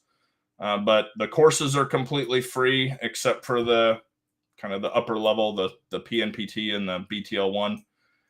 But we can put a whole veteran through the entire gamut of courses and the certifications for about $1,100. Is kind of where our price point is, that we're going to be reaching out for funding for those. Yeah. That is amazing. Great. Now, did you already cover? Because I dropped off for a minute. I don't think you did, but wanted to check. Did you guys already talk about the VetSecCon, the Veteran Security Conference, and what you do with that every year? We did not. So let's cover that. Is Jax has spoken at both conferences so far, and I know she's coming back for the third one, right? I am, absolutely. Another workshop. Yes. But it's this last year was a 3-day long conference, 3 tracks of speakers. First one was kind of what orgs are doing to help close the cybersecurity skills gap. That was kind of our humanity track. The second one was all about the military transition. So interview prep, resumes, VA benefits, you name it there. And then our third one was information security skills. That was kind of our technical talks. We also did a day before of workshops, including an OSINT workshop that Jax led. We did a 4-hour resume workshop with John Stoner and Leslie Carhart. And all of those videos are, the conference was completely free to attend. All of the videos from our talks are still on our YouTube channel. If you want to see my resume get destroyed by John and Leslie, you can go on there and check it out. But all of it was great. It was wonderful. We had over 30 speakers giving their time back, and it was awesome. That's The conference is how VetSec supports kind of just our annual general operating budget as we seek corporate sponsorships for the conference. Are you guys, can you tell about what, like, any guest speakers that you're going to have for this year's VetSec Con? Is there anything that, like, kind of do a little reveal for us? Do you know of any yet? So we're going to have a Capture the Flag event again. I love this that. year, we're looking to team up with Immersive Labs again for that same CTF style event. We're going to do a full day of workshops again on the front end. I don't have anything on the guest speaker space yet. Our call for presenters is going to go out next month. So anybody that's interested, our website's over at vetseccon.com, and they can head there and check out kind of our timeline and throw in an application when it goes live. Yeah. I love it. And then just to be, go ahead, Kimberly, sorry. No, that's okay. I was just saying we just dropped that in the chat there for you as well. It's YouTube and the vetseccon.com. So everybody can go in there. And if you're sponsors too, there's a link there that you can go ahead if you're interested in sponsoring or donating. That information's on there too. And just to be clear, anybody can apply and speak at VetSecCon. It's not just for veterans. Absolutely. Completely open to anybody, and anybody can attend the conference as well. You know, the transition track is definitely geared somewhat towards veterans as far as the military transition piece, but interviews and resume prep, that's for everybody. And anybody can watch those anytime, either during or after the conference on our YouTube channel as well. I can't be quiet for the whole session, so I'd like to just ask you one question that I think is pretty relevant to a lot of people watching. Let's talk about the skills that are transferable when transitioning, because it's not talked about enough, I don't think. And one of the biggest frustrations for me coming into the industry after having employed ex-military people in my past was the lack of companies' understanding of what skills can be brought. So would you mind just touching on that a bit? And then Absolutely. I'll be quiet. Yeah, you know, when we were building the educational paths, we didn't focus a lot on leadership. We didn't focus a lot on how to build somebody's initiative or determination or how to build communication skills, because those are things that veterans naturally bring to the table.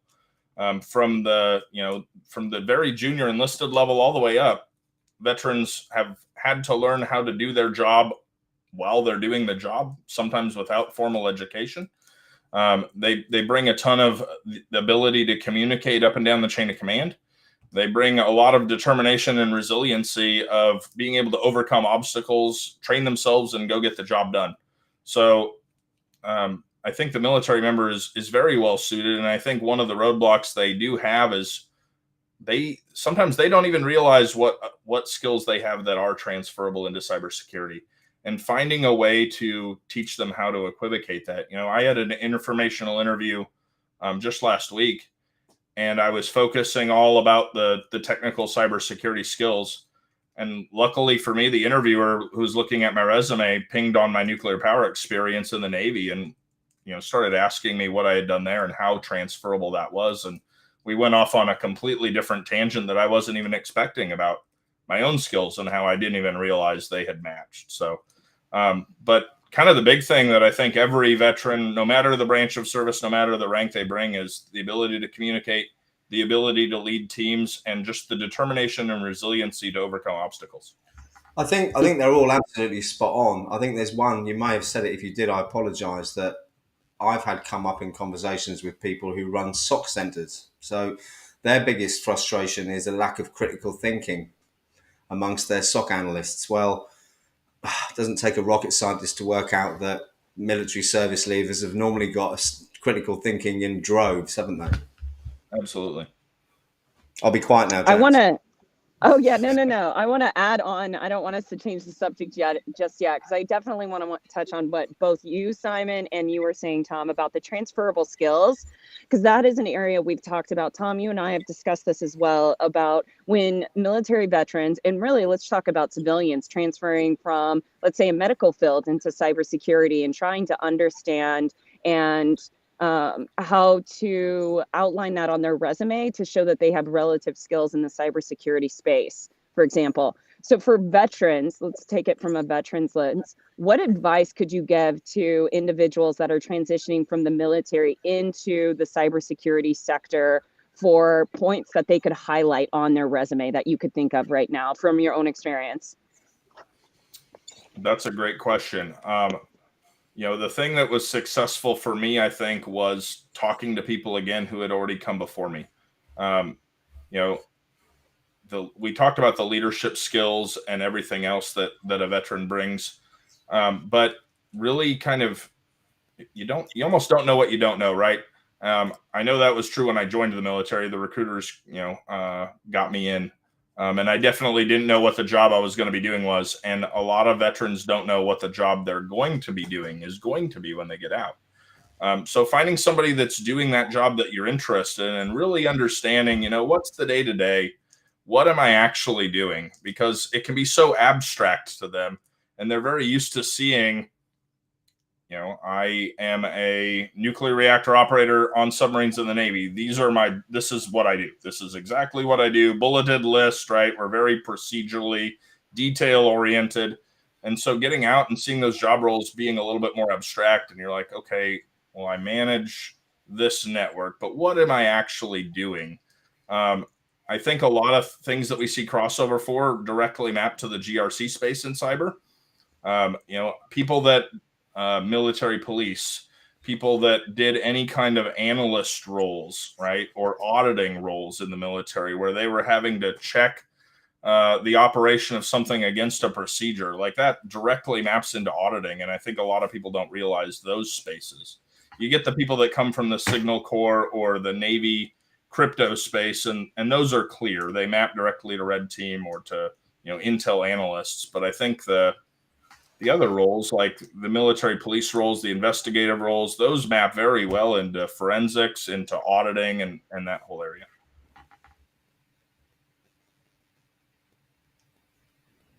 I'm trying 100%. not to I be was the waiting one for to speak then. Simon. I knew Simon. That's why I was waiting. I knew it's Simon. No, I just think that there seems to be such a disconnect between the skills that people have got and companies hiring that it's beyond the whole sprucing up your LinkedIn profile and your resume. Sometimes we need to make changes on the actual process itself. I think we all agree on that to a certain extent. Do you think there's a better way, Thomas, of an interview process than the ones that people seem to be going through at the moment, which is 5 or 6 different stages? Yeah, I don't know. I think aptitude maybe, or ability or potential should be looked at as much as other things, or would you disagree? I'm a huge fan of competency-based learning and competency-based proof of concept or proof of ability. So I'm a fan of companies that have some kind of practical skills assessment as part of their interview process. One thing I learned from my time in the military, especially having to interview junior sailors for watch station qualifications, was I think that I can tell whether they can do that job in an hour or less. I think that's true of most interviews as well. I think you'll know at the end of that. You could ask about every little bulleted skill that a person has on their resume, but I think you get a feel for who the person is and their ability to go learn and get the job done and the potential for that, regardless of having to analyze every, myriad of bullets they have on a resume. So I really feel like, I feel like 1 or 2 interviews, a technical interview and a fit or personality interview with somebody in leadership. And I think any company should be able to make a decision after that.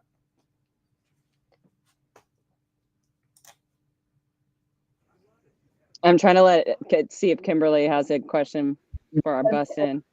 I was going to say, as a former recruiter myself, I did not recruit for tech, but in general, we didn't have to necessarily, maybe some of the more executive type roles. Of course, they'd have series of interviews, but it wasn't something for, all across the board that was done in that way. So for me, coming from another background like that, in hospitality is where I worked prior, it was just a much different ballgame and treated a lot differently.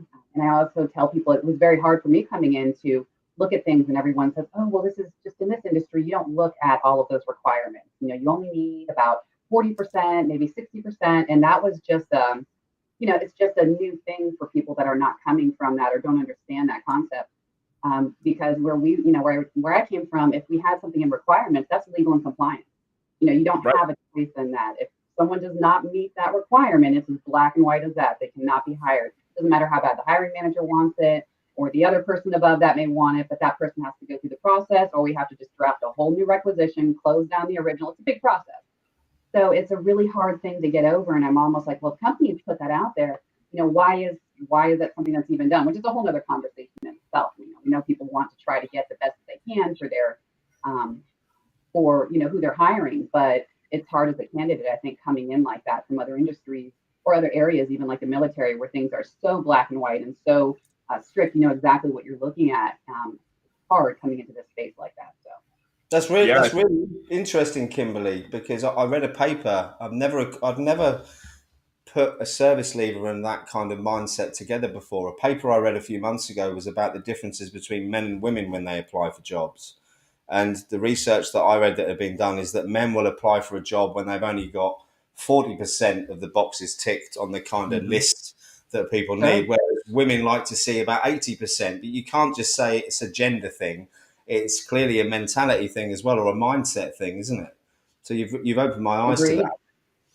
Yeah, very much so. Would you say, Thomas, then that people need to take the plunge a bit more and apply? Yeah, I was going to say that's a really great point that you bring up, because I grew up in the military in the nuclear power space, where we have a list of requirements and you meet them or you don't, and it's very black and white. And even today, when I audit crews on submarines against those requirements, you meet it or you don't.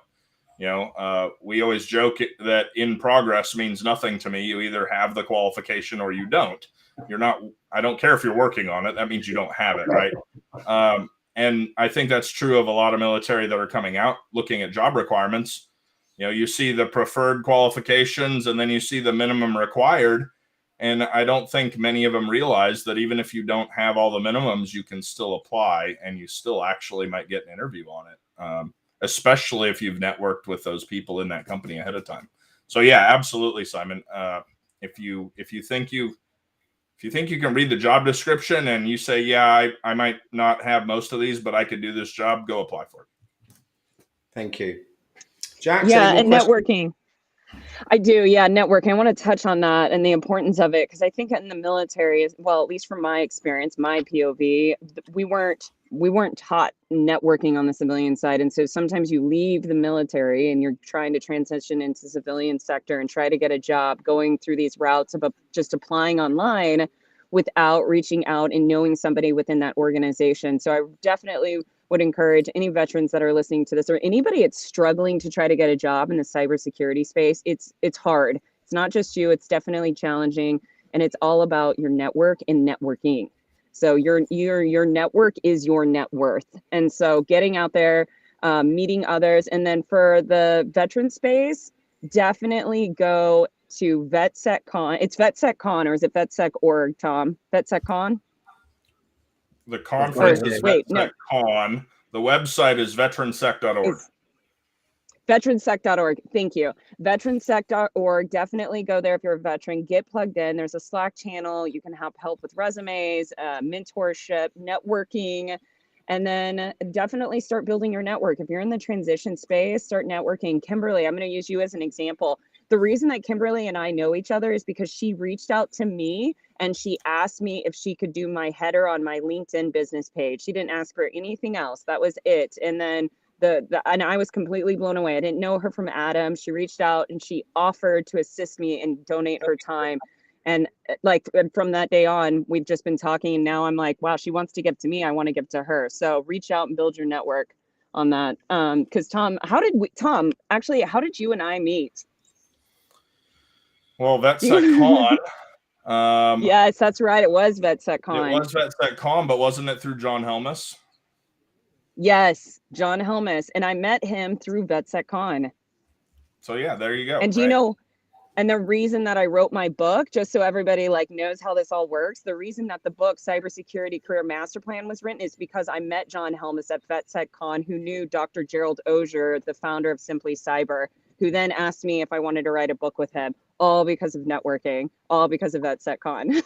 I can't say enough too. It's mind blowing. And like I said, I'm a people person. I've been involved in the people industry, all of that. So I have never seen anything like this before in my life. I have been exposed to a lot of different industries, and I can just say that absolutely amazing, really. So We've I got, think we've I got think a it's quick question here, actually, that's quite relevant. Is the Slack free, Tom? The Slack is absolutely free. Actually, through networking as well, a lot of the things that VetSec has been able to obtain has been that I found the right person at the right company and asked the question. Right now, the Slack has a paid plan, but it's enterprise, right? The company pays for it. That is donated to VetSec from the company over at Slack. And actually, next week they're upgrading us to their enterprise grid plan so we can better support. Oh, wow. And that's completely free because I found the right person on LinkedIn and had a wonderful conversation with them. So Slack is completely free. Networking again. There you go. No interview that I have had wasn't because of my professional network that I've built over the last 2 years as I work to transition out of the military. Every blind fire job application I've had, I've gotten a no. Every time I've applied after networking, I've gotten an interview. I mean, I'm a bit different. I haven't been in the industry long, but I've never got any job in my 47 years of life through sending out a CV or resume. Mine's always been through connecting with people, which is why I think LinkedIn's been so much fun for me. It's connecting with the right people, though, isn't it? You see people sending out random connection requests to anyone on LinkedIn, and I think it's very important to be specific and targeted with who you're connecting with. Otherwise, your message gets lost in all the people that you've connected with. Kimberly, actually, I want to just draw it back to you. Where's my LinkedIn banner? I didn't get one. You're muted, Kimberly. You're muted. I can't hear your excuse. So sorry. Yeah, that's actually something that I found when I was trying to see, like, what can I give back to people? What do I have that others may be able to use? I'd like to, of course, I can give experience on recruitment and help with things like resumes and all that. But what are other ways that I can kind of help people who don't need that type of help, like Jax and yourself and just people in the industry, leaders like Tom? Where can I make an impact in those ways? So I think that was really an important part for me to be able to figure out, like you said, following the right people and making sure that you take certain things, and it's really just taken a lot of time. I'd say probably it's been almost a year and a half now that I've been kind of jumped into this community and really started trying to pick out those people that I thought were people that I could connect with, and not just only influencers or leaders like that. There's also other people that I connected with that were veterans trying to get in this space. I worked with a military program back at my corporate hospitality company as well, so I have a lot of connections and people that I know in that industry and really love that space too. So it's really crazy how I found everything is just connected, regardless of what it is with cybersecurity and veterans, and just everyone knows everybody. So I think it's just when people say it's about networking and making those connections, find what it is that you can give. I didn't work in a marketing department professionally prior. I did a lot of ad hoc special projects and things where I do little pieces of everything, but never officially. So don't just take things like if you haven't done it professionally before in the past. If there's things that you like doing and you enjoy doing, maybe it's not your job. You see somebody else needs help with something. At that time, I could see that Jax was doing the launch of Outpost Gray again and looking to do all of that. So I was like, that's something maybe I could tap into. I thought she was just the coolest. I saw her webinars and her podcast and heard her story about cyber warfare and all this. And I was like, I'm obsessed. I've got to get to know her. So I kind of just figured out a plan and a way to do that. So really, that's, I think, what you should do. Michelle and I talk about that a lot with branding and such. Just try to pick those people that are really valuable to you at all levels, not just, like I said, leadership, those that are in the same boat as you, but really that you align with value-wise and, kind of just morally and ethics and all of that. And really try to foster those relationships. It takes time. It's not going to happen overnight. And let those things develop naturally. I really didn't want to interrupt you then, Kimberly, because it's really insightful what you were saying, but we are over time. And I do want to mention one thing quickly. The first, I think, and last time that Tom and I had a brief conversation on LinkedIn, you were looking for someone to help out with branding and marketing. Are you still looking for that? We are always looking for help. Absolutely. Okay. So is that a shout out to LinkedIn there for anyone who wants to try and help the VetSec community with some branding and marketing skills? If they've got any, should they reach out to you, Tom? Yeah, that'd be great. We had a wonderful donation of some branding time from a graphics designer. There's a new logo on our page and everything, but we're always in the need of people to help manage our social media. One thing about being a veterans-only cybersecurity community is that everybody in our community only knows how to do cybersecurity stuff.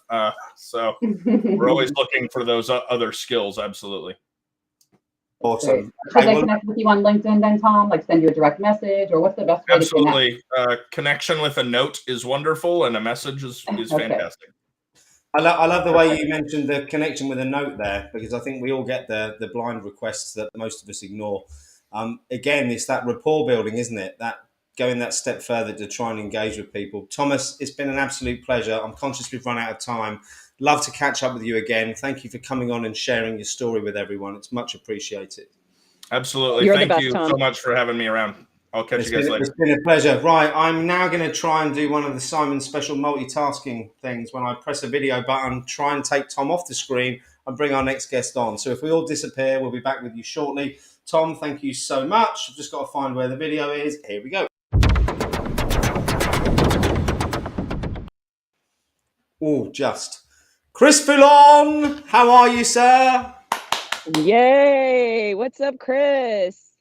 You are the Good to star see at the you. end of the show. You have got the best spot here to wow people with, and you are one of the people, or one of the first people actually, that I met or engaged with in the industry. You've been a massive inspiration to me for the last few months, and in fact, it was your YouTube channel and your podcast, Breaking Into Cybersecurity, that encouraged and inspired me to start my own channel. So firstly, a massive thank you for that.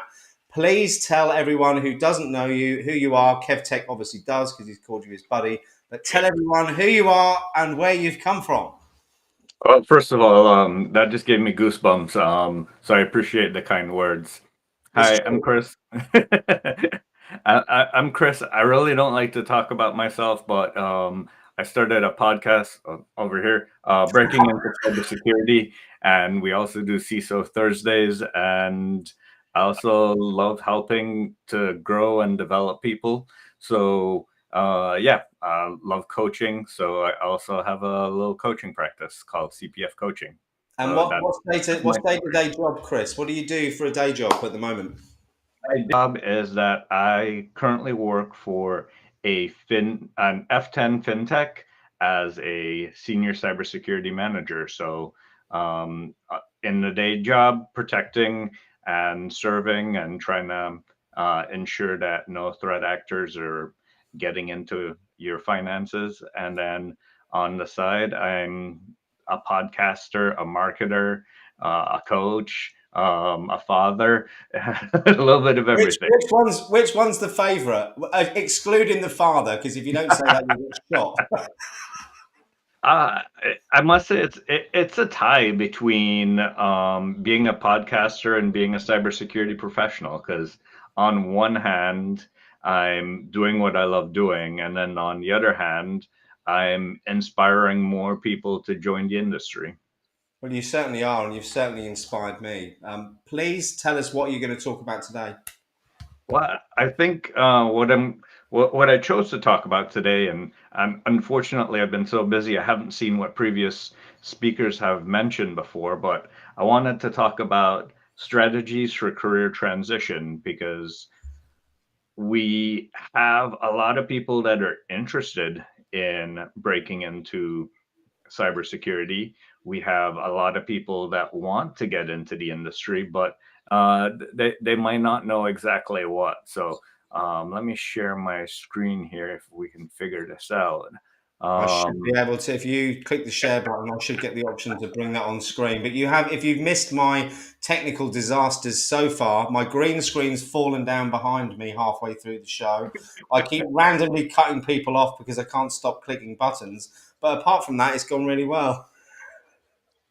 Well, that's pretty good. But yeah, let me see. So many options. Let me drop it's down the bottom, and it is the. I see it. I'm just trying to find where. I'll drop your links in for people to connect with you. So this is Chris's LinkedIn link in the chat. There we go. And this is CPF Coaching. Let me just do these. And then I'll bring it up for you, Chris. Just want to make sure that everyone's got your contact details or ability to contact you in the chat. And finally, it is the amazing YouTube channel. Please like and subscribe to this one, guys and girls. Dropping that in there. And now I should be able to bring your presentation up, sir. Perfect. So I'll keep low key and not go full presentation mode on you, but well, I'm going to turn my yeah, camera off, Chris, and Kimberly's and Jax's, just so we can see your screen properly. We'll see you in a second. Okay. Perfect. So the idea of my talk is it's kind of to summarize a large segment of questions that I get often from newcomers that want to come into the industry and you're not quite sure exactly how. So that's what I wanted to share with you today. So the first step is about doing self-discovery, because oftentimes the first question that I get from everyone is, how do I get into cybersecurity? And when I ask them what about cybersecurity they want to do, they're often not sure. Yes, one of the commenters says this question gives me panic attacks and information overload.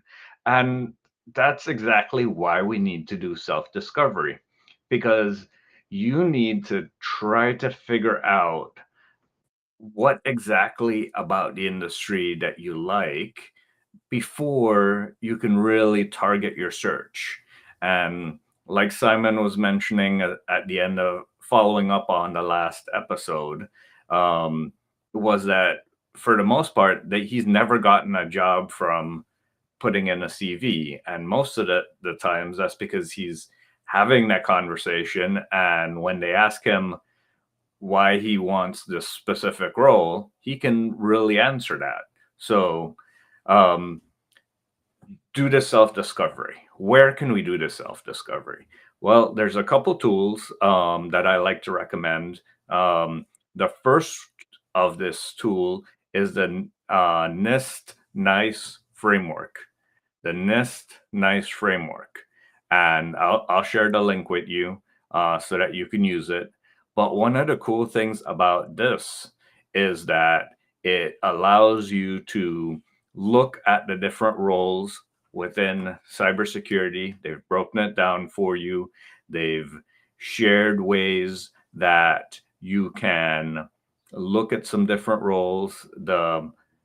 What's called knowledge, skills, and abilities from the NIST NICE framework, and they kind of allow you to dissect the roles. So that's the first one.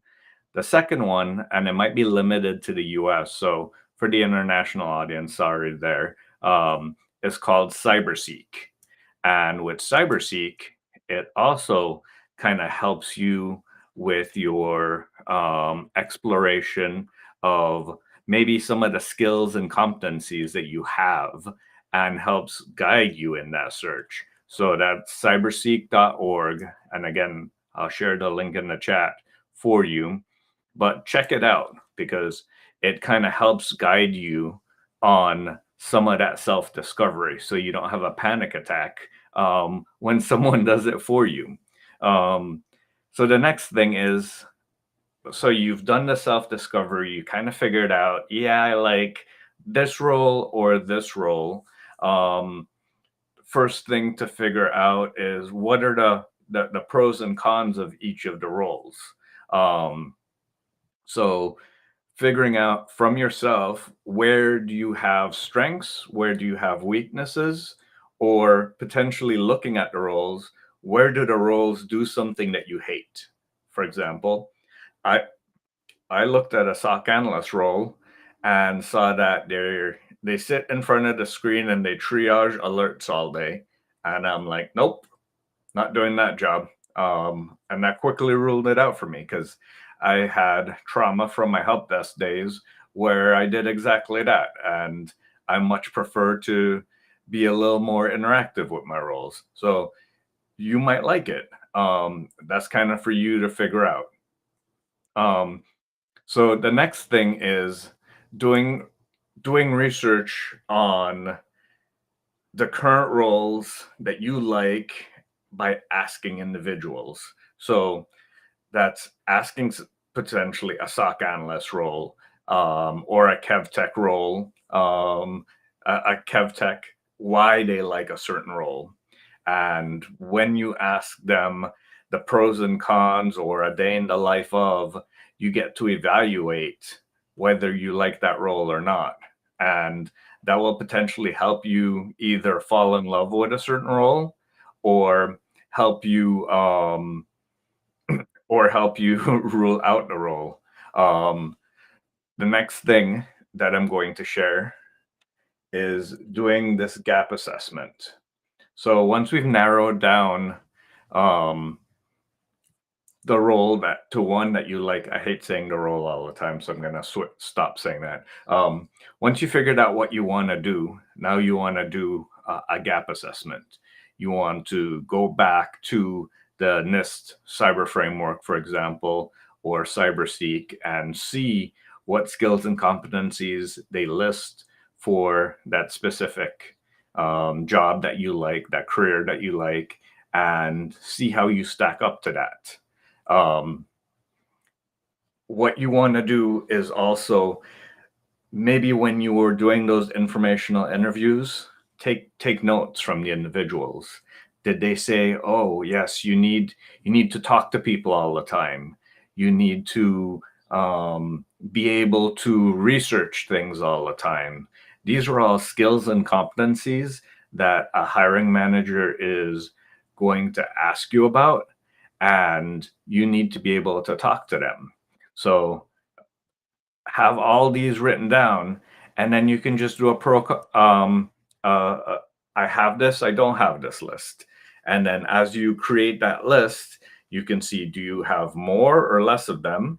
And then are the things that are missing something that you want to build up in your career? If it's a yes, then that helps you strengthen your desire for that role. If it's a no, these might not be potentially the best roles for you. So just keep that in mind. The next thing is not everything is technical. As Simon mentioned earlier, being able to communicate with customers, with managers, with outside companies, this is very important. So don't forget about the soft skills, the presentation skills, the public speaking skills.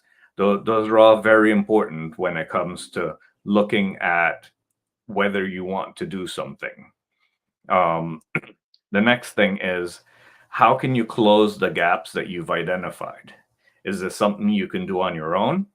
Is this something that you can go to YouTube and look at someone do a training there, and then you replicate it in your own environment?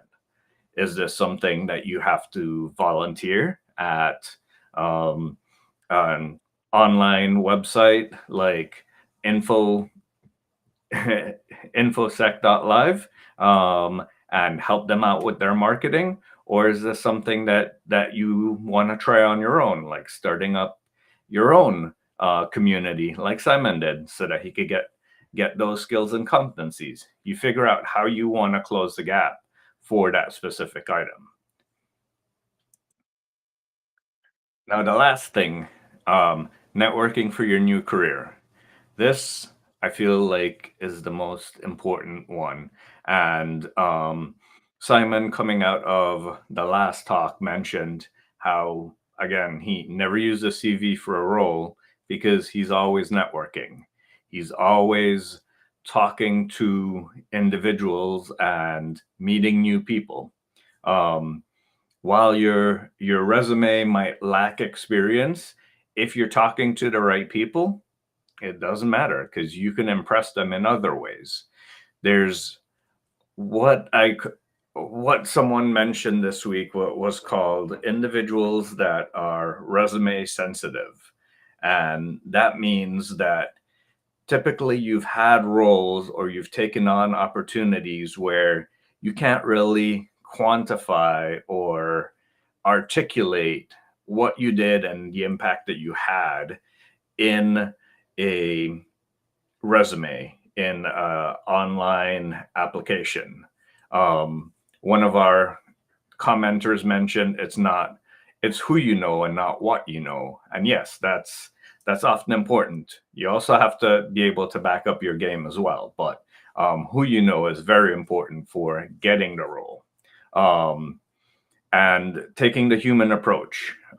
We work with hiring managers, we work with peers within our industry so that we can try to loosen up the guidelines of companies that are looking for new hires and having them focus more on individuals that can have experience creating real entry level roles, and kind of changing the process so that it's all integrated. What's important for me too is we wanted to bring in some questions. So if you have any questions out there, whether you're on YouTube, or anything else, feel free to send them in and I'll be happy to answer them. I see a question here. Absolutely, Chris. The information overload gives me a panic attack. How do you deal with being overwhelmed? The one thing that I like to do is I like to have a whiteboard, and I have a whiteboard right here. And I like to segregate out what I want to attack and attack it in a very particular manner. I suffer from ADHD, and I've found that I've had coping mechanisms throughout my life that I didn't even know that's what I've been masking. But now that I know that I have it, I can find even more mechanisms that I can use to focus myself and to be able to break everything up into little pieces. So if you're going at the, say for example, the Security Plus, don't start with a whole Security Plus. Start with a page at a time. Maybe do a chapter a week. Kind of break it up into small chunks, and then find ways that you can implement that in your life. It's learning the ways that work for you, Chris, isn't it? I mean, I've got ADHD too, and I only discovered that about 2.5 years ago. And as you said, my coping mechanisms in the past, unfortunately, were ones of blocking things out, which is what got me in trouble until I realised what I was blocking out and why. But the point I'm trying to say here is with ADHD and other neurodiversities, we get superpowers as well. So it's not just a bad thing. Hyperfocus for people with ADHD is a common thing. And I've learned to ride the wave, is how I put it. So my life is a complete roller coaster emotionally. Jax will back me up on this. Some days I'm super high, some days I'm super low. It's learning that on the days when you are feeling really, really good, to make the most of it and go through that list, tick those boxes off and get stuff achieved. And when you are having bad days, don't even bother trying, Simon, is what I say to myself now. I walk away from work and get fresh air. I exercise, I listen to music. I work hard when I can, and when I can't, I've now decided that there's no point. And Jax knows last week, I took a few days out from being online and being in the community, or it could have been the week before, because I needed to. I wasn't doing myself any good. And I think that's a relevant point, isn't it? And it's back to that understanding who you are, what drives you, what makes you tick, what you can do and what you can't. So I think that the panic attack thing as well, Meg, it is something I've suffered from in the past. And breathing helps me, focusing on my breathing, mindfulness techniques as well, taking the time out. In the morning. Stretching in the morning helps. I've been amazed that my pain management doctor prescribed physical therapy, and just stretching for 2 weeks has been like amazing to my life. Like seriously, stretching does this, but yeah, your body reacts to you in very, very different ways if you don't take care of it. And sometimes something as little as stretching can be very helpful. It's funny you should say that, but my body is creaking at the moment. Stretching is definitely something that I need to do. I've been considering yoga, actually. It's not something I've ever done before, but I've been recommended that by 3 different people now who are of similar mindset or mentality to me. So maybe, is that something you've tried, Chris? I'm about to. Yeah. Okay. This week I figured out how to use a dog leash to stretch my hamstrings Yeah, and my calf muscles, and I could tell you it's worked out some creaks. I mean, for me, I use resistance bands as the only thing I've been using recently. And funnily enough, it was I used to have a personal trainer back in the day when I was fit and healthy, and he was a personal trainer for the Royal Air Force. And all they ever had to use for training, they had no equipment, so they used resistance bands. So he gave me horrendous workouts with elastic bands, effectively. And I mean, I gained back about 5 or 6 years ago, I must have gained 2 stone in muscle from using resistance bands, not weights. So it's amazing what you can do with limited resources as well with regards to your fitness. The only problem I've got is actually getting off my lazy backside and doing it. Not Jax, I'll tell you that. I love it. He is not one slacker when it comes to any of that exercise. He's constantly going. No, well, I go for a walk now and again, and it's ever so nice. But if it's raining, I'm a fair weather exerciser, that's for sure. I'm conscious that I'm rambling again, Chris, as I always do. We've got 7 minutes left. I want to make the most of it. Give some people some hints and tips now. So let's think about all these people with all these certs trying to break into the industry. I've asked the same question to every guest today. We've had common answers, but not always the same. What is your one top tip for those people who've got some certs and they're looking to break into the industry? So there's a difference between having certs and having the right certs, right? Back to what I started out with doing that self-discovery and finding out what's important for those roles. You can find certs that really align with the role that you're looking for, and those certs will give you value. But if you're just getting random certs across the board and you're not focused, all those certs are not going to help you. So you have to really figure out what you want to do and get the certs that you want, if certs are the way that you're looking. The next thing I would say, and I know you said one, but I'm going to go to a two. It is kind of using your LinkedIn and your resume as a marketing tool about the role you want and not the role that you did, because all too often people are like, yeah, I updated 1,500 servers. Okay, what does that mean to me? Like, was that good? Was that bad? Like, did you solve any business problems? Did you make it more efficient? Figure out like how to market, use it as a marketing tool, how you can help solve employers' problems, but not for the job that you did, for the future job that you want. So if you want to become an AWS security specialist, you want to focus on those things and not that you're a sysadmin. So kind of pivot your thoughts on how you approach it. Absolutely. I think working out what role you want is what we started off with, isn't it? That self-discovery is crucial. I did it arse about face, to use an English expression, where I worked it out afterwards rather than doing the self-discovery first. So I would recommend you listen to Chris here, everyone, and actually do that part before you start embarking on the career, because I spent thousands on certs that I failed and will clearly never get because it's not my forte. So we've got 4 minutes left, Chris. One final comment from you before I do my final plugs and wrap things up, please, sir. The final comment, like you've mentioned several times, network. And I'm not talking about networking with computers. Although it is important.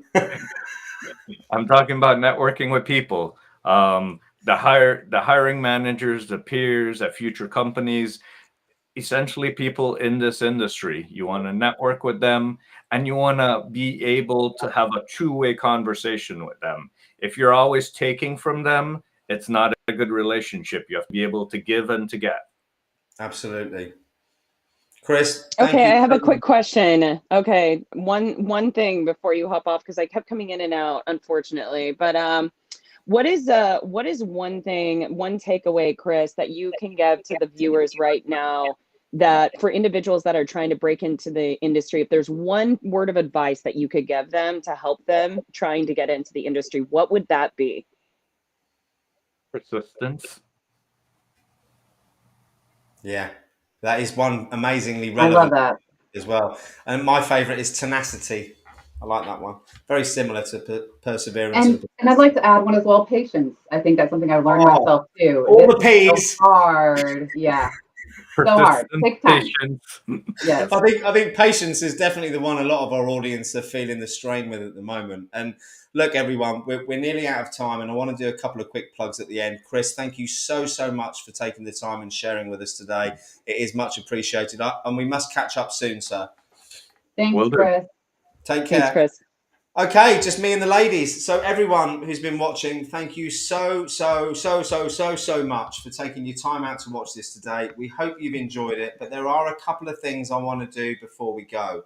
One is make sure you subscribe and like to Outpost Grey's YouTube channel, which is Jax's. She's been amazing today whilst running, still jumping in and out to give us this experience of the Cyber Career Day. So please click on the link, like and subscribe the channel. And I'm now going to do exactly the same thing in my multitasking style. So if it goes wrong, bear with me. Kimberly, your link is here.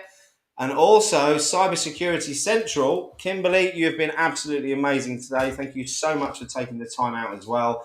Please like and subscribe to Cybersecurity Central's YouTube channel. We want to get your subscribers up. So please click on both Jax's and Kimberly's. And I suppose I should throw in at the end, if you haven't subscribed already to our YouTube channel, please do. I hope that you've had a good time today and you've learnt lots from it. I'm now going to be quiet and let Jax and Michelle, not Michelle, she's not even here. Michelle's in the chat. She's watching. Yeah, she is. Thank goodness for that. Another Freudian slip by Simon there. I'll let the ladies say their farewells and play out with a quick video. But everyone, thank you so much. I love it. Do you want me to go first, Kim, or do you want to go first?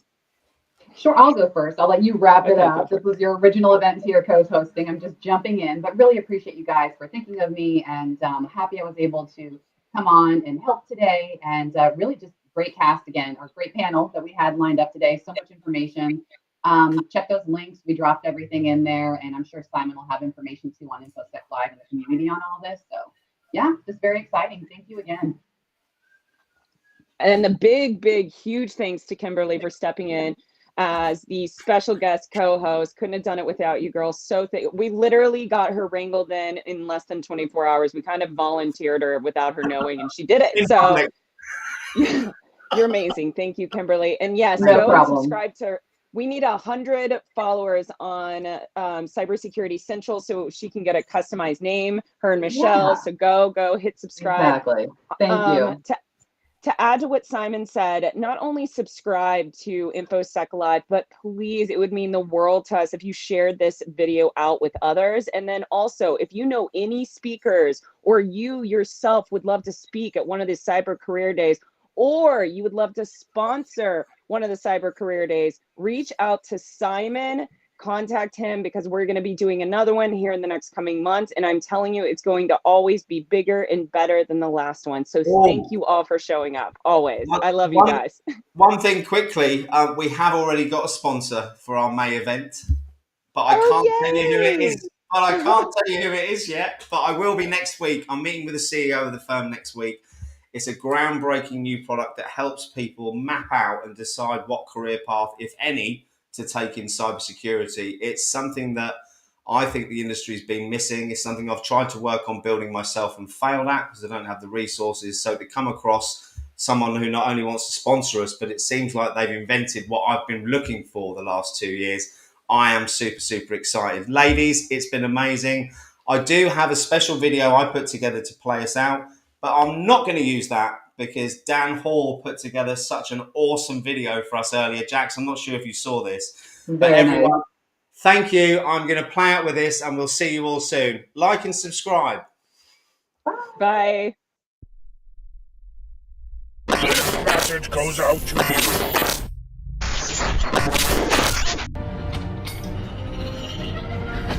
This message goes out to you, all Autobots. If you see Dan Hall, seek to engage and destroy.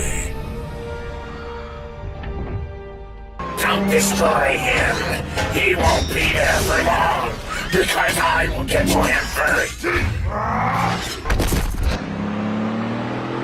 Autobot, roll out!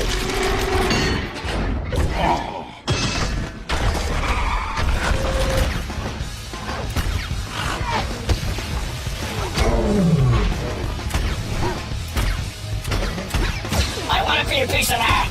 Hey, he came over here first, baby! I want to be a piece of that!